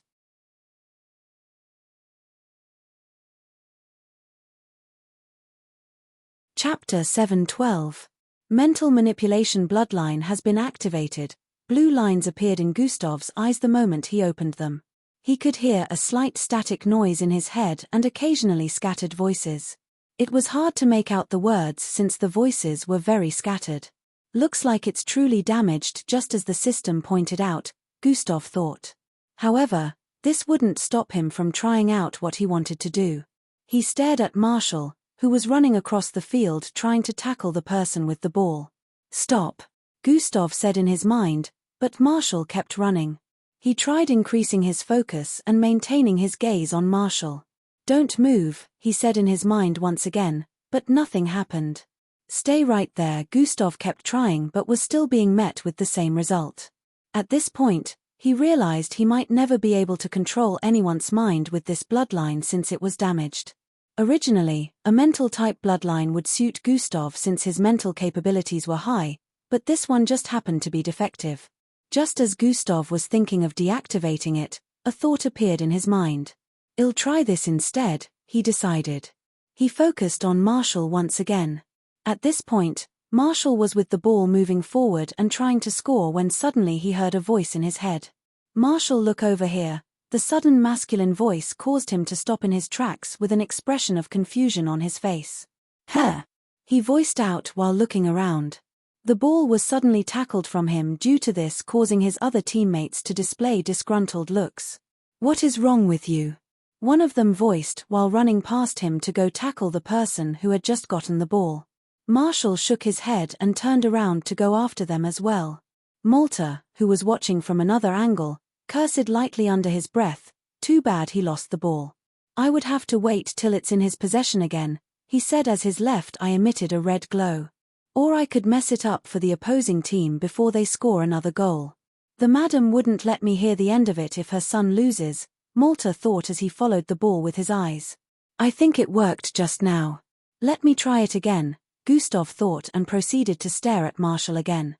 "Marshall, look here," he said internally while staring at Marshall. Marshall paused his footsteps again as he heard that and looked around with confusion. "I must be out of my mind or something. Why am I hearing voices?" Marshall wondered. "Marshall, look over here," he heard the masculine voice again. "Your left, you idiot," the voice cussed. Marshall stared at his right as he heard that. "Your other left." 8 o'clock, Gustav had to give an accurate description of where to look. Marshall turned around, looking for where his 8 o'clock was, and finally spotted the beautiful feminine figure right outside the barrier surrounding the pitch. His eyes widened in surprise as he saw Teresa's standing there staring in his direction. "I can't believe it," he totally forgot that it was a masculine voice in his head earlier and ran towards her. The players were having a heated tackling moment over on the west side of the field, so they didn't notice Marshall's actions at first. "What are you doing here?" he voiced out with a shocked expression the moment he arrived in front of the barrier. "Get over here," Teresa's voiced out while placing her hand on the barrier. "I'm in the middle of a game," he shouted loudly so she could hear him on the other side. "I don't have time and I can't be seen. Get over here now," Teresa's voiced out once again. Marshall instantly lost reasoning and nodded before turning around. Oh boy, what am I seeing?" Malta muttered with a look of interest as he spotted Teresa's figure. He was initially looking for Marshall after not seeing him on the pitch trying to tackle the ball away like the others. Then he spotted both of them speaking to each other by the side. Jackpot. "I'll have to report this to Madam right away. I'm sure this is more important than the game," While muttering these words underneath his breath, Marshall turned around and began heading towards Mrs. Trisrell's seating position. Meanwhile, Marshall was currently speaking with the referee, telling him to deactivate the barrier so he could leave. "You can't leave in the middle of a game," the referee stated with a look of disapproval. "It's an emergency," Marshall voiced out. "It is against the rules. You have to complete the match," the referee said, refusing to budge. "Let me out now or you will regret it." Marshall wasn't used to threatening others, so his gaze was a little shaky as he voiced out. But he was determined to get out of here and meet his beloved. Just as the referee was about to speak again, a loud feminine voice was heard. "Get that vermin." Everyone turned to stare in the direction where it came from and saw that it was Mrs. Triss relative to. The guards around her could be seen charging in a particular direction, which everyone once again focused on, and noticed a girl in a blue gown standing close to the pitch on the east side. "Mum!" It was at this moment that Marshall knew his mom was present. That means. He turned towards the side and noticed they were all headed in Teresa's direction as they activated their bloodlines. "Teresa's run!" Marshall screamed out. Gasp tilde isnt that the abducted made. It was at this moment that everyone properly noticed Teresa's. Contrary to everyone's expectations, she placed her hand on the barrier. KOH tilde cracks began to appear all over the barrier, and all of a sudden. Boom! The barrier shattered like glass, and she charged forward. "Let's go." The moment Gustav grabbed hold of Marshall, he dashed forward. Fuwush tilde.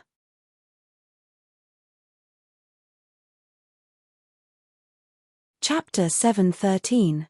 Let's go. The moment Gustav grabbed hold of Marshall, he dashed forward. Fuwush tilde. The guards in the vicinity were astonished as they saw the speed at which Teresa's moved while dragging Marshall along with her. They quickly attacked before Teresa's could get away, but all their attacks were dodged with ease as Teresa's blurred out of the sports center. "Stop! There are kids here," one of the teachers shouted out as most of the attacks slammed into the football pitch, destroying several parts and leaving craters in it. The students playing the match had been scared stiff, and some of them even fell to their knees. Luckily, none of the blasts touched anyone since the teacher, who had a sound bloodline, could get his voice echoing across the place. The guards attacking paused their attacks to stop themselves from hitting one of the kids by mistake. All the guards were very powerful, so just a single attack could send any of these kids to the afterlife even though they were mixed bloods too. "She took my son away. Go after her right now." Mrs. Trisrell screamed out like a depraved lunatic. The 6 guards nodded and charged out of the sports center to give chase. Mrs. Trisrell proceeded to make a call at that instant. "Teresa's is here, send stronger forces now." Meanwhile, Teresa's sped towards the closest class block in the area with Marshall, who was just as surprised to see her performing such a feat. Gustav felt like facepalming right now. This was the situation he was trying to avoid by doing things in a subtle way. He could have destroyed the barrier with his strength from the onset, but he didn't want to be seen. Now that he had no other option than to grab Marshall and get out of sight. He initially didn't spot the madam of the Rell household until she screamed out for her guards to give a chase. How did they even spot me? Gustav wondered, since he was practically on their blind spot with where he was situated. He had no idea that he was only spotted because of the corrupt nature of Mrs. Trisrell, who wanted to rig the match in her son's favor. Boom! A blast of wind instantly blasted the tree by his right to smithereens, causing Gustav to be wary. He turned to the side and could see a guard riding on a tornado-like wind, moving forward with speed. He was amongst the 2 who were able to give a proper chase as Gustav ran across the school grounds. Exploding wind. The guard pointed his finger in Gustav's direction as he voiced out. Gustav suddenly felt the rupturing of air around him and swerved towards the side as he kept running. Thuwum tilde. A burst of wind blasted forth from the side, sending everything in the vicinity flying due to the amount of force it emitted. Some students in the vicinity were sent flying even though they were several 10 feet away. Gustav had already run past the range of effect, so he was unaffected. The other guard, who was also managing to keep up, shot a yellow blast towards Gustav, which he managed to dodge as well. "How are you doing this?" Marshall voiced out as he found himself unable to keep up. He knew these guards well, so he knew just how powerful they were. Compared to how Teresa's had a weak bloodline, these guards were really strong and could even be said to be amongst the strongest mixed bloods in the city. His family was rich enough to afford them. "You will find out later," Gustav stated in Teresa's voice as he kept charging forward. He finally spotted a class block up ahead and leaped upwards while carrying Marshall. Bang! Both of them blasted through the window on the last floor. The attacks stopped the instant both of them got into one of the buildings. The two guards giving chase could not send their attacks hurling towards the building. Even though they had toned down the strength of their attacks to prevent harming the students, it would still be powerful enough to topple the building if they attacked, which would harm the young master of the Rel family. Gustav began tapping on the device strapped to his left wrist while running along the corridors with Marshall. Now that the attacks had stopped for a brief period, he had the chance to set coordinates with his dimensional bracelet. The guards riding on the mini-tornado flew straight towards the window Gustav blasted through. The circulating winds around him widened the gap even more as he arrived in the corridor and shrunk the mini-tornado even more. He spotted Teresa's up ahead, who stopped to set the coordinates. But at this time, Gustav was already done with that, so he grabbed hold of Marshall again and dashed across the corridor. The guard gave chase while he sped along and made a turn towards the left. "Where are we going?" Marshall asked, getting speed sick with the way Gustav was yanking him around. "We'll be out of here soon," Gustav responded and dashed into one of the bathrooms. The guard arrived in front of the bathroom as well a few seconds later and blasted through the entrance. Gustav was counting down as he stayed in one of the cubicles with Marshall. Marshall's breathing had turned hurried at this point as his face planted into Teresa's boobs. His face turned reddish. Gustav didn't even notice this. Instead, he stared at his dimensional bracelet and smiled. Bang! The guard blasted the walls of the cubicle apart. "Got you." Just as he voiced out, a bright light was emitted from both Gustav's and Marshall's figure. The last thing the guard saw as he charged forward to grab Gustav was the evil smirk on Teresa's face and an outstretched middle finger. "No!" he shouted out as his hand phased through particles of light. Zing tilde Gustav and Marshall had disappeared. Don't forget to check out my new story Advent of the Depraved Battle Mage. Add it to your library, vote, comment, and write reviews if you can. Arigato.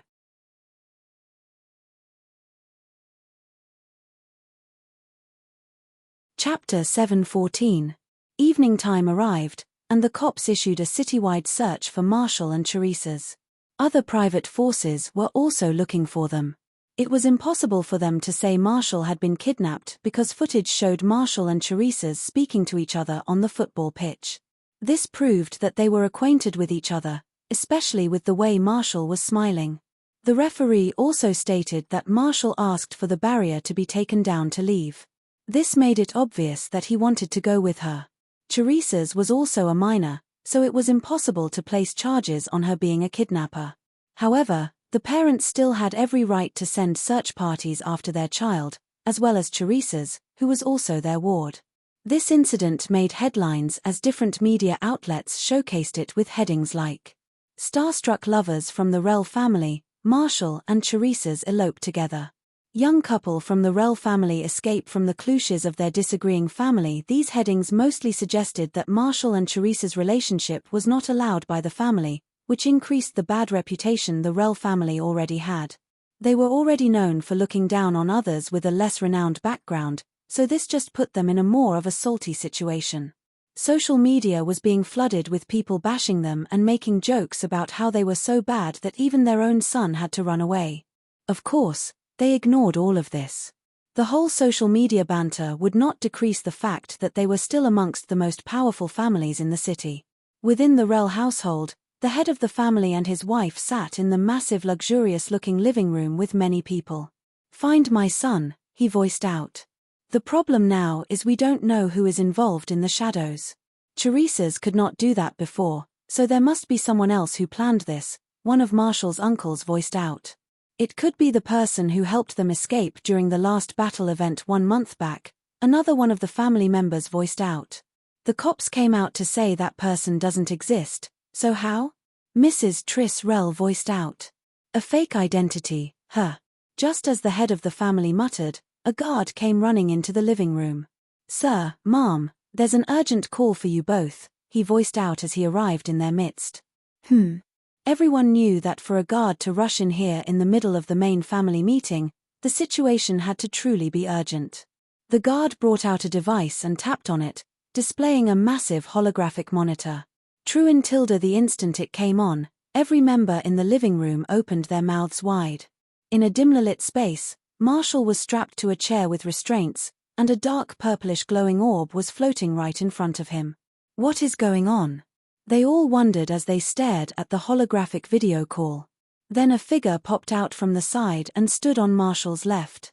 Their eyes widened even more as they recognized this face to be the same person said to get Mr. Eldorado and Teresa's out of the underground battle facility. Currently, Gustav had taken the form of the identity he used in breaking Boss Danzo and Teresa's out. "You. Who are you and what do you want?" Marshall's father asked with a strong tone rising anger. "Who I am isn't important," Gustav answered from the other end with a deep voice. He walked forward, appearing larger on the holographic screen. "I have your son. That should be your biggest concern," Gustav added with an intense glare as he scanned everyone in the room watching. "I will advise you to turn yourself in and release my son, if not the consequences will be huge for you," Mrs. Trisrell voiced out with a threatening tone. "The next threat will cost your son his left hand," Gustav voiced out with a cold tone. "How dare, Mrs. Triss was about to speak again when the head of the family cut her short. "What do you want?" Marshall's father proceeded to ask. "Piltria." She yelled out the name of her husband, indirectly telling him not to give in. "Quiet, let me handle this," he voiced out with a commanding tone. Mrs. Trisrell had no choice but to keep quiet at this point.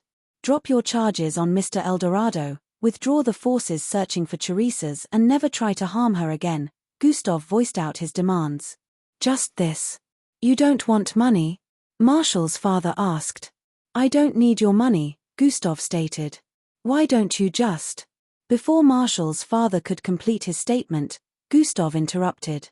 "Do as I have said or you won't even be able to bury your son." Since his remains would be obliterated, Gustav said while touching the orb floating in front of Marshall. He rubbed it with a smile on his face. "You can ask Garu and Biden what this is. They are guards in the underground battle facility, so I'm sure they can give a good testimony," Gustav voiced out before staring at them once more and ending the call. Theish tilde the holographic projection disappeared, and the room sunk into silence for a few moments. "Piltria, you shouldn't have negotiated with him, you should have threatened him more," Marshall's mother voiced out. "You want to hasten your son's death?" Marshall's father asked with a glare. "Anyone would fold after getting properly threatened, knowing how powerful our family is," she argued with a disagreeing tone. "You think he didn't know how powerful our family was before he decided to abduct our son?" Marshall's father chuckled with annoyance as he voiced out. "There's— Quiet, woman. Did you see those eyes? Those eyes are the eyes of a cold and merciless killer who has ended the lives of many," Marshall's father said with a tone of annoyance and wariness. "Only a stupid person would call the bluff off someone like that."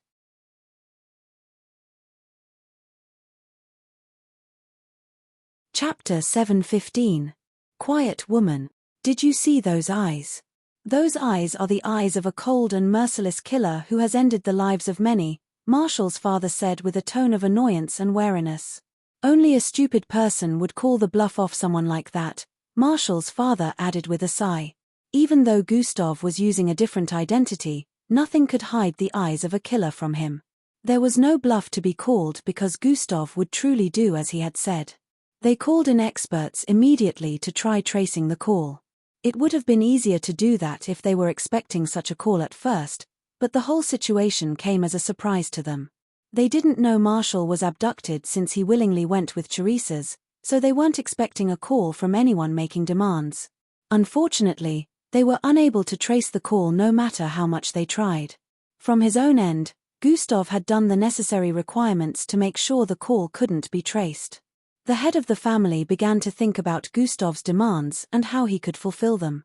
He remembered the floating purplish orb in front of his son during the video and investigated what it was.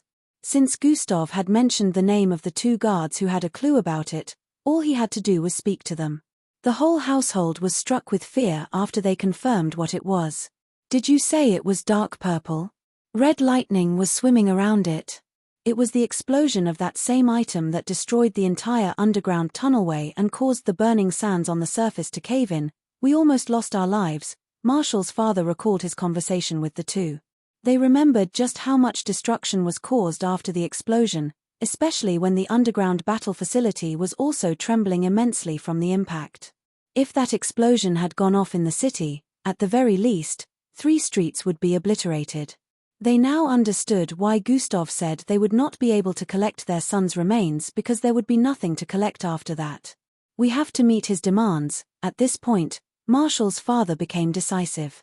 The next day arrived, and only one more day was left for Gustav to get Boss Danzo out of the cell. Within the new place Gustav booked along with Teresa's, he stared at Marshall sitting stiffly in the living room beside Teresa's, who looked cheerful. Every time Marshall sneakily looked in Gustav's direction from the side of his eyes, he would freeze even more because Gustav was staring directly at him. Don't be so afraid, big brother Gus. Do not reveal my identity to a stranger.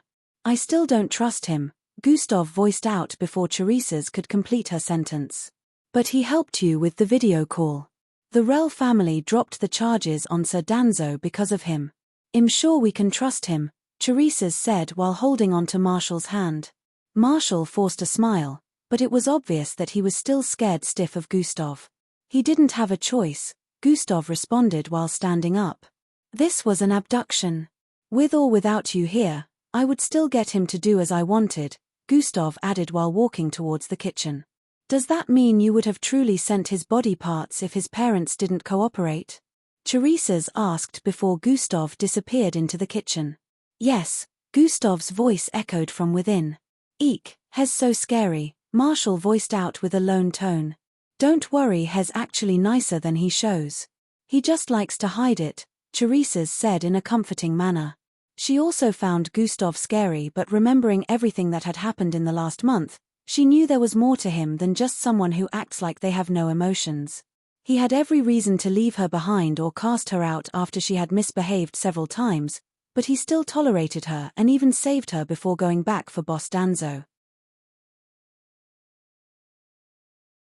Even though Boss Danzo was caught because of her, he continued to cater for her, and just as he promised, he let her see Marshall before leaving the city. Even though there were other motives surrounding this, it was still a fact that he kept to his promise. The night before, when she was questioning Marshall about not appearing when she used the light signal, he explained that he wasn't allowed to leave home. Teresa's was finding it hard to come to terms with that answer because she felt betrayed even though she wasn't in control of her actions at the time. Gustav was the one who reassured her that Marshall was truly in love with her. He had noticed this from trying to get Marshall away from the school the day before. Gustav was very good at reading others, so he knew that with the way Marshall acted, Teresa's would not have to suffer anything if he was in control. Unfortunately, he was still young, so he currently had little to no control over his life or power in his family. Marshall had his romantic charms, and originally he and Teresa's would be engaging in some mushy activities right now, but with Gustav around, all thoughts of romance with Teresa's flew out the window. He remembered his face was planted to Gustav's boobs the day before, where he took Teresa's form. He was actually getting excited from that even though they were on the run at the moment. Ah, Marshall exclaimed as he understood why Teresa's smelled so manly at the time. Everything now made sense to him, especially how Teresa's was able to move that fast in the first place. What's wrong? Teresa's asked with a look of worry as she held his face affectionately. He turned to stare at her with a painful expression while picturing what happened yesterday. Could I be Gar?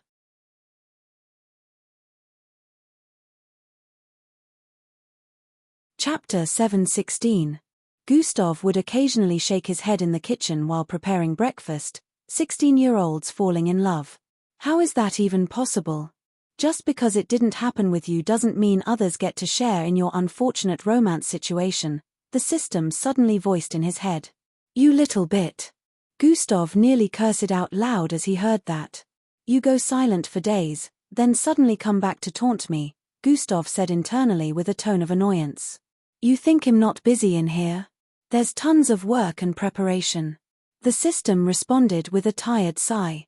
Of course, it was impossible for the system to get tired since it was a scientific creature with sentience. It was just trying to mimic humans. TCH, stay out of my business then, Gustav said once again. Your business is my business, Virgin, but mine is not necessarily yours, the system replied. TMH, we shall see. I won't be a virgin for long, Gustav voiced out. Now we both know that's a lie, but don't worry, I'll let you have this one, the system responded with a consoling tone. Gustav could not deny that seeing all this whole lovey situation with Teresa's and Marshall was triggering. He recalled his last night in the MBO camp 6 months back. Angie. The feeling of Angie's lips on his felt sophisticated, and he longed for that scenario to repeat itself. Even though Gustav acted all emotionless most times, it didn't mean he did not have emotions, and now he was more than eager to return to MBO camp after dealing with the situations around him first. After they had eaten breakfast, Gustav asked both of them to stay indoors while he left the apartment. Now that the charges on Boss Danzo had been dropped for abduction, the only ones left were the food poisoning and participating in illegal underground fights. These two were related to Vanisher, so Gustav knew now that he only had to deal with mostly one enemy. Ring Lord Vanisher was the leader of the 3 Ring Lords, so definitely, he was the one pulling the strings in the shadows. Gustav was about to put the 4th phase of his plans into action at the moment. As he traveled towards the precinct where Boss Danzo was held, his face and physique transformed into a different one. Are you telling me a lawyer for Danzo suddenly popped up out of nowhere? Within a dimly lit green room, one of the 3 people seated around a table voiced out. Yes, Ring Lord Carter. Hes here to defend Danzo on the food poisoning claim as well as the underground battles. Who dares to try and defend him?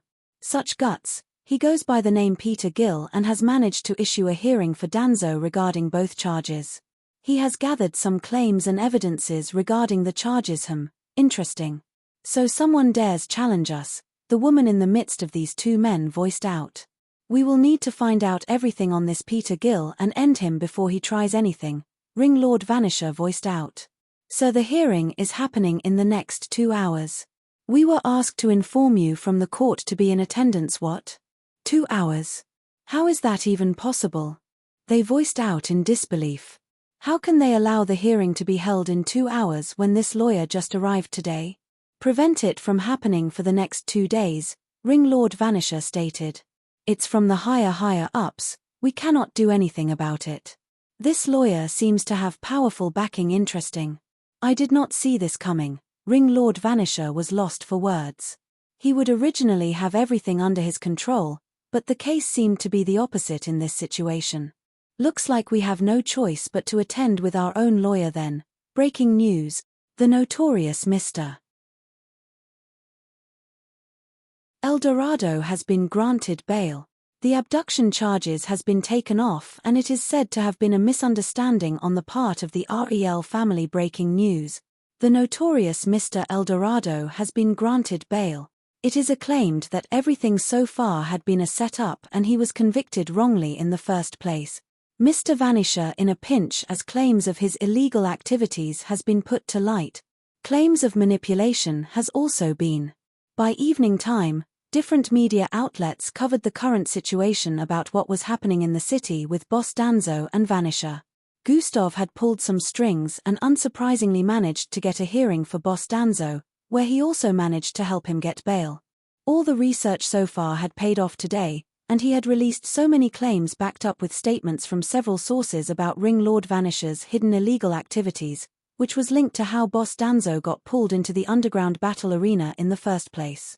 This issue was one that a lot of people knew about, but no one could publicly try to expose Lord Vanisher unless they wanted to be snuffed out of existence. He was no ordinary foe after all.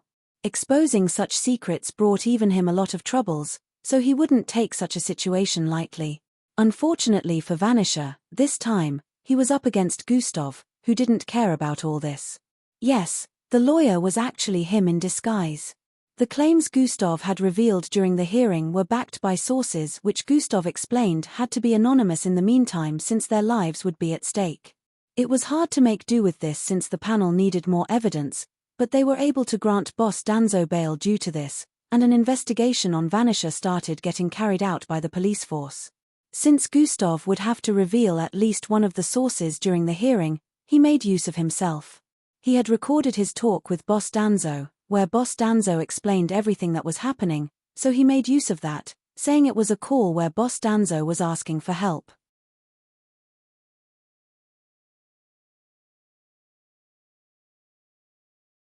Chapter 717. She had recorded his talk with Boss Danzo where Boss Danzo explained everything that was happening, so he made use of that, saying it was a call where Boss Danzo was asking for help. Since the name Gustav mentioned while using the lawyer identity was his original identity, he would still have to appear before the law sooner or later. However, before that he had to be prepared for everything Vanisher might try to do during the bail period. Gustav knew they would try to do something to anyone who came out to be a witness, which was why he mentioned his original identity in the first place. If they tried to do anything sketchy, they wouldn't successfully. Acting like a lawyer was something Gustav practiced well for in these past few days.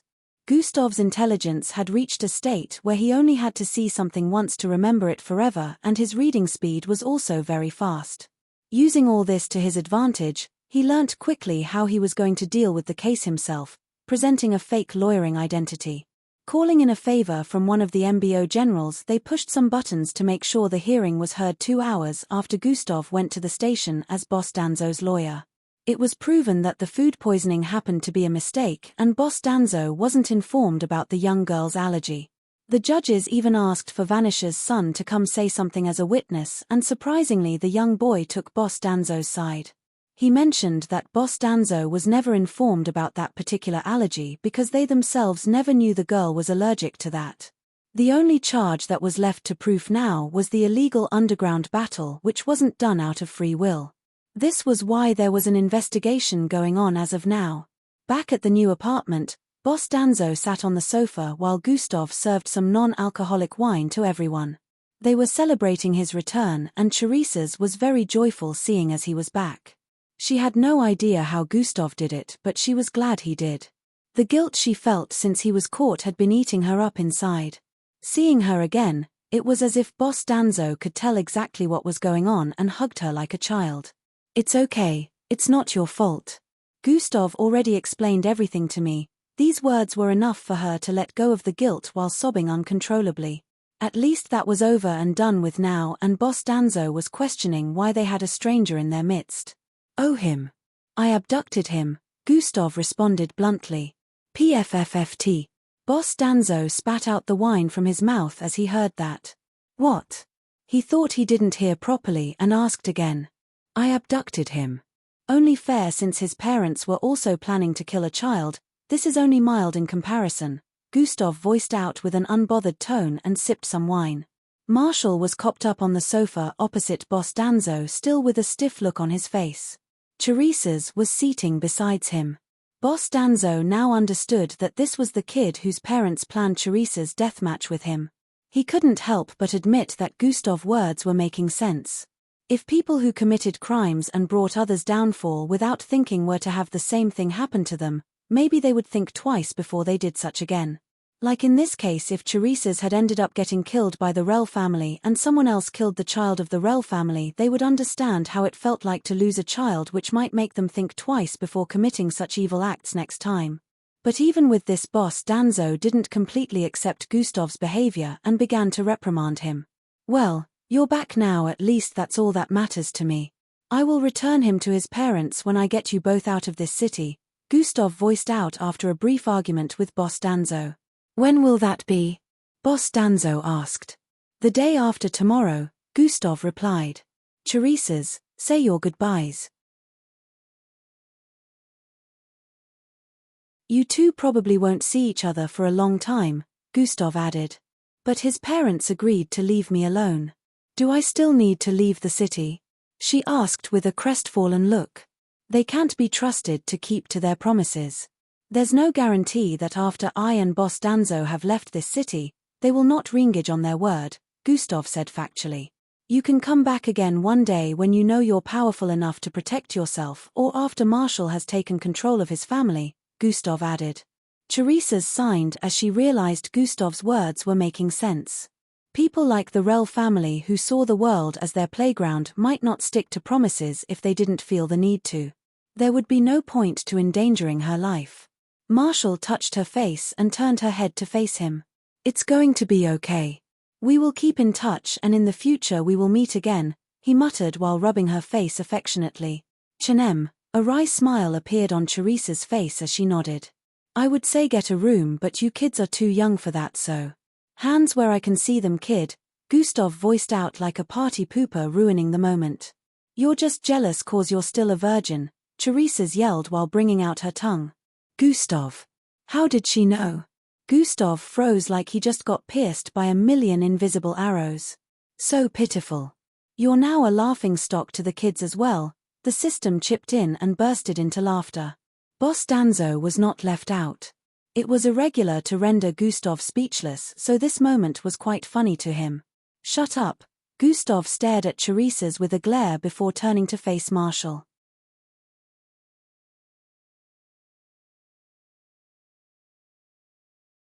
Chapter 7:18. Fear instantly gripped Marshall's heart and his hand, which was placed on Teresa's cheek, slowly dropped down. Teresa's grabbed his hand and placed it back on her cheek before staring at Gustav back with a glare. It was still a funny sight to behold, and Boss Danzo was already laughing uncontrollably by the side. After some time, Boss Danzo asked to see Gustav privately, and they moved towards the balcony area to speak. You said the day after tomorrow. What about the next hearing, which is in 2 weeks? Boss Danzo asked. Don't worry, I'll take care of that. This city is not safe for either of you, but I can handle the situation if it's just me, Gustav responded. Wouldn't it be too troublesome? I don't want to give you too many problems. Boss Danzo was still worried because he still saw Gustav as a kid regardless. Going against these kinds of people is scary even for adults, not to even mention a 19-year-old. It will be fine. You'll only be adding more problems by being here because then I would have to worry about your safety and hers. I can take care of myself, Gustav stated with a tone of confidence. Haha, okay, my boy. Will you be joining us after you're done here? Boss Danzo asked. I still have to visit another city after I'm done here. I would probably spend a few days there, and then I think I can visit you both for 1 more week before going back to the MBO camp, Gustav stated. He still had to visit Brehuman City after this to get the second quarter of Sir ZL's research. After that, he would only have a little more time left before he had to return to the MBO camp. He probably wouldn't even have time to see Miss Amy before he went back, and he recalled she was working on an important case as well, which he was supposed to help her with. I'm sure Miss Amy can handle things herself. There was no one to help Boss Danzo here, Gustav thought. Oh, I still have to help Mr. ZL complete his research. Remembering this, Gustav decided he was going to visit Grayscale Pharmaceuticals. He proceeded to make a call to Sir ZL to ask if he was available. Meanwhile, in a dimly lit room, 3 of the ringleaders sat while staring at a holographic display and voice communicating with someone. We found the location. The masculine voice could be heard from the other end. Good, commence the operation. I cannot have my reputation damaged. Kill him and leave no traces behind, Ring Lord Vanisher voiced out as he stared at the massive 200-plus silver-colored building in the footage. Understood. We will isolate this area immediately to prevent any interruption from outside forces, the voice on the other end stated. Planting the tracking device in Danzo was a good move. A feminine voice rang out in the room. He really managed to hide his tracks, but they had no idea about this, the other Ring Lord voiced out. It's good the kid came here on a trip instead of on a mission. Has not even in league with the other MBO officers in the city, which makes things even easier, Ring Lord Vanisher voiced out. I have eyes on them. The footage zoomed in on the second to the highest floor of the building displaying 2 figures at the balcony area, Gustav and Boss Danzo. Attack. Boss Danzo, I'm heading out. I'll be back in a few hours, Gustav voiced out after getting off the call with Sir ZL. Sir ZL had mentioned that they could meet in the lab in a few minutes. He hadn't disturbed Gustav about the Arkham research in the past few days because he knew Gustav was busy with handling Boss Danzo's issues. It would be inappropriate and selfish on his part to still ask Gustav to come for more examination when he hadn't resolved Boss Danzo's issue. "All right, be safe. I'll watch after the kids," Boss Danzo responded with a smile. Just as Gustav was about to jump off the balcony, since this was his usual means of getting out of the building, he suddenly sensed a wave of energy up ahead. This disrupted his senses as he could feel waves of energy coming from every direction. He paused and decided to activate God Eyes so he could look around, but just then, a massive golden-colored beam suddenly blasted towards them from the opposite direction. Gustav quickly pushed Boss Danzo out of the way. Boom! Crumble! Crumble! Crumble! The apartment was instantly put in shambles as this part of the building began to crumble from the blast. Gustav was barely able to get Boss Danzo away in time due to the immense speed of the blast and having his senses confused. The floor cracked open, the walls crumbled, and everything began to fall. Another blast was sent towards the building at this point. Gustav wasted no time in activating combination and mixing both speed skills together. Dash plus sprint, grabbing hold of Boss Danzo, who was lying on the floor behind. He dashed further into the crumbling apartment and grabbed both Teresa's and Marshall before they could fall into the massive hole opening on the floor. Their mouths were wide open in confusion and fear as they hadn't completely registered what was going on, and Gustav was moving with immense speed, so their movements seemed like a standstill. Carrying all three of them, he jumped from falling pieces of wall to fallen pieces of the wall before leaping across the air. The instant they phased past what used to be the balcony area, the second beam blasted into the building again. Boom! The entire skyscraper started crumbling down while the shockwaves from the explosion slammed into Gustav and the others in mid-air, sending them flying further away. Gustav took most of the hit, allowing the others to be fairly grazed, but every one of them still passed out as their bodies fell across the air.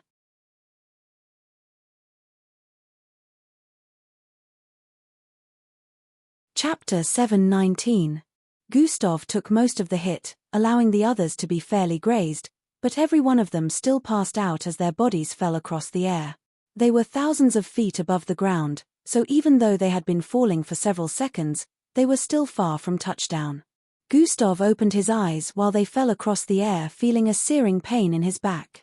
Regeneration has been activated. He ignored the notification as usual and looked around to see Boss Danzo and the others falling across the air as well. Behind them, the entire building was crashing down. Placing his hands on both sides, Gustav controlled his fall, moving north.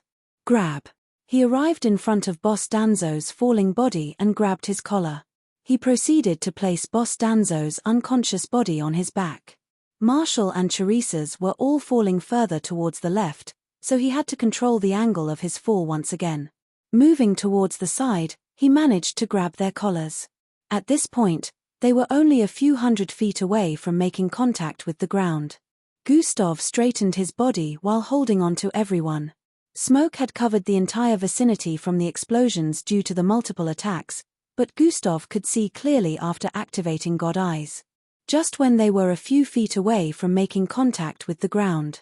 Hover has been activated. Their bodies paused in mid-air and floated above the ground before slowly descending. All of them had regained consciousness at this point and started coughing due to the smoke surrounding them everywhere. Gustav dropped them on the ground and looked up. He could see a weird barrier covering the vicinity. This barrier could not be seen with the naked eyes, but due to God Eyes, he could see it clearly. The situation isn't looking good. There doesn't seem to be a place for them to take cover, Gustav thought as he saw the building crumbling down. Screams could be heard from the building, which depicted that there were a lot of people within, affected by the current situation. Partial killer pistol form activated. Gustav's body turned green as he bloated slightly. Bam! He slammed both palms on the ground, causing icicle-like rocks to shoot out from the ground. The rocks surrounded Boss Danzo and the others, forming a wall around them and eventually blocking even the top. He deactivated the killer pistol form and activated size manipulation. Size manipulation has been activated. Gustav's body began to increase in size intensely. In a matter of moments, he had already become several hundred feet tall. Bang! Bang! Bang! Taking steps forward was like a cannon going off as he arrived in front of the crumbling building and pushed his hand forward in specific areas. Even with his size, God Eyes was still activated, giving him a clear view of people within the building. Some unlucky people already got crushed by debris. Some parts of the building were still standing, but one side was completely destroyed, and people were falling to their deaths. With his massive palms, Gustav was able to grab hold of over 20 people and throw them far away from the dangerous scene. He was quick in rescue, grabbing hold of multiple people and flinging them away. Where he flung them to, there was a gravitational flux that decreased the descent speed of these people, making them land safely. It had only been a few seconds, and he had managed to save close to 100 people already. High up in the air, the gaze of some entities pierced through the cloud of smoke up ahead and scanned through. Got him. One of them voiced out. Attack, thwoom tilde boom. Gustav's eyes widened as he looked upwards to see a golden starlight illuminate the entire place before a penetrative beam with immense power shot towards him. Size manipulation has been deactivated. Gustav's body decreased in size with speed, causing the beam to slam into the building once more. This time the building crumbled completely, falling apart with speed. Not everyone had been saved, but Gustav would not die trying to be a hero when he knew he couldn't do anything to stop the beam. The dust cleared up, and he could see 3 figures floating thousands of feet above the air. Boom! Boom! Without waiting for another second, the beams kept blasting across the place. Even when Gustav dodged, the shockwaves still sent him hurling across the air. Even the wall he created using the killer pistol form was trembling immensely even when it didn't get hit. They are powerful. How did they find us? Gustav wondered as he managed to stabilize himself. For them to do this without a care about whether the MBO would arrive or any other authorities, that would mean the barrier surrounding this environment is a cloak. The outside world will not notice anything happening here. In less than a second, Gustav had analyzed all this. Which means I can't expect help from outside forces. I have to deal with them myself or destroy the barrier, Gustav thought. All these thoughts formulated in his mind with speed since it had only been an instant since the previous attack. Combination has been activated. It might only be for a few seconds, but I could use that chance to destroy the cloaking barrier. Mutated bull plus bloodwolf plus demonic bunny plus killer pistol plus Savrina serpent. His skin turned purple with golden plaited scales as a massive silver-colored horn grew out of his forehead, and he turned extremely muscular, reaching a height of over 8 feet. Golden thorns grew out of his fist area as his face also transformed to ashen white color. Has not dead yet. One of the 3 standing high above the air shouted out. I'm going to get him, the lady with azure-colored hair voiced out as she dashed downwards with speed. What is that? The one who had been shooting out the golden beam all this time voiced out as he could see Gustav's transforming downwards.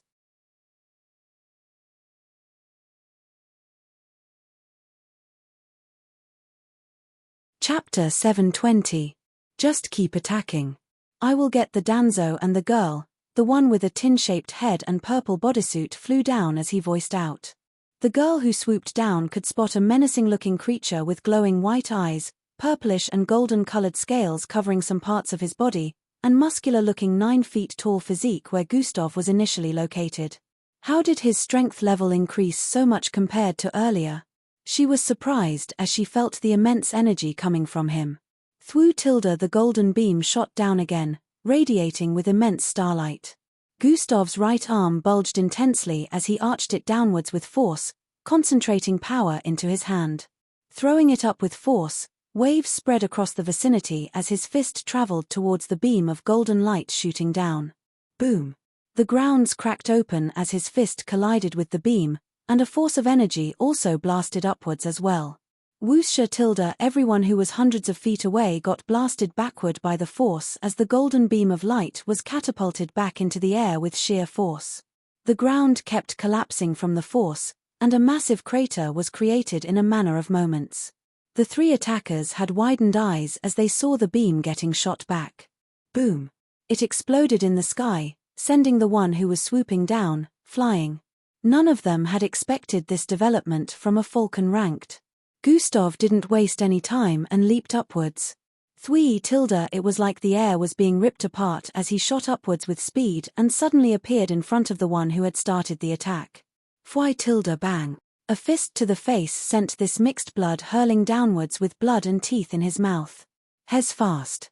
That speed was like teleportation, he thought as his head rang from the collision while his body was blasting across the sky towards the east side of the barrier. Gustav didn't give him time to recuperate and appeared right in front of him before punching out once more. Bam! His fist slammed into the enemy's gut, sending him hurling forward away while spitting out blood in midair. At this point, Gustav could feel so much power coursing through his veins that he felt like if he let loose, the entire vicinity might get destroyed. Remembering Boss Danzo and the others were also here, he tried to keep the force of his attack concentrated to one area. The enemy slammed head-on into the barrier and hadn't even gotten the time to think when Gustav's figure appeared in front of him again with both legs outstretched. Bang! The entire barrier made a loud collision sound as the enemy's body got pounded on its surface mercilessly. He felt like the force of an entire mountain just slammed into him as he was on the brink of passing out. He supposed to be a Falcon-ranked mixed blood. Did we get the information wrong? These were the thoughts running through his head. Gustav felt a force approaching from behind as he was about to send a blow forth that would leave the enemy incapacitated. He swerved to the side across the air and a massive outstretched hand passed by his side. Bang! The shockwaves from the extended fist still slammed into him, sending him hurling backward for a bit. The arm began to pull back towards the person who sent it back, but Gustav suddenly reached out and grabbed hold of it. Spinning around, he swung the arm along with the owner towards the side of the barrier. Bang! A loud collision rang out as the tin-headed man slammed into the barrier. He was initially going to break open the wall barrier Gustav set around Boss Danzo and the rest, but he couldn't ignore seeing his comrade receiving a whooping. As he slammed face-on into the barrier, Gustav flew forward across the air towards him. He quickly rolled towards the side, dodging the kick Gustav sent out as he recalled his extended arm. Both of them charged at each other in mid-air, sending a fist forward at the same time. Boom! The collision sent forth a wave that spread across the vicinity as both of them got thrown backwards a bit. Gustav sensed an energy spike behind before he could fly forward to attack again. This time the golden beam shot forward with more penetrative and violent force. Gustav turned around and shot out a beam of silver-colored energy from the middle of the horns protruding out of his head. Boom! As both forces collided, intense shockwaves spread across the place, slamming heavily into the cloaking barrier. However, the barrier still seemed sturdy enough even though Gustav and the others were sent hurling backward once again with injuries appearing all over their body. Bang! An extended fist slammed into Gustav from above before he could stabilize himself, sending him hurling downwards towards the collapsed building area. Gustav's body spun severally across the air as the impact of the fist caused internal injuries. He suddenly paused in mid-air and flew upwards, dodging a transparent bluish beam sent forth from the side. The girl who had swooped down earlier but received the full brunt of the explosion of the golden beam had managed to recuperate and now joined the battle. Gustav had no idea what her ability was, but his gut told him to make sure he didn't make contact with the bluish beam she just emitted. Another golden beam shot down with intensity. Gustav swerved to the side and flew up after dodging the beam. Bang! It made contact with the ground and caused further destruction, sending shockwaves across the vicinity. Even the people Gustav had saved earlier received a lot of injuries from the shockwaves, and they couldn't leave due to the barrier. The wall of icicle-like rock Gustav erected around Boss Danzo and the others were slowly starting to crumble due to the shockwaves coming from the ongoing battle.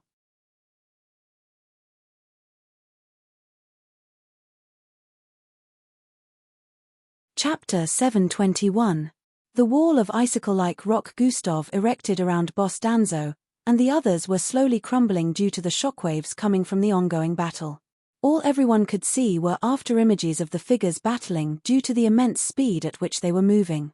At this point, everyone was looking for cover in the vicinity since the collisions of the powerhouses were sending strong shockwaves across the place. It had not even been 30 seconds yet, and a whole lot had already gone down.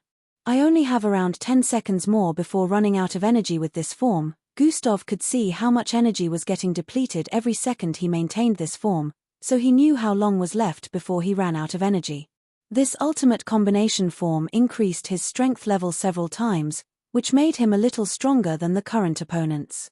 The problem with such a boost was, it would only last for a short duration. However, one of the strong suits was the immense boost in speed that made Gustav move faster than the speed of sound without even activating any speed skill. This was why he was able to pummel his opponents even though he was only a little stronger. The speed made it seem like he was way stronger than all three. But another advantage besides the speed was the multiple abilities. Knowing he didn't have a lot of time left, Gustav unleashed a different set of abilities simultaneously. A strange gravitational force suddenly surrounded the place, causing the opponents to feel weird. Gustav started throwing his hands forward, and without directly touching anyone, his fists began to pummel into all three bodies. Bang! Bang! Bang! They had no idea how he was doing it, but his punches kept hitting different parts of their bodies, making it impossible for them to guide since they had no idea where it would come from next. What is going on? How does he have multiple bloodline abilities? These were the questions running through their minds as they tried blocking the hits.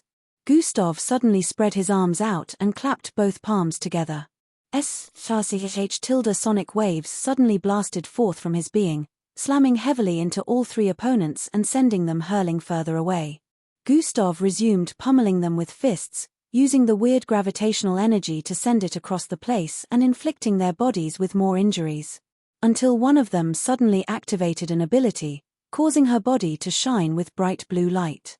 The gravitational waves in the surroundings were instantly pushed back, and Gustav had to keep his distance because his gut kept telling him to refrain from making contact with the blue light. She dashed forward while swinging her fist at Gustav as her light cleared off the gravitational energy in the surroundings. Bang! Bang! Bang! They exchanged blows a few times, with Gustav swerving across the place repeatedly to dodge most of her attacks. The other two felt driven into a corner and activated their strongest bloodline abilities to counter Gustav. The golden ball of lights started appearing all around the place, and before Gustav could realize what was happening, they had surrounded him. Boom! Boom! Boom! Boom! Explosions rang out all around him as he blitzed across the place with immense speed, trying to get away, but he was still hit by some of them. It turned out the enemy using the golden beams already set this up earlier. As Gustav raised his arms up while charging through a sea of golden explosions, a fist appeared in front of him. Bang! His body got catapulted downwards once again, and while he was trying to stabilize himself, a blue ray of light suddenly slammed into him from behind. Damn it! The instant the blue ray of light made contact with him, Gustav suddenly felt an immense heaviness in his body. He could see an extended massive fist approaching from above, but he could not move away in time. Bang! He got sent flying downwards again. The moment his body slammed into the ground, a pillar of golden light shot down from above. Boom! It slammed into a force field Gustav created the instant his body slammed into the ground. Cracks appeared all over the place as the intense waves radiated across the surroundings. The pillar of golden light kept shooting down for about 3 seconds straight, burying Gustav deeper and deeper in the ground. By the time it stopped, the wall Gustav had erected around Boss Danzo, and the rest had been cracked open at one of the sides. Even some of the people Gustav had saved earlier got obliterated by the residual energy from the golden pillar of light even though they were quite a distance away. However, Boss Danzo and the rest were okay even though the protection had been breached. They had felt the intense vibrations in the past few seconds, so they knew a fierce battle must have been ongoing outside, but they couldn't see from within. Now that there was a big hole in the front, their eyes widened as they stared at the immense destruction of the environment. The vicinity looked nothing like it did before, which had them wondering what transpired within the last few seconds. It was a massive crater that spanned across a radius of thousands of feet, and they were also within this sunken ground. Only piles and scraps were left of the building were situated earlier. Gustav, Boss Danzo voiced out as he could see a figure lying in the middle of the crater hundreds of feet ahead. Up above the three figures flying, slowly descended. Gustav's fingers moved as he tried to pick himself up. The force field surrounding him had long disappeared, and at the moment, he had blood smeared all over his body and tattered clothes. The horns receded into his head as his body returned to its normal look. "I'm out of time. Based on the destruction I focused on that side of the barrier, it would only need a few more hits to get destroyed."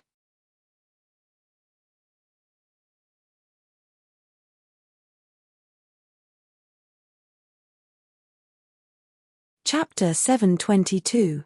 Gustav was disappointed that he wasn't able to destroy the cloaking barrier before time ran out.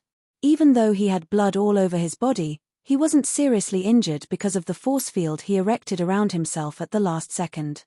He couldn't keep the transformation up anymore due to energy. He was almost out of energy points at the moment, even though his body was slowly regenerating. At this moment, Gustav's mind was coming up with over 1,000 thoughts every millisecond as he tried coming up with the best possible way out of this situation without harming Boss Danzo and the rest. He looked up and saw the descending figures. As he picked himself up and wanted to charge away, a blue light blasted from above. Gustav was way slower this time, especially with his injuries, so he was unable to dodge the beam. He instantly felt his body become sluggish again, just like the last time. The difference this time was his movement had completely turned slow mode. Trying to speak, trying to think, moving his eyes, every single thing related to his body had become really slow. They stared at Gustav as he took up to 3 seconds to move 1 foot away from his initial position. This is bad, even his thoughts took too long to formulate. "Haha, suiting for you. This is the end for you, kid," the tin-head man voiced out as they landed a few feet opposite Gustav. The lady with the azure-colored hair in their midst was the one with the ability. Parts of her clothes were torn, revealing her scalded and intensely bruised body, which was caused by Gustav's fierce attacks. Blood was still dripping down her neck, and she was breathing in and out profusely, but there was a smile on her face now that they had finally caught Gustav. The man with the tin head had black blood dripping from his body and a hole in his left chest area. This was also due to Gustav's attacks. The third one was a dark short-haired man with dark goggles that had been broken in half now. Only the left eyeshade was left while his right eye was closed with a trail of blood leading from them to his chin area. His breathing was the most hurried out of the 3, and his right leg was twisted to the back. This was the one who used the golden beam attack. He carried the highest firepower out of all 3 of them, and he was also the one who received the most beating and injuries from Gustav. "Tough bastard. Are you truly a falcon ranked?" he voiced out with a disbelieving tone. Gustav couldn't even answer even if he wanted to because his speech was extremely slow right now. Suddenly Gustav became faster. He seemed to have mixed sprint and dash using whatever was left of his energy points. "He seems to still have some juice in him," the tin-headed man spoke as his arm suddenly extended forward, turned bigger as it swung towards Gustav. Gustav was barely able to dodge it, but the residual force from the fist still sent him sliding backward, giving the azure-haired lady the chance to hit him with her attack again. Gustav became slower once again, and this time even with the combination of both speeds, he could barely take a step forward. The moment the combination was deactivated, he was frozen in place. His initial aim was to surprise them with his sudden speed and try to set a trap for the one with the power to reduce his speed, but it failed. Warning. Low energy. Warning. Low energy. Warning. Low energy. The notifications of low energy were popping up in Gustav's sight already.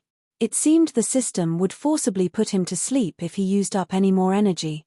This kid has a lot of tricks up his sleeves. Let's end him before he surprises us with something again, the man who Gustav had turned into a one-eyed voiced out. "You're right, GS," the lady agreed with him. Gustav's thoughts and movements were slow at this point, but he knew what was about to happen. The only way to prevent it would be to use 1 or 2 of his orbs, but that would destroy the entire vicinity. Boss Danzo and the others would be affected along with himself. His body began to turn green as GS glowed with immensely bright golden light. "There's not enough to timer a gurge."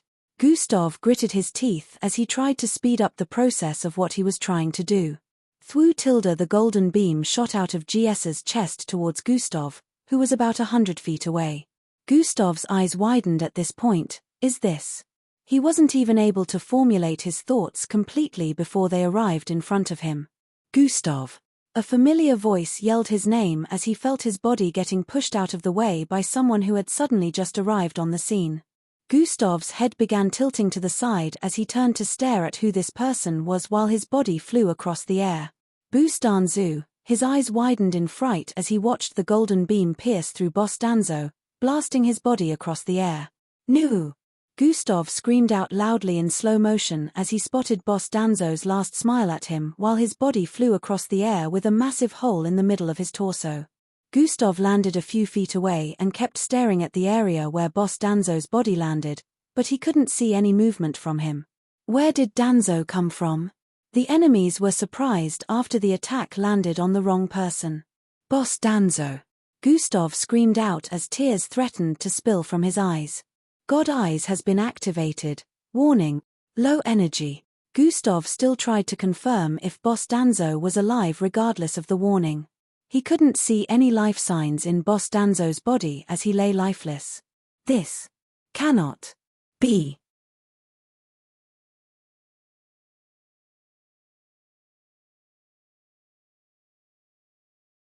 Chapter 723. Chapter hasn't been completely edited. He couldn't see any life signs in Bostanzo's body as he lay lifeless. This cannot be. Gustav voiced out in disbelief. Hey, you ended up killing the wrong person. The boss is gonna be mad, the azure-colored haired lady stated. He suddenly got in the way. I have no idea where he came from, GS responded with a surprised expression. Do it right this time, the tin-headed man voiced out while staring in the direction of Gustav, who was currently kneeling. While the three enemies spoke, Gustav's mind kept spiraling with different kinds of thoughts. How could I let this happen? Bostanzo is dead. Impossible, this cannot be, he can't be gone, I swore to protect everyone I love and care for. I failed. It's all their fault. His head turned to the side as he stared at the three standing up ahead with a glare of immense hatred. Warning. Host heart rate is increasing to an abnormal level. Warning. Host heart rate is increasing to an abnormal level. It's all their fault. They did this. They are to blame. This city, the Ring Lords and their henchmen. They are all to blame. Warning. Host heart rate has gone beyond normal level. Warning. Host rage is rising beyond unprecedented levels. Warning. Unable to induce stress release toxin. Gustav ignored all the warnings from the system notifications, which weren't related to energy this time.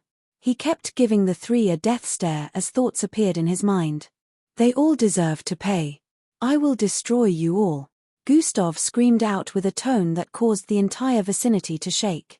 The three stared at his eyes and were taken aback by how he looked at the moment. What is this? How could a person have so much hate in their eyes? Just who is Danzo to him? The azure-colored hair lady voiced out as she felt chills crawling down her spine. Do it right this time. Don't let him hit us with any more surprises. End him now, the tin-headed man voiced out. I heard you the first time, GS voiced out as his fist glowed with bright golden light, and he pointed it towards Gustav. Warning. Warning. Warning. Warning. Warning. Unable to relax host heart rate. Warning. Warning. Warning. Warning. Host inability to calm down will result in implementation of hidden skill. Warning. Warning. Warning. Activating hidden rage skill in 3. Gustav wasn't even looking at the notifications. At this point, his entire body was trembling with rage as he tried to free himself from the hold of the blue light surrounding him. As GS's fist remained pointed in Gustav's direction, the golden light built up with power. He wanted to make sure Gustav would be completely obliterated this time.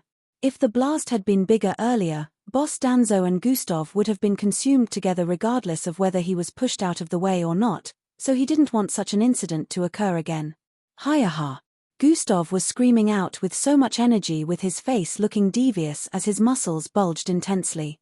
He had already broken out of the slow speech and thinking, but his body was still slowed. 2. 1. Activating hidden rage skill. Gustav's mind suddenly went blank, and all he could see was darkness the moment this notification popped up. Decimation. At this same moment, GS released the golden light beam he had been building up for the last 3 seconds. Thwiri tilde a loud explosive-like sound rang out as it slammed into the area where Gustav was situated, causing immense tremors as shockwaves spread across the surroundings. The beam thinned out and finally stopped firing after a few seconds. A cloud of debris had spread across the entire vicinity, reducing visibility. "Good job," a voice was heard from the other end of the communication devices placed behind their ears. The 3 of them sighed in relief as it was finally over.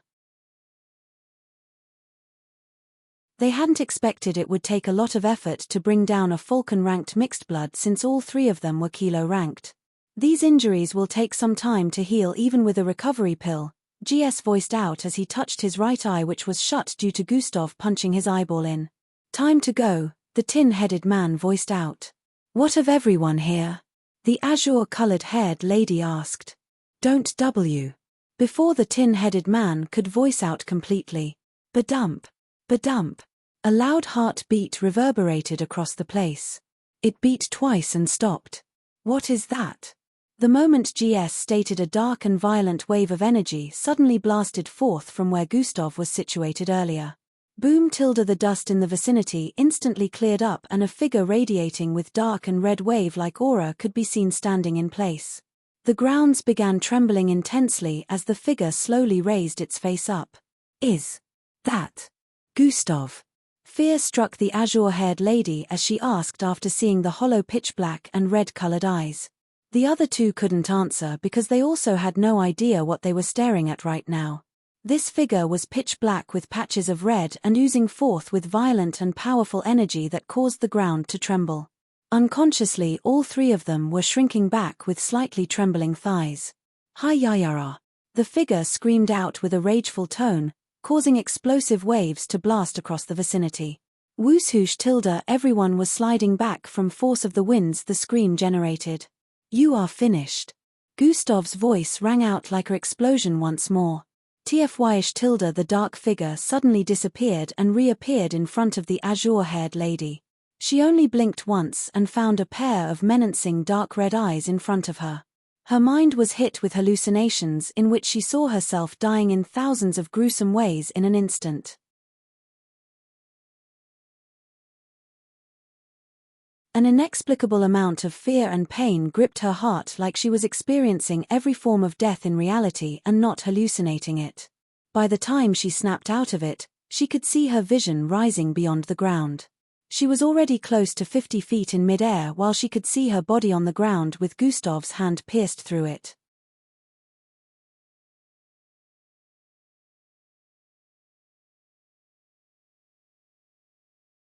Chapter 724. "Ah!" she voiced out as dark flames blasted forth from atop her empty neck area. Her limbs also separated from her body, flying across the air in several directions as her body turned into ash. Her head flying across the air was also burning to ash. Gustav's hand was still extended out as the body he pierced through turned into a pile of ash on the ground. The other 2 stared at him with frightened looks as they saw what had just happened to their comrade. Gustav had suddenly appeared in front of them and killed her in an instant. Thwee. Thwee. Sweat covered their backs as they instantly jumped backward, distancing themselves from Gustav. GS gathered golden-colored energy at the tip of his hands and fired it quickly at Gustav as he increased the distance between them, while the tin-headed man sent out his fist as his entire arm extended. Gustav stared at both attacks coming from both sides and turned to the left while swinging out his right hand. Pa. Boom. He slapped the golden beam away with sheer force, twisted to the side to dodge the fist coming from behind. The tin-headed man was about to retract his arm when Gustav reached out to grab it. "Aruraj!" The tin-headed man screamed out in pain as his entire arm started burning up before Gustav could even make contact with it. He tried to retract his arm faster, but Gustav was able to touch his fist before it got pulled back completely. "My hand!" He screamed out after retracting his arm and watching his entire palm area turn into ash. Both of them decided at this point that escape was the only option since they couldn't fight whatever monster Gustav had suddenly become. Thwoom Tilda speeding off across the air in separate directions, they felt this would have Gustav struggling to decide who he would go after. Suddenly, a plus-shaped pink light appeared above Gustav's head. Through Tilda what came next was an outburst of pinkish energy that blasted forth across the vicinity. Before both of them knew what was happening, their entire view had been dyed in a world of pink. Bam! Bam! Both of them instantly fell to the ground, knees down and face flat. Their foreheads kissed the ground as the pinkish energy continued to spread. The around 30 or so people who were still alive in the vicinity also fell to their knees along with Teresa's and Marshall. What is going on? Is that big brother Gustav? These were the thoughts running through their minds as they stared at the dark and red figure up ahead, exuding violent and powerful energy. Even before the pinkish energy blast, they already felt suffocated by the energy being exuded. The entire city was alarmed as they could see a pinkish wave spreading across the air. Bam! Bam! Bam! Bam! Bam! People began to fall to their knees uncontrollably. What is going on? They realized that they were unable to control their actions. Law enforcement was alarmed and even tried to react, but in a few seconds, the entire city had been covered up by this pinkish energy, and right now, everyone, young, old, male and female, was down on their knees. Gustav, within the area of the barrier cloaking, started walking towards the tin-headed man. He arrived in front of him and picked him up by the head. The instant he stared into his square eyes, the tin-headed man began hallucinating, seeing 1,000 different methods of death within an instant and feeling the pain from every single one of these deaths. It felt like he had been experiencing the feeling of pain from the different types of death for years when in reality, it had only been a second. Gustav waited for a few more seconds as if he knew what was happening before crushing the tin head in his grip like it was nothing. Black blood blasted across the place as the tin-headed man's body fell to the ground limply. It slowly burnt into ashes as well, leaving no remains behind. Gustav couldn't think properly at this time, but only one thought kept circulating in his head. Make everyone involved in Boss Danzo's death pay. Gustav turned around at this point and appeared 300 feet away from his standing point. You did it. You killed him. His screams caused the entire vicinity to tremble as GS found a stronger force than before, pressing his body against the ground. KOHH tilde the sound of bones cracking rang out. Gustav lifted GS and slammed him into the ground once more. Teeth flew out of his mouth along with blood as almost every bone in his body got broken. Bam! Bam! Bam! Bam!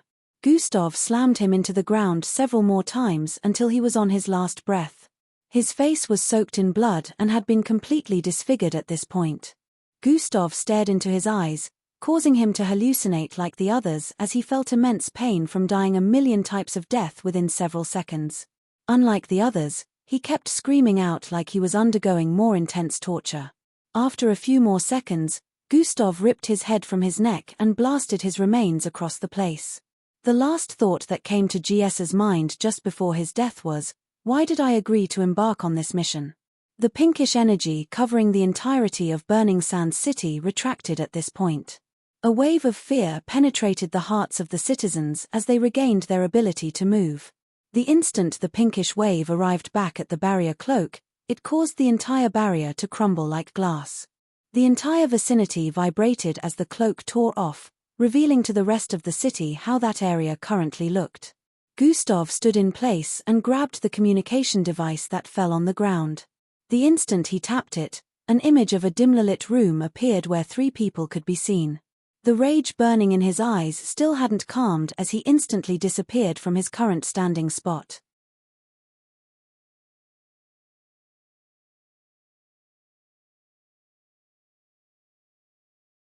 Chapter 725. The rage burning in his eyes still hadn't calmed as he instantly disappeared from his current standing spot. Boom tilde after his disappearance, a blast rang out, causing waves to be sent out as cracks appeared on multiple buildings in the vicinity. Heavy winds kept blowing across the place for a few seconds before everywhere became silent. At this moment, the authorities had found the point of impact where the phenomenon originated from, so they were currently moving towards the area. Fortunately for Teresa's and Marshall, Even though the wall Gustav set up earlier had crumbled in some parts, they were able to take cover behind a side that hadn't completely fallen yet. This way, they weren't sent flying by the massive outbursts of wind after Gustav disappeared. They both had panic-stricken faces as they ran towards the location where Boss Danzo's body was situated. "Oh no! He's dead," Teresa's voiced out with a crestfallen expression as she fell to her knees in front of Boss Danzo's corpse that currently had a massive hole in the middle. Marshall squatted beside her and hugged her with a comforting look. "What should we do?" she questioned amidst tears. Meanwhile, in an unknown location underground, a group of 3 were seated in a dimly lit room. They had looks of confusion and panic on their faces as the holographic screen in front of them went blank. "There's nothing to worry about. He'll never be able to find this place," the man with a left black circular object covering his right eye voiced out. "Don't be so sure about that, MJ. We already underestimated this kid more than a few times already, and he managed to surprise us," the man with a deep voice and black lines in the middle of his forehead voiced out. "What just happened? How was he able to do that?" The lady with a red hat voiced out. She also had 2 different eye colors, a blue left eye and a red right eye. These 3 were the Ring Lords. Ring Lord Hallow, Vanisher, and Banshee. "We have to make sure this incident isn't linked to us. The MBO doesn't spare anyone that comes after one of theirs," Hallow voiced out as he touched the circular-shaped object connected to his right eye. "Leaving might be the bee." Just as Ring Lord Vanisher spoke, the entire structure suddenly began trembling. "What's going on?" All 3 wondered as their seats vibrated intensely and cracks began to appear on the walls. Beep, beep, beep, beep. An alarm went off, causing panic and intrigue as other people in the facility began to run helter-skelter. As all 3 of them stood up from their seats with looks of confusion, a holographic image appeared in their midst. High above the facility, a dark and reddish figure was floating with an arm outstretched towards the facility. A chaotic beam of different colors gathered in his hand as he shot it downwards. Boom! The entire place trembled immensely once again as buildings above the surface crumbled, and shockwaves blasted across the vicinity, toppling other structures and causing a large amount of destruction. "We have to get out of here," Ring Lord Banshee voiced out as she tried to move towards the exit. "I guess I will be seeing you 2 later," Ring Lord Vanisher voiced out as the black lines on his head spread across his forehead. It looked like an ink stamp at this point. The 2 already knew he was about to use his vanishing bloodline ability at this point, but then, something suddenly happened. Boom! The roofing of the underground facility suddenly blasted open as a penetrative beam landed in their midst. All 3 were sent flying with speed as they crashed through the wall and kept flying further and crashing into more walls. Gustav, who was high above the facility, stared down at this moment after sending that blast. A lengthy hole, over hundreds of feet deep into the ground, had been created. Gustav suddenly dived downwards. Three tilde bang. In an instant, he arrived at the bottom, and even his arrival caused more destruction as the walls in the underground facility caved in and started to crumble. Gustav stretched out both hands and blasted forth an invisible gravitational wave that destroyed things. Above the surface, it could be seen that the ground was crumbling and caving in for several miles. All 3 of the Ring Lords activated their abilities and tried to escape, but the blast from the gravitational wave slammed into them heavily, causing their bones to break as blood trickled down different parts of their bodies. It felt like multiple mountains were slamming into them. Ring Lord Vanisher was later able to use his ability and disappeared from the spot. Still, due to the discombobulation and injuries from the multiple attacks, he could only travel a short distance and found himself above the crumbling surface. He got up from the ground and ran as quickly as he could to escape the range of crumbling grounds. How did it turn out this way? Ring Lord Vanisher thought with a look of fear as he limped away due to one of his legs getting snapped in two. At this point, over 27 buildings in the vicinity had crumbled into the grounds as Gustav kept destroying everything in sight. He sniffed in and sensed that 2 of the Ring Lords had been trapped and severely injured underground. He was also underground, but for some reason, he wasn't trapped like them. Anything that tried to touch him burnt away. Tweehui tilde he arrived first in front of Ring Lord Banshee, who was buried by debris that weighed tons. One touch caused everything to crumble as he grabbed and sped away. He arrived in front of Ring Lord Hallow and also saved him from his entrapment before blasting upwards through the crumbled underground facility.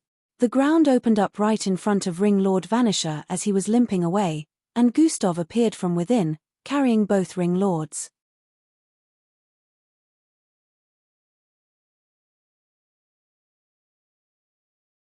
Chapter 726. Ring Lord Vanisher instantly fell to his butt in fear as he saw Gustav appear in front of him. He wondered why Gustav would save them, but he had no idea what was coming next. Breaking news. The entire WG district has undergone an unknown form of destruction. Reports coming in say an unknown figure was sighted in the sky raining down destructive attacks on the district. We now have footage of the scene. The panic across the city increased as every media outlet displayed the scene where the entire vicinity had crumbled into the ground. The district had become a massive crater now. It was devoid of life, and only destruction could be seen all around. It had practically turned into a wasteland. MBO officers and other authorities were arriving on the scene to conduct investigations. The entire city was in fear seeing this as they had no idea what they were dealing with. Just as this was ongoing, the entire city began to tremble again as an explosion went off in several areas. Boom, boom, boom. Within every part of the city, everyone could see the massive mushroom cloud that rose up to the sky. The craziest part was the massive explosion was happening in 14 different places all across the city at the same time. The media outlets spread their forces across the city, sending out multiple reporters to cover the different areas where these destructions were ongoing. It was truly a crazy day in Burning Sands City as these happenings would go down in the annals of history as one of the scariest since the city was created. Choppers and other aircraft filled the air as the authorities moved swiftly to the different areas where the incidents were happening. Mixed bloods with different abilities helped to put out the fires caused by the massive explosions spreading to other parts. They noticed that these areas where the incidents had occurred were mostly business areas and rich neighborhoods where the rich and powerful lived. This made the case of even higher priority than it was earlier. Breaking news. The authorities have shockingly discovered the heads of Mr. Vanisher, Mr. Harlow, and Mrs. Banshia stapled to the central city mega screen. Breaking news. Breaking news. As the news of the death of these three influential people spread, it caused distress and confusion across the city. These three were the most influential figures in the city, and now they had been killed, and their heads hung in a part of the city for everyone to see. It was a great humiliation to them and their families and the authorities who were unable to trace the culprit or see any signs. It was as if the heads just suddenly appeared in that part of the city. It struck fear in people's hearts and curiosity as to who was responsible for such. The city government had already issued out a state of emergency, informing all citizens to stay indoors and those currently out doing one business or the other to find a place to stay in the meantime. They were hell-bent on discovering who was responsible, and right now, the looks of the figure had been put on display for everyone to see. The person had a human figure but was covered in a black and reddish kind of energy that extended above their head. Wherever such a person went, they would be spotted, so they asked the citizens to immediately call the authorities the moment they spotted someone looking like that. The news kept coming in about the different destroyed places, and the death toll kept piling up. Over 30 minutes had gone by since the first destruction, and not a single living soul had been found in one of the places where the incident went down. It was pure chaos in the city of Burning Sands at this moment, and everyone felt like the shadow of death and destruction was looming over them. Breaking news. Death toll at 618 and climbing. Currently, a team of MBO investigators was at the first scene where Gustav and the three had battled. The people who were left after the whole incident was around 25, Teresa's and Marshall subtracted. They had already left the scene long before the authorities arrived. At the moment, they were questioning the victims and asking how the over 300-story tall building became a pile of scraps. Up to 90% of the victims were traumatized by what they had witnessed and could barely speak. The only connection the authorities could use from what everyone had been saying was, "The kid saved us, but he became a monster." They already knew this was connected to the incident, but they couldn't ask the remaining 10% who survived because they were seriously injured and undergoing treatment. Corpses upon corpses kept stacking, and a lot of DNA tests would have to be conducted to find out who these people were since most of the corpses were immensely disfigured. How could this happen? One of the MBO officers voiced out as he moved across the scene of devastation with his subordinates. Obviously, they were powerful mixed bloods, one of the subordinates voiced out. Yes. But how was such a thing occurring right under our noses, and we didn't know? There was no alarm. None of us could sense anything, the MBO officer said with a tone of disbelief. One of the victims mentioned a crumbling glass that covered the sky. My guess is, the culprits used a cloaking barrier, another one of the subordinates voiced out. That seems feasible. Still. To cause so much destruction without care. The MBO officer felt the culprits must either be very powerful and confident to the point where they were sure they would not be caught by the MBO, or they were just stupid.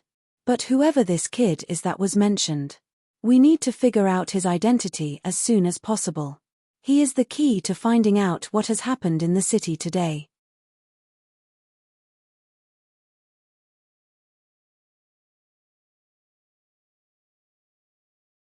Chapter 727. But whoever this kid is, that was mentioned. We need to figure out his identity as soon as possible. He is the key to finding out what has happened in the city today, the MBO officer voiced out with a tone of decisiveness. In a flash, 3 days went by, and the city was finally no longer in a state of emergency. The news about the incident that took place 3 days ago had circulated across the whole world as a city hadn't experienced such destruction in a long time except it was at the hand of mixed-blood terrorists. The difference was everyone knew this didn't happen because of terrorists. It was more of a personal vendetta. Although Burning Sands City closed its borders and prevented travels during this time, there were still lots of authorities coming in from all over the world to assist with the case in the past few days. The Burning Sands City government was under fire from the world government for not properly governing their city due to the high death toll. They couldn't wait for the MBO and police officers to figure out something, so they could have someone to pin all the blame on and take the fall. They were starting to regret stopping the MBO from building a tower here. Such an incident would have been prevented to a certain extent if the MBO forces were higher in the city since it was a mixed blood-related incident. The number of MBO officers in the city at the time of the incident was no more than 15. They couldn't even fan out and handle the affected areas properly due to their low numbers, which was one of the reasons why more destruction happened right underneath their noses, and they couldn't stop it. At the moment, many powerful MBO agents had been sent into this city to fully investigate and bring down whoever was responsible for the happenings. The city was still shaken after the death toll was announced to be a whopping amount of 2,700. In a city of around 40,000 people living within, the number of deaths was already at a high amount. Fortunately, there were hundreds of survivors, but many of them were in critical condition when they found them. But in just these 3 days, every survivor had been treated and already had a full recovery. So right now, the authorities were questioning every single person close to the scenes of the incident. It had been revealed that the first place destroyed was the industrial district area run by the 3 ring lords, Vanisher, Hallow, and Banshia. The 3 of them mostly owned the industrial buildings in that area that were completely sunken from the destruction. Other parts of the city that had suddenly exploded were also places that belonged to Ring Lord Vanisher. All of his houses and every single landed property that he owned across the city were destroyed. Some people were able to get out in time, saying they heard a warning in their heads, while those who ignored and remained within were burnt to ashes along with the buildings.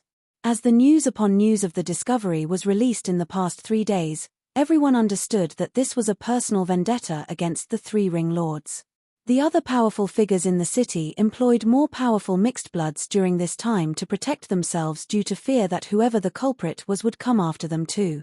Many citizens were trying to leave the city as well, and those with higher status had already flown out with their families. The 4th day arrived, and finally, an important discovery was made public about the case. Destroy everything. Let everything they have worked for turn into dust. Raze it all to the ground. Let them feel your wrath. Let them know of your pain. Let their loved ones suffer just as you have. Gustav could sense his thoughts getting darker and darker as he felt the will to snuff out the existence of all life around him. He performed actions of destruction involuntarily and voluntarily at the same time. He was unable to quench his rage, which birthed his thirst for destruction. After causing so much chaos, he felt his body weaken as a familiar voice resounded in his head, but he was too tired to listen to anything before passing out in an unknown location. Flicker. Flicker. He opened his eyes slowly. His vision seemed a bit blurry for a few seconds before he was finally able to see properly. A circular glow of light was above him, and the ceiling above looked tiled. It seemed like he was in a standard facility of some sort. Surprisingly, this facility looked familiar to him. It had been 4 days since the incident, and Gustav felt like he had been asleep forever. He could barely feel any form of energy in his body even though he knew he must have been asleep for some time. Looking around weakly, he could see the laboratory table and equipment in the vicinity. A bot carrying a tray of chemicals passed by his left side, and he slowly turned his head around to follow it. "You're awake," a familiar voice resounded from behind. Gustav could see the back of a 12 feet tall male figure standing towards the left behind him. "Scientist ZL. How did I get here?" Gustav asked weakly as he sat up, on the stretcher-like bed. "I found you. Luckily, I caught sight of you before anyone else did," Sir ZL voiced out as he stirred some chemicals together in some containers on the table. What?" Gustav was about to say something when everything started coming back to him. Memories about Boss Danzo's death and how much havoc he wreaked all came back to him as he held his head. His face squeezed up as his eyes widened. He recalled vividly the scenes of destruction and the cries of victims in his ears as he rained down powerful attacks on them. "Do you remember?" Sir ZL voiced out as he mixed 2 chemicals together, and sparks started appearing above.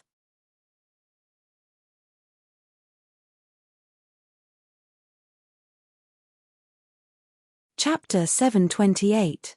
He pulled the electronic gloves beeping with blue light off his hands and turned around to face Gustav. "Do you remember what you did?" he asked again while walking forward. He sat on a chair in front of the stretcher-like bed Gustav was seated on. He didn't even need to wait for Gustav's answer. The look on his face said it all, but Sir ZL could still see confusion mixed in amongst the myriad of expressions on Gustav's face. He clapped his hand twice, causing a holographic screen to appear in mid-air, right in front of Gustav. From above, the image of a part of the city was displayed on the holographic screen. This displayed a massive crater that spanned for over 100 miles. Different authorities could be seen on the scene inspecting the phenomenon. The image changed every 5 seconds, displaying different places within the city that were destroyed by Gustav. "Yes, you're responsible for all that," Sir ZL stated after the last image was shown. "You went on a rampage after Danzo was killed, I presume. Sorry for your loss. His corpse was found in the first place that destroyed," Sir ZL added with a sigh. Gustav's face turned darker and hardened even more as he heard that. "How did you find me?" he asked. "I found you passed out a few miles away from the last location. Almost thought you were dead," Sir ZL answered. "There was no heartbeat on you till yesterday. But I knew you were alive because you would occasionally breathe in and out every 1 hour," Sir ZL explained with a look of astonishment. He was still intrigued about how Gustav was alive for 3 days without a single heartbeat. He would only take in oxygen and send out carbon dioxide after an hour. "Also, your skin was really dark like you were burnt. But that changed after a single day, and your original skin tone returned." Sir ZL didn't miss any detail as he voiced out. He still wanted to know how Gustav was able to pull off everything he did. Especially since he knew Gustav wasn't that powerful originally. Gustav also wanted the answer to this same question since the only thing he knew was the hidden rage ability was activated. He didn't expect it to be as powerful as that. "I see," Gustav answered as he slid off the bed and stood to his feet. "Thanks for the hospitality, Scientist ZL. I will be taking my leave now," Gustav voiced out as he staggered across the place due to weak knees. "I haven't felt this weak in a long time," Gustav thought as he nearly fell to the side. Sir ZL grabbed hold of him from the side and supported weight. I don't think leaving here would be a wise choice right now, Sir Ziel stated as he tried to help Gustav back to the bed. I can't keep imposing on you. I'll be fine by myself, Gustav responded with a tone of disagreement. You need to recuperate, and believe me, you shouldn't be seen out in the open right now, Sir Ziel said as he helped Gustav turn back around and led him to the bed area. The way Sir Ziel worded that made Gustav feel suspicious, so he decided to ask. What do you mean by, I shouldn't be seen out in the open right now? Gustav asked as he sat down back on the bed. Happiest bring up today's news, Sir Ziel voiced out in response. True in tilde, a holographic projection appeared in mid-air once again. Unlike the last one, which displayed images, this one displayed today's breaking news on one of the media outlets. Breaking news. The main suspect said to be involved in the destruction of WG District and other locations in the city has been revealed to be MBO officer trainee Gustav Crimson. Breaking news. Survivors of the destruction incident have claimed there was an involvement of an MBO officer Gustav Crimson. Breaking news. Witnesses report from survivors have identified the culprit to be Gustav Crimson, an MBO officer cadet. He was also said to have saved the lives of some survivors while clashing with unknown assailants.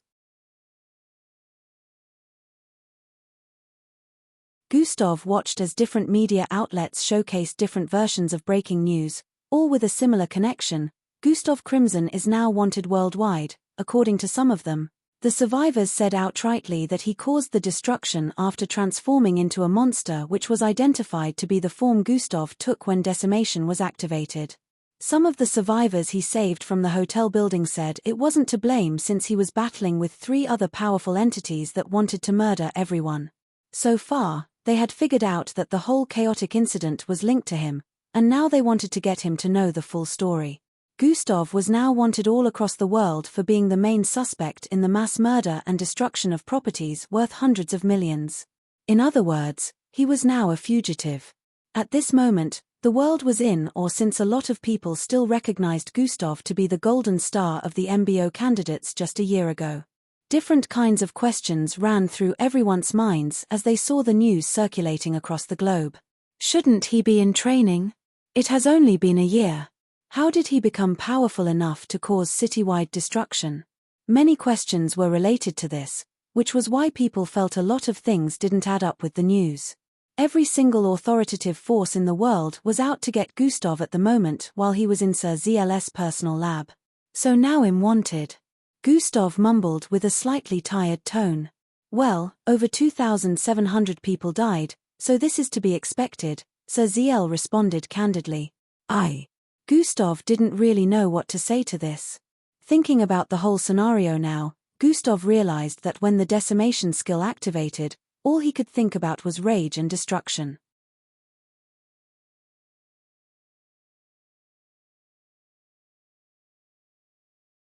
Chapter 729. Thinking about the whole scenario now, Gustav realized that rage and destruction were all he could think about when the decimation skill activated. The power granted to him with that skill was only capable of destruction. He recalled how powerful he felt during that period, like he could destroy the entire city if he kept going off.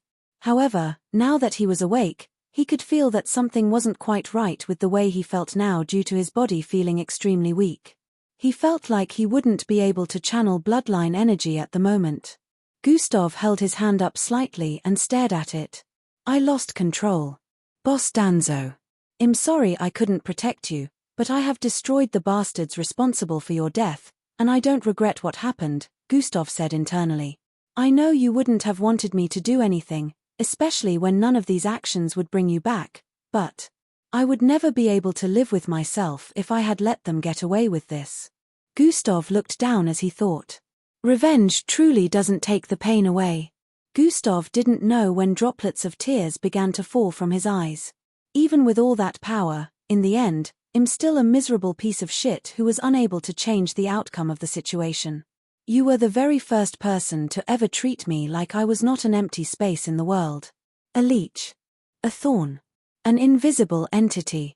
A useless existence. Your personality made me have a little faith in humanity. Made me think there might still be hope for the species living on the face of this planet. If there were more people like you, the world would definitely be a better place, but good people get to suffer the worst fates while cruel and merciless people like myself survive and rule the world. It's not fair. Deep in thoughts, Gustav lamented. He had never known the pain of losing a loved one, and he never thought he would because right from his childhood days, he couldn't consider anyone a loved one. He didn't think it would hurt this bad for someone who had been portrayed to have a steel heart. Gustav. Sir Ziel voiced out and placed his hand on Gustav's left shoulder. I cannot fathom how much Danzo must have meant to you, but you. Sorry for your loss once again, but you have to stay here till we figure out how to handle the situation on the surface, Sir Ziel said with a compassionate tone. All right, thank you, Gustav responded while cleaning the tears off his face. I will leave you alone for now and come back sometime later. If you need anything, just tell Zook. It will meet your demands, Sir Ziel said while pointing at the 4-foot-tall humanoid assistant bot moving about in the lab. Gustav nodded in response while Sir Ziel proceeded to head out of the lab. 4 days is enough to get regenerated fully.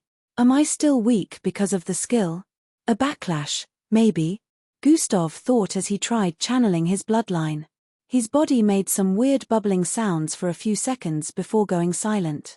I can barely channel any strength from my bloodlines, Gustav noticed. His original bloodline especially was affected, and Gustav couldn't shapeshift in this state. This made leaving the lab even more impossible since he couldn't change his looks. He would instantly be discovered. System interface, Gustav called out. Unable to generate system interface. What? Gustav exclaimed with a dumbfounded tone. System interface, he called out again. Unable to generate system interface, the same notification as before popped up in his line of sight. What's going on? He wondered. Timer, 4/7 days, another notification popped up in Gustav's line of sight. Timer. His mind quickly brought up a myriad of theories as he saw this notification that didn't give full details. I've been asleep for 4 days now. It says 4 out of 7, which could mean the system became inoperable since I blacked out.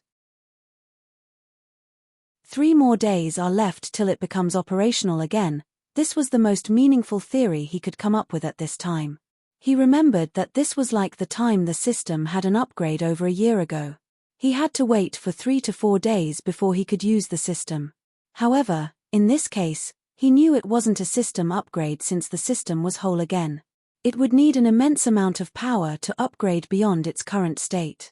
Gustav could already tell that this had to do with the hidden rage skill, but he still wondered how and why the system was affected.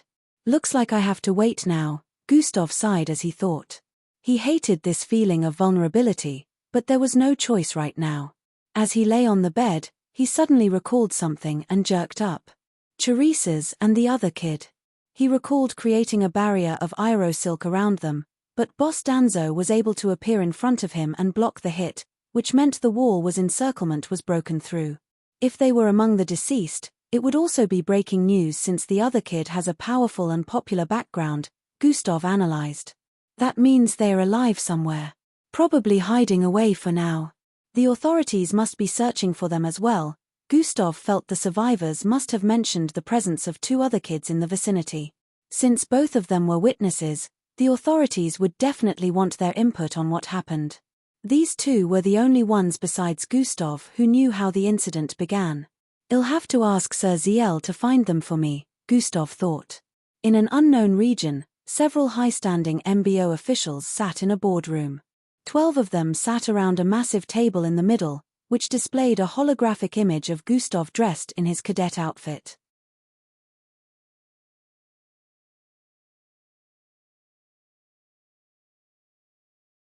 Chapter 730. A few of the high-standing MBO officials were holographic projections since they couldn't attend the meeting in person. But it was quite obvious that this was an important meeting since Gustav was involved. Revoke his MBO title, one of them voiced out as it would seem the meeting had already begun. There's no definite proof that he's the culprit, another one voiced out. The witnesses say he transformed into the dark and reddish creature from the reports that was seen floating above the places that were destroyed. That power level is bordering on peak delta and beginning beta. According to the stats, he's supposed to be a Falcon ranked, It simply doesn't make sense that a first-year cadet would be able to perform a feat that even veteran officers would be unable to. He still needs to be brought in for questioning. The world government demands answers. He has been declared missing even though he's supposed to be in the city. That's proof enough that he is deeply involved in this incident. An innocent person wouldn't hide. The officials argued back and forth as a side stood on the theory that Gustav would not be able to perform such a feat since he was still a cadet, while the other side was sure he was deeply involved if not responsible, which was tarnishing the image of the MBO. It became a debate on whether or not to revoke his MBO title and how to find him. The MBO still had its methods, but to actualize some methods, harsh decisions would have to be made.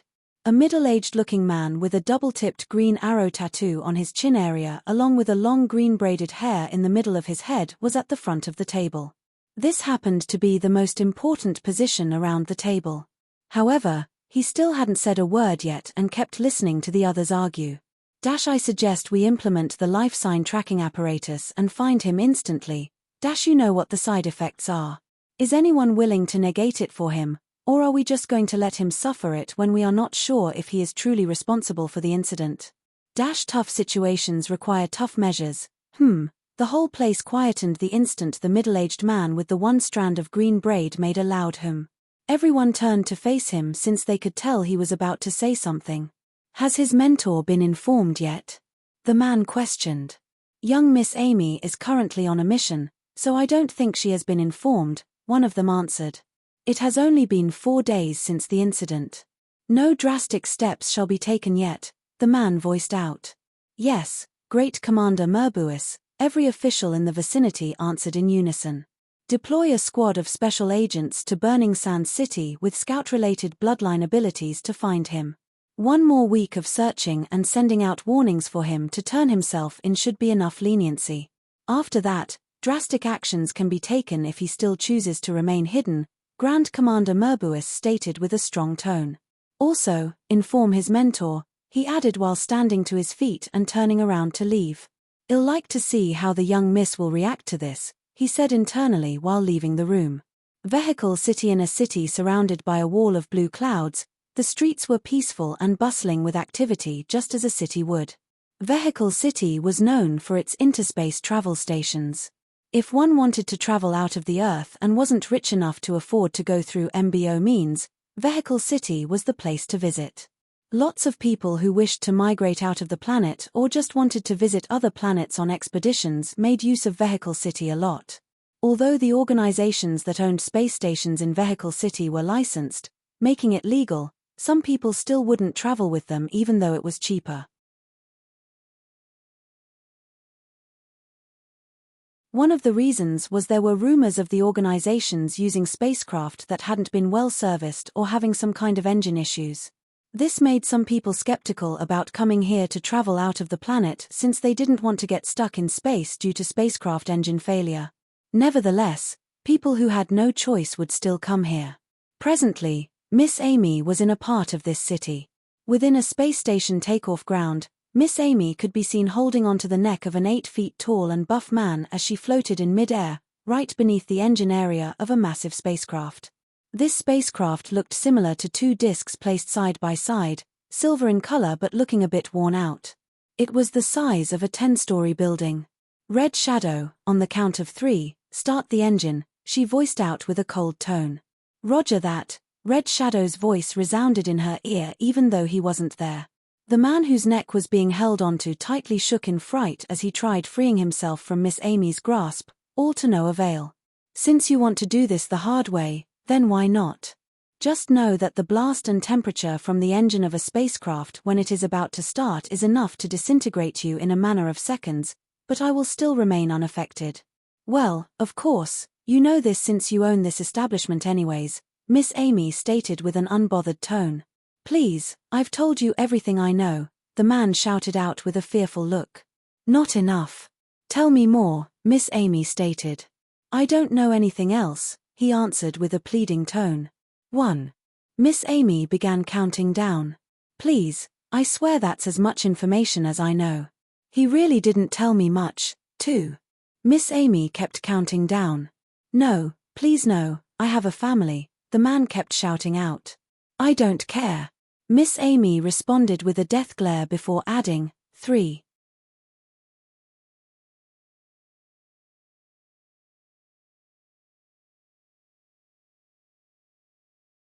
Chapter 731. Shroom tilde a burst of smoke first blasted forth from beneath the engine. Kiara. Ill speak spar. The man's screams were drowned in the loud volume of the starting spacecraft engine. Bluish-colored flames blasted forth heavily without restriction, spreading across the surroundings. Fortunately, this was a takeoff point, so it was massive and void of living creatures. Even though the empty space of the takeoff point covered a radius of more than 15,000 feet, the bluish-colored flames still covered the entire vicinity. It looked like Miss Amy, and the man had already been consumed by the flames with the look of things. However, when the force of the engine slowly died down, and the fire retracted, 2 people could still be seen floating right underneath the engine area of the spacecraft. Purplish ore-like energy covered them both, and it would seem not a single scratch had been inflicted on both of them even with the temperature and blasting forth of the engine. The man was breathing in and out heavily at this point as he touched himself with a shocked look on his face seeing as he was still alive. His face flushed as he could feel wetness in his groin area. Now that you have something to tell me. Spill or we go through what just happened earlier again, Miss Amy voiced out. Yes, you see, Mom, not that I didn't want to tell you. But the man voiced out shakily, trying to explain himself. Go straight to the point. Miss Amy cut him short before he could complete his sentence. Yes, Mom, He began to start explaining something to Miss Amy. A few minutes later, Miss Amy was leaving the vicinity with Red Shadow while the spacecraft was parked by the side. The poor man who had almost lost his life was kneeling behind with an almost lifeless look while staring at Miss Amy and Red Shadow disappearing into the distance. It was obvious Miss Amy had protected both of them from the outburst of flames from the spacecraft engine. Her tactic was very solid, using such a means to scare the victim into spilling. If on the verge of death, they still remained adamant that they had spilled everything that would mean the person was telling the truth because no one would want to carry a truth that belonged to something else to their grave. Miss Amy, of course, already covered him with her energy before the outburst from the engine, so if he had been telling the truth about revealing everything earlier, he wouldn't die. Outside the premises of the location, which read, Dinkler Space Travel Agency, Miss Amy and Red Shadow paused their movements. She was currently receiving a video call as a holographic projection appeared right in front of her. Yes, I know about it already, she responded to the MBO officer on the other side, who had a respectful gaze as he spoke to her. Then young miss, why? Before the person on the other side could complete their statement, she interrupted. You lots dare not touch him until I'm done here. Anyone that harms him will answer to me, she stated with a powerful and threatening tone. The person on the other side instantly kept quiet, not wanting to get on her nerves. If he truly committed such an act, then there must be an underlying reason. I will find him myself and hand him over if I judge the situation to be his fault, Miss Amy stated before ending the call. Red Shadow, who has been beside her all this time without speaking, finally spoke. After you find him, will you truly hand him over to them? He asked. No, she responded without any hesitation. If they truly wish to get him from me, then they are welcome to try, Miss Amy stated before moving towards the black hovercar up ahead. What if Hez already dead? The witnesses say he was battling 3 powerful opponents, Red Shadow voiced out as he followed after her. Gustav won't die so easily. Hez my student, Miss Amy said with a confident tone, knowing Gustav had multiple means of escape at his disposal. She had no idea that he was truly almost killed since he was in a situation where he couldn't leave the people he was protecting behind. After getting into the hovercar, it zoomed off. Red Shadow, the moment we get rid of the nuclear toxin bomb, I'll leave the rest to you. I have to go and find him, Miss Amy voiced out as they traveled across the city. Sure, you can count on me, Red Shadow responded affirmatively. 3 days later during the last 3 days, Gustav spent his time recuperating, gathering information about happenings within the city, and making plans. The authorities' forces had increased in numbers across the city, looking for him everywhere but were still unable to find him. There were multiple powerful MBO officers with scanning bloodline abilities that had tried to use different means to locate him but all failed.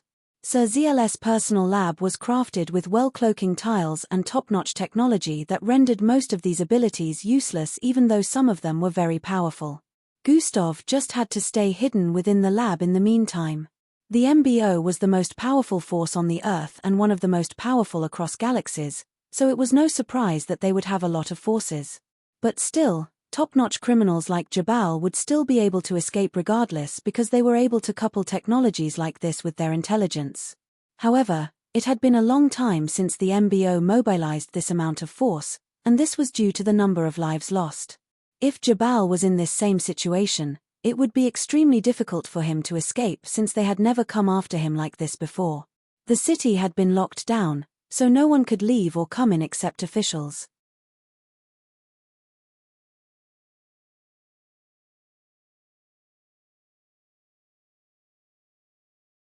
Chapter 732. Even making use of shapeshifting might be seen through with the number of forces that were in place. Still, Gustav would not risk anything when he couldn't even channel his bloodlines properly yet.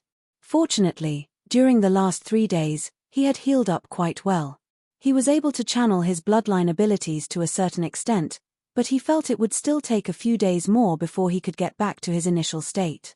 Sir ZL was able to find Teresa's and Marshall after some time. He sent Marshall back to his family and brought Teresa's to the lab. Teresa's was so joyful when she saw that Gustav was okay. She embraced and cried in his arms when they reunited.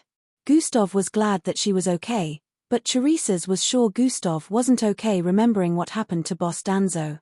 Even though she was 15 years of age, she could understand how much of a loss it would have been since Boss Danzo was like a father to Gustav. She also admired him a lot due to his personality and since he saved her on multiple occasions. Gustav had admitted that he could only find Teresa's the other day due to Boss Danzo since he only had Boss Danzo's life sign at the time. I want to get his corpse and give him a proper burial, but he'll need to get his granddaughter to be in attendance too, so maybe not right now. Gustav voiced out one of his thoughts after Teresa's asked him what next. Oh, I remember he did say he had a granddaughter, Teresa's said with a thoughtful gaze. She was still surprised that Boss Danzo, who looked he was not a day over 45, had a granddaughter who was age-mates with Gustav. Thinking about it now, she stared at the renowned scientist Sir ZL and realized that it was a similar situation with him. Sir ZL looked like he was no older than 30 years, yet he had multiple grandkids. He could honestly pretend to be a young dude and go out to get chicks due to his handsome looks. In just a few days, I would have recuperated completely. Then I will put my plans into motion, Gustav stated. What are your plans? It would be almost impossible to escape from the city, and everywhere you go, you would be wanted, Sir ZL stated. Don't worry, I'm not escaping yet. I still need to get the 3rd and 4th quarter of your research from the Bureau of Cities Research Center. Visiting there as a fugitive would make things harder. It would be easier if I still had my original identity as an MBO officer, Gustav stated. Sir ZL and Teresa's squinted their eyes as they heard that. It looked like Gustav was up to something crazy, and from what he had said so far, it seemed like he wanted a clear name. This would be difficult to achieve, but knowing Gustav, they felt he could do the impossible based on his feats so far. Teresa's, you will be coming with me when I leave this city, but till I'm done dealing with my issues, stay with scientists ZL and Damien, Gustav instructed. Teresa's nodded in response and later left with Sir ZL. Gustav sat by himself in the lab again dressed in green pajamas that he had been wearing since he woke up 3 days back. System interface, he called out. Host attributes, abilities, bloodlines, quests, shop, alien lifeforms, it's back. Gustav thought before voicing out. Host attributes, name, Gustav Crimson level, 59 class. Under evaluation, EXP, 7637 814 360 000 HP, 52 000 52 000 energy, 27, 527 500, attributes, strength, 209 perception, 206 mental fortitude, 207 agility, 210 speed, 208 bravery, 208 intelligence, 209 charm, 96 defense, 207 vitality, 208 endurance, 209, attributes points, 56. Gustav stared at his current attributes with a look of awe. I leveled up 10 times. Gustav was a bit shocked. But thinking about how many people died at his hands, he felt this was plausible. Another confusion that he had was seeing what was written in front of his class. Why is it under evaluation? He wondered. He recalled that during his battle with the 3 opponents who caused Boss Danzo's death, he never tried to use cosmic superiority because he knew his Yaki wouldn't affect them. All 3 of them were kilo-ranked mixed bloods. During his training with Miss Amy, he had tried using it on her before when she reduced her strength to the lowest of kilo rank level, yet she was unaffected. At first, Gustav felt her being her it wouldn't work no matter how much she reduced her strength, so they tried using another kilo-ranked mixed blood in the second base, and the results were still the same. His Yaki was not powerful enough to affect beyond Echo-ranked mixed bloods at the time. The system had later explained to him that he would have to train his Yaki to get more powerful or increase his cosmic superiority stage before he could affect anyone beyond the Echo rank level. Knowing this, he didn't try to use it during the fight, but now he recalled when decimation was activated, he made use of Yaki, and it covered the entire city. His mind was like an entity looming over the city at that time, and he could sense everyone falling to their knees just like he wanted, including the kilo-ranked mixed bloods. Did it have that much effect because of decimation? Gustav felt decimation gave his Yaki a boost. Now that he was checking his stats and seeing the words under evaluation, he felt a bit suspicious, hoping this wouldn't negatively affect his cosmic superiority. You sure went off without caring about the consequences, eh? The voice of the system suddenly resounded in his mind. TCH, so you're back. Why were you silent for so long? Gustav asked. Whose fault is it that I had to hide away and shut down the system for a week? It responded in his head. Whose fault is it? Gustav asked while feigning a clueless look.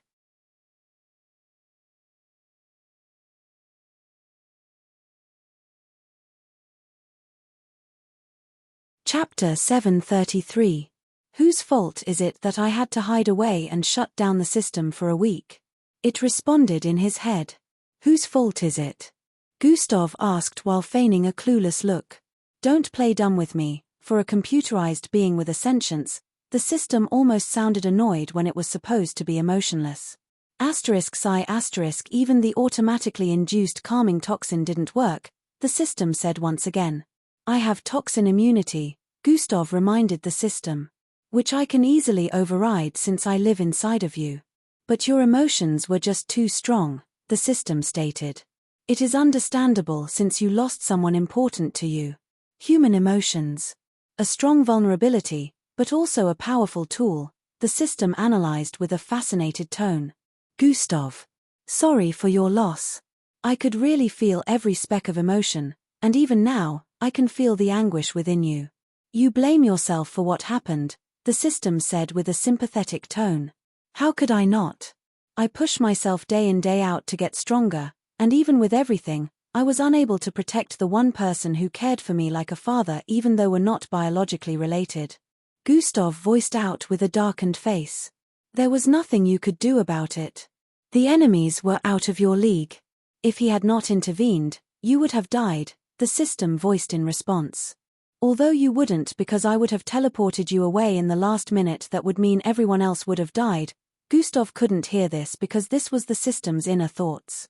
You could say Boss Danzo saved the day since his death triggered the activation of decimation which resulted in you defeating the enemies, preventing the death of the survivors and Charisas whom Boss Danzo saved, the system stated once again. You Earthlings believe in heaven, so, Hes probably up there smiling at you in satisfaction, it added. Even though I killed close to 3,000 people? Gustav asked bluntly. Cough of course, the system chuckled nervously while responding. If Gustav could see the face she was making within him right now, he would probably cough out blood. Look on the bright side. You destroyed the 3 kingpins of the city, resulting in the end of their illegal activities.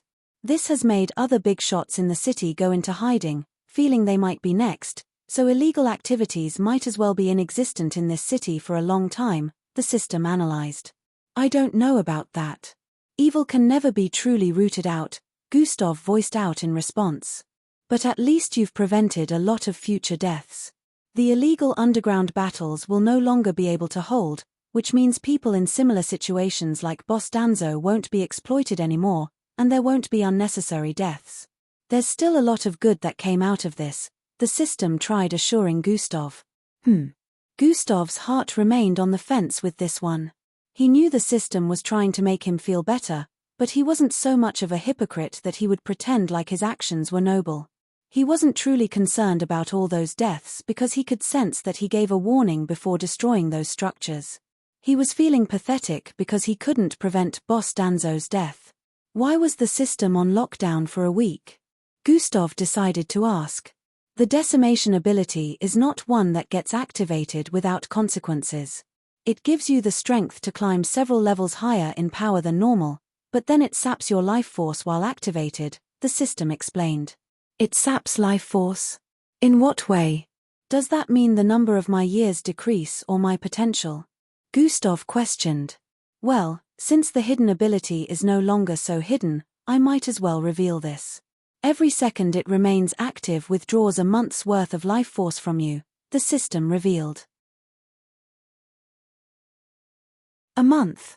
That's too much. Gustav didn't realize the side effects of the hidden rage skill would be this high.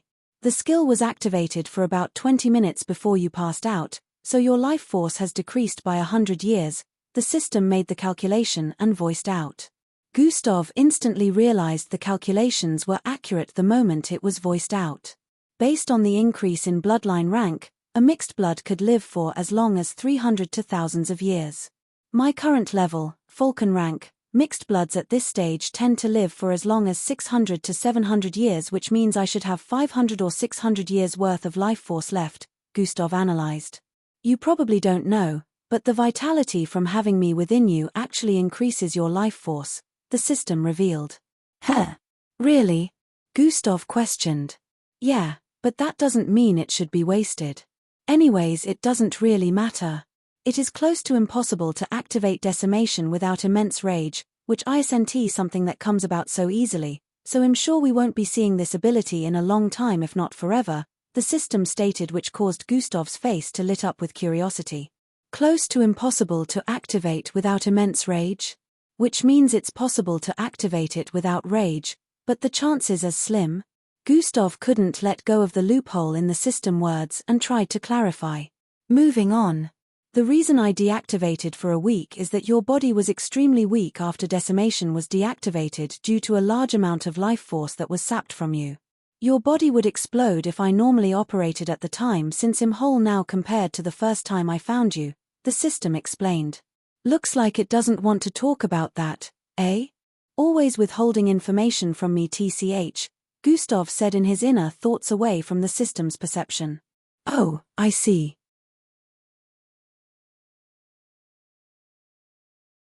I guess that was a necessary step, Gustav noted. One more thing. My class.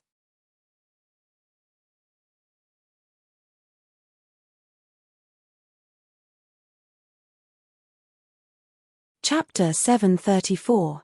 One more thing. My class, it says under evaluation. Is this part of the negative side effects of decimation? Will my cosmic superiority be revoked? Gustav asked with a slightly disturbed look. Oh, that. It's under evaluation because it had undergone a change when you made use of it while decimation was activated. The system began explaining. I thought as much, Gustav already figured this part out. Decimation gives you the power of destruction, which means all your other skills and abilities, both bloodlines related and system-based, are locked during that period. You can only cause destruction, but for unknown reasons, you were able to activate your Yaki, which is the reason for the current state of your class. Your Yaki has been affected, the system explained lengthily. I was barely in control of my actions, so I had no idea what prompted me to use it. I could only think of causing carnage and destruction at that time, so the thought of using any other abilities besides the ones I could conjure while decimation was activated never came to me. Now that I think of it, I didn't feel like I had any bloodline. Gustav tried to analyze the state of his mind during his moment of rage. You can check the state of your Yaki, the system suggested. I can't. I already tried, but I can't sense it within me, Gustav responded. Try harder. It's still in there but hidden, the system stated. Since the system had said this, Gustav was no longer as worried as before, but his curiosity was still piqued, so he decided to try sensing his Yaki again.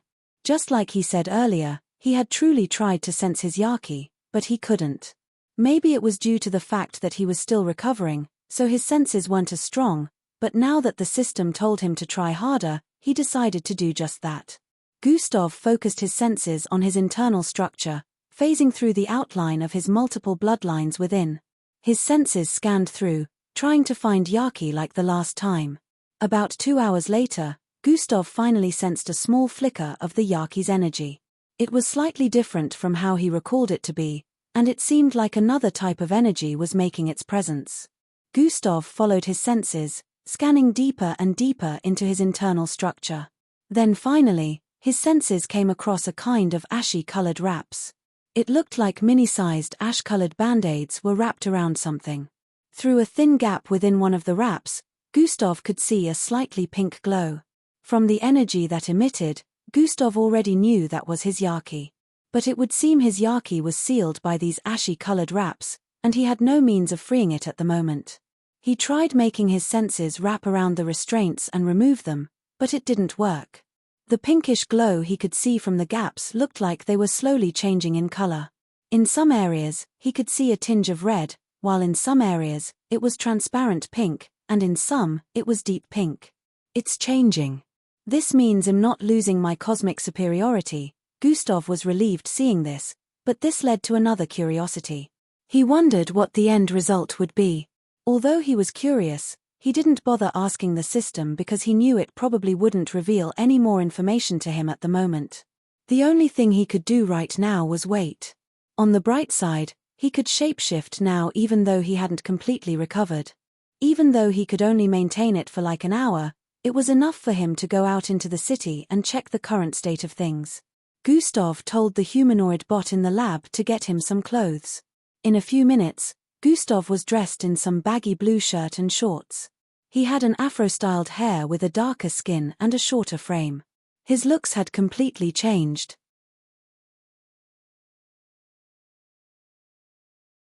But he looked like a normal citizen, so he wouldn't attract any attention to himself while walking down the streets.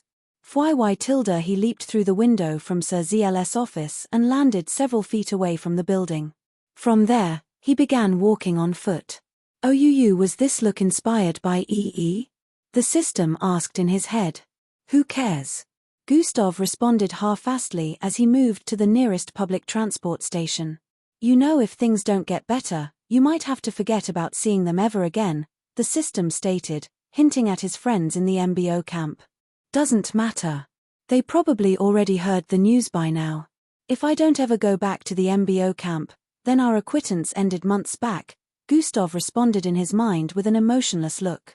Yeah right, keep acting like you don't long to see them again every single day, the system cackled with its thin girl-like voice. I'm a mixed-blood fugitive now, remember? It's gonna be their job to catch me. If things don't turn out well, we'll be on opposing sides, and I'll have to see them as my enemies, Gustav reminded the system. Does that mean you'll kill them if they cross your path? Can you really do it? The system questioned with a scoff. I don't know what's gonna happen if we ever meet again. Gustav pictured the group in his mind and thought. ES with his ever-jovial personality, afro-styled hair, and calculative instincts. Eldris with his insane height, beautiful girl looks, charismatic personality, and long white hair. Falco with his timid looks but demonic alter ego. Glade with her mean looks but friendly personality. Matilda with her beautiful princess-like looks and proud countenance. Vera with her innocent looks but crazy personality. Timi with his calm outlook and short physique. Ria with his loudness and competitive spirit, and finally Angie with her cute looks, admirable protective personality, and caring soul.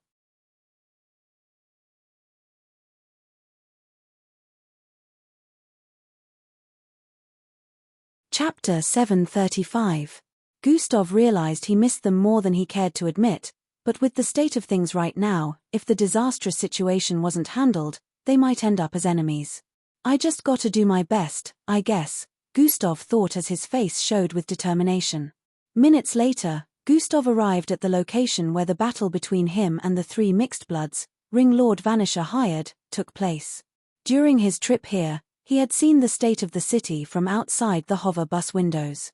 Burning Sands City had slowly resumed its daily activities even though the city was still recovering from the incident. There were thrice as many authorities patrolling the city than before and moving around with scanning devices. He already knew that was because of him. He got down from the public transport and looked around the place. There were restrictions put in place to surround the entire environment. A massive crater could be seen where the buildings in the vicinity used to be located. This one wasn't even Gustav's fault because the entire place got destroyed due to the power of the mixed blood with the golden beam. This was how powerful Kilo ranks were and why they were considered a powerhouse wherever they visited on the Earth. Only a small percentage of mixed bloods was Kilo ranks, so it costs a lot to hire just one of them, but the ringlords were able to hire 3, which showed just how rich they were.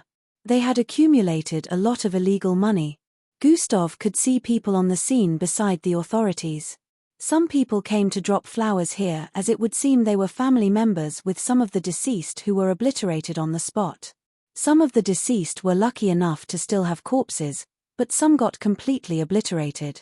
Voices of sobbing could be occasionally heard in the background as some family members mused about how the person they lost was an awesome person and all that grieving statements. Gustav was moving around without any look of remorse on his face, even though the environment gave off a sad vibe. They must have swept the scene clean. Gustav was sure he wouldn't be able to find anything here even if he looked. He moved towards one of the authorities and called their attention to ask a question. "Sorry for the disturbance, officer. I would like to know where the corpse of the casualties were taken," Gustav inquired. "Are you the family member of one of the deceased?" The female cop asked. "Yes," Gustav answered. "Sorry for your loss," she said with a look of pity. "I appreciate it," Gustav responded. "You'll have to head over to St. Luther Medical Center and give proof of your relationship to the deceased. Tests have been run to determine the identity of corpses that can't be recognized with physical appearance," she explained while giving Gustav direction on how he was going to get there.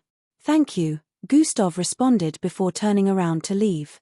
"Don't worry, the culprit will be caught soon," the female cop voiced out loudly as Gustav walked away. "The MBO is about to implement a plan in the coming week. Gustav Crimson days are numbered," she added. Gustav paused his steps and turned around to bow slightly in appreciation. "I'm sure he will. Thank you all for working hard," Gustav voiced out before turning around once more to leave. The young female cop had a proud look on her face after receiving the thanks and went back to her duties. If she ever found out that she just finished talking to the person she said would soon be caught, she would probably bash her head against the wall repeatedly in shame. As Gustav traveled with public transit once more towards the hospital mentioned earlier, he was in deep thoughts. The MBO is about to implement a plan to catch me.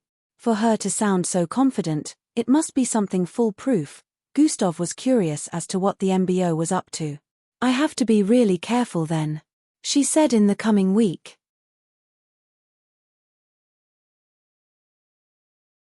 I have about 5 days to complete my plans, and then I should probably find a way to leave the city before then or go into deeper hiding," Gustav thought. The MBO was really capable when they wanted to be, so he didn't want to take any chances with them. If they caught him beforehand, chances were, all the blame would be put on him. Those within the MBO that secretly hated him due to his relationship with Miss Amy and his fast rise would use this as an opportunity to put him down even more. He had no doubt that the MBO was probably about to revoke his title, that was if they hadn't. A scapegoat was definitely needed for this incident, and Gustav had managed to destroy everyone that had a hand in it. He was the only one left now, which meant everything would fall on his head. The whole debate about whether or not he was the cause of it all would mean nothing the instant he couldn't provide any proof of fighting against enemies. Gustav could call Miss Amy to help him out, but he had decided to man up and face this himself. He felt he couldn't keep relying on Miss Amy for everything, especially when he knew she was on a mission. He preferred being an asset rather than a liability. "Hey, system. Are you sure it's possible to do what you have said?" Gustav asked internally as he made his way to the hospital. "Sure. Just make sure you find his corpse," the system responded. Gustav arrived at St. Luther Medical Center after some time and instantly walked into the tall building once he got off the public transit. The place was bustling, with lots of people going in and out. Not only was it a massive medical center where a lot of patients were brought in daily, but it was also the closest medical center to the first incident scene, so lots of corpses were brought over. Family members came over to claim some of the bodies of their kin.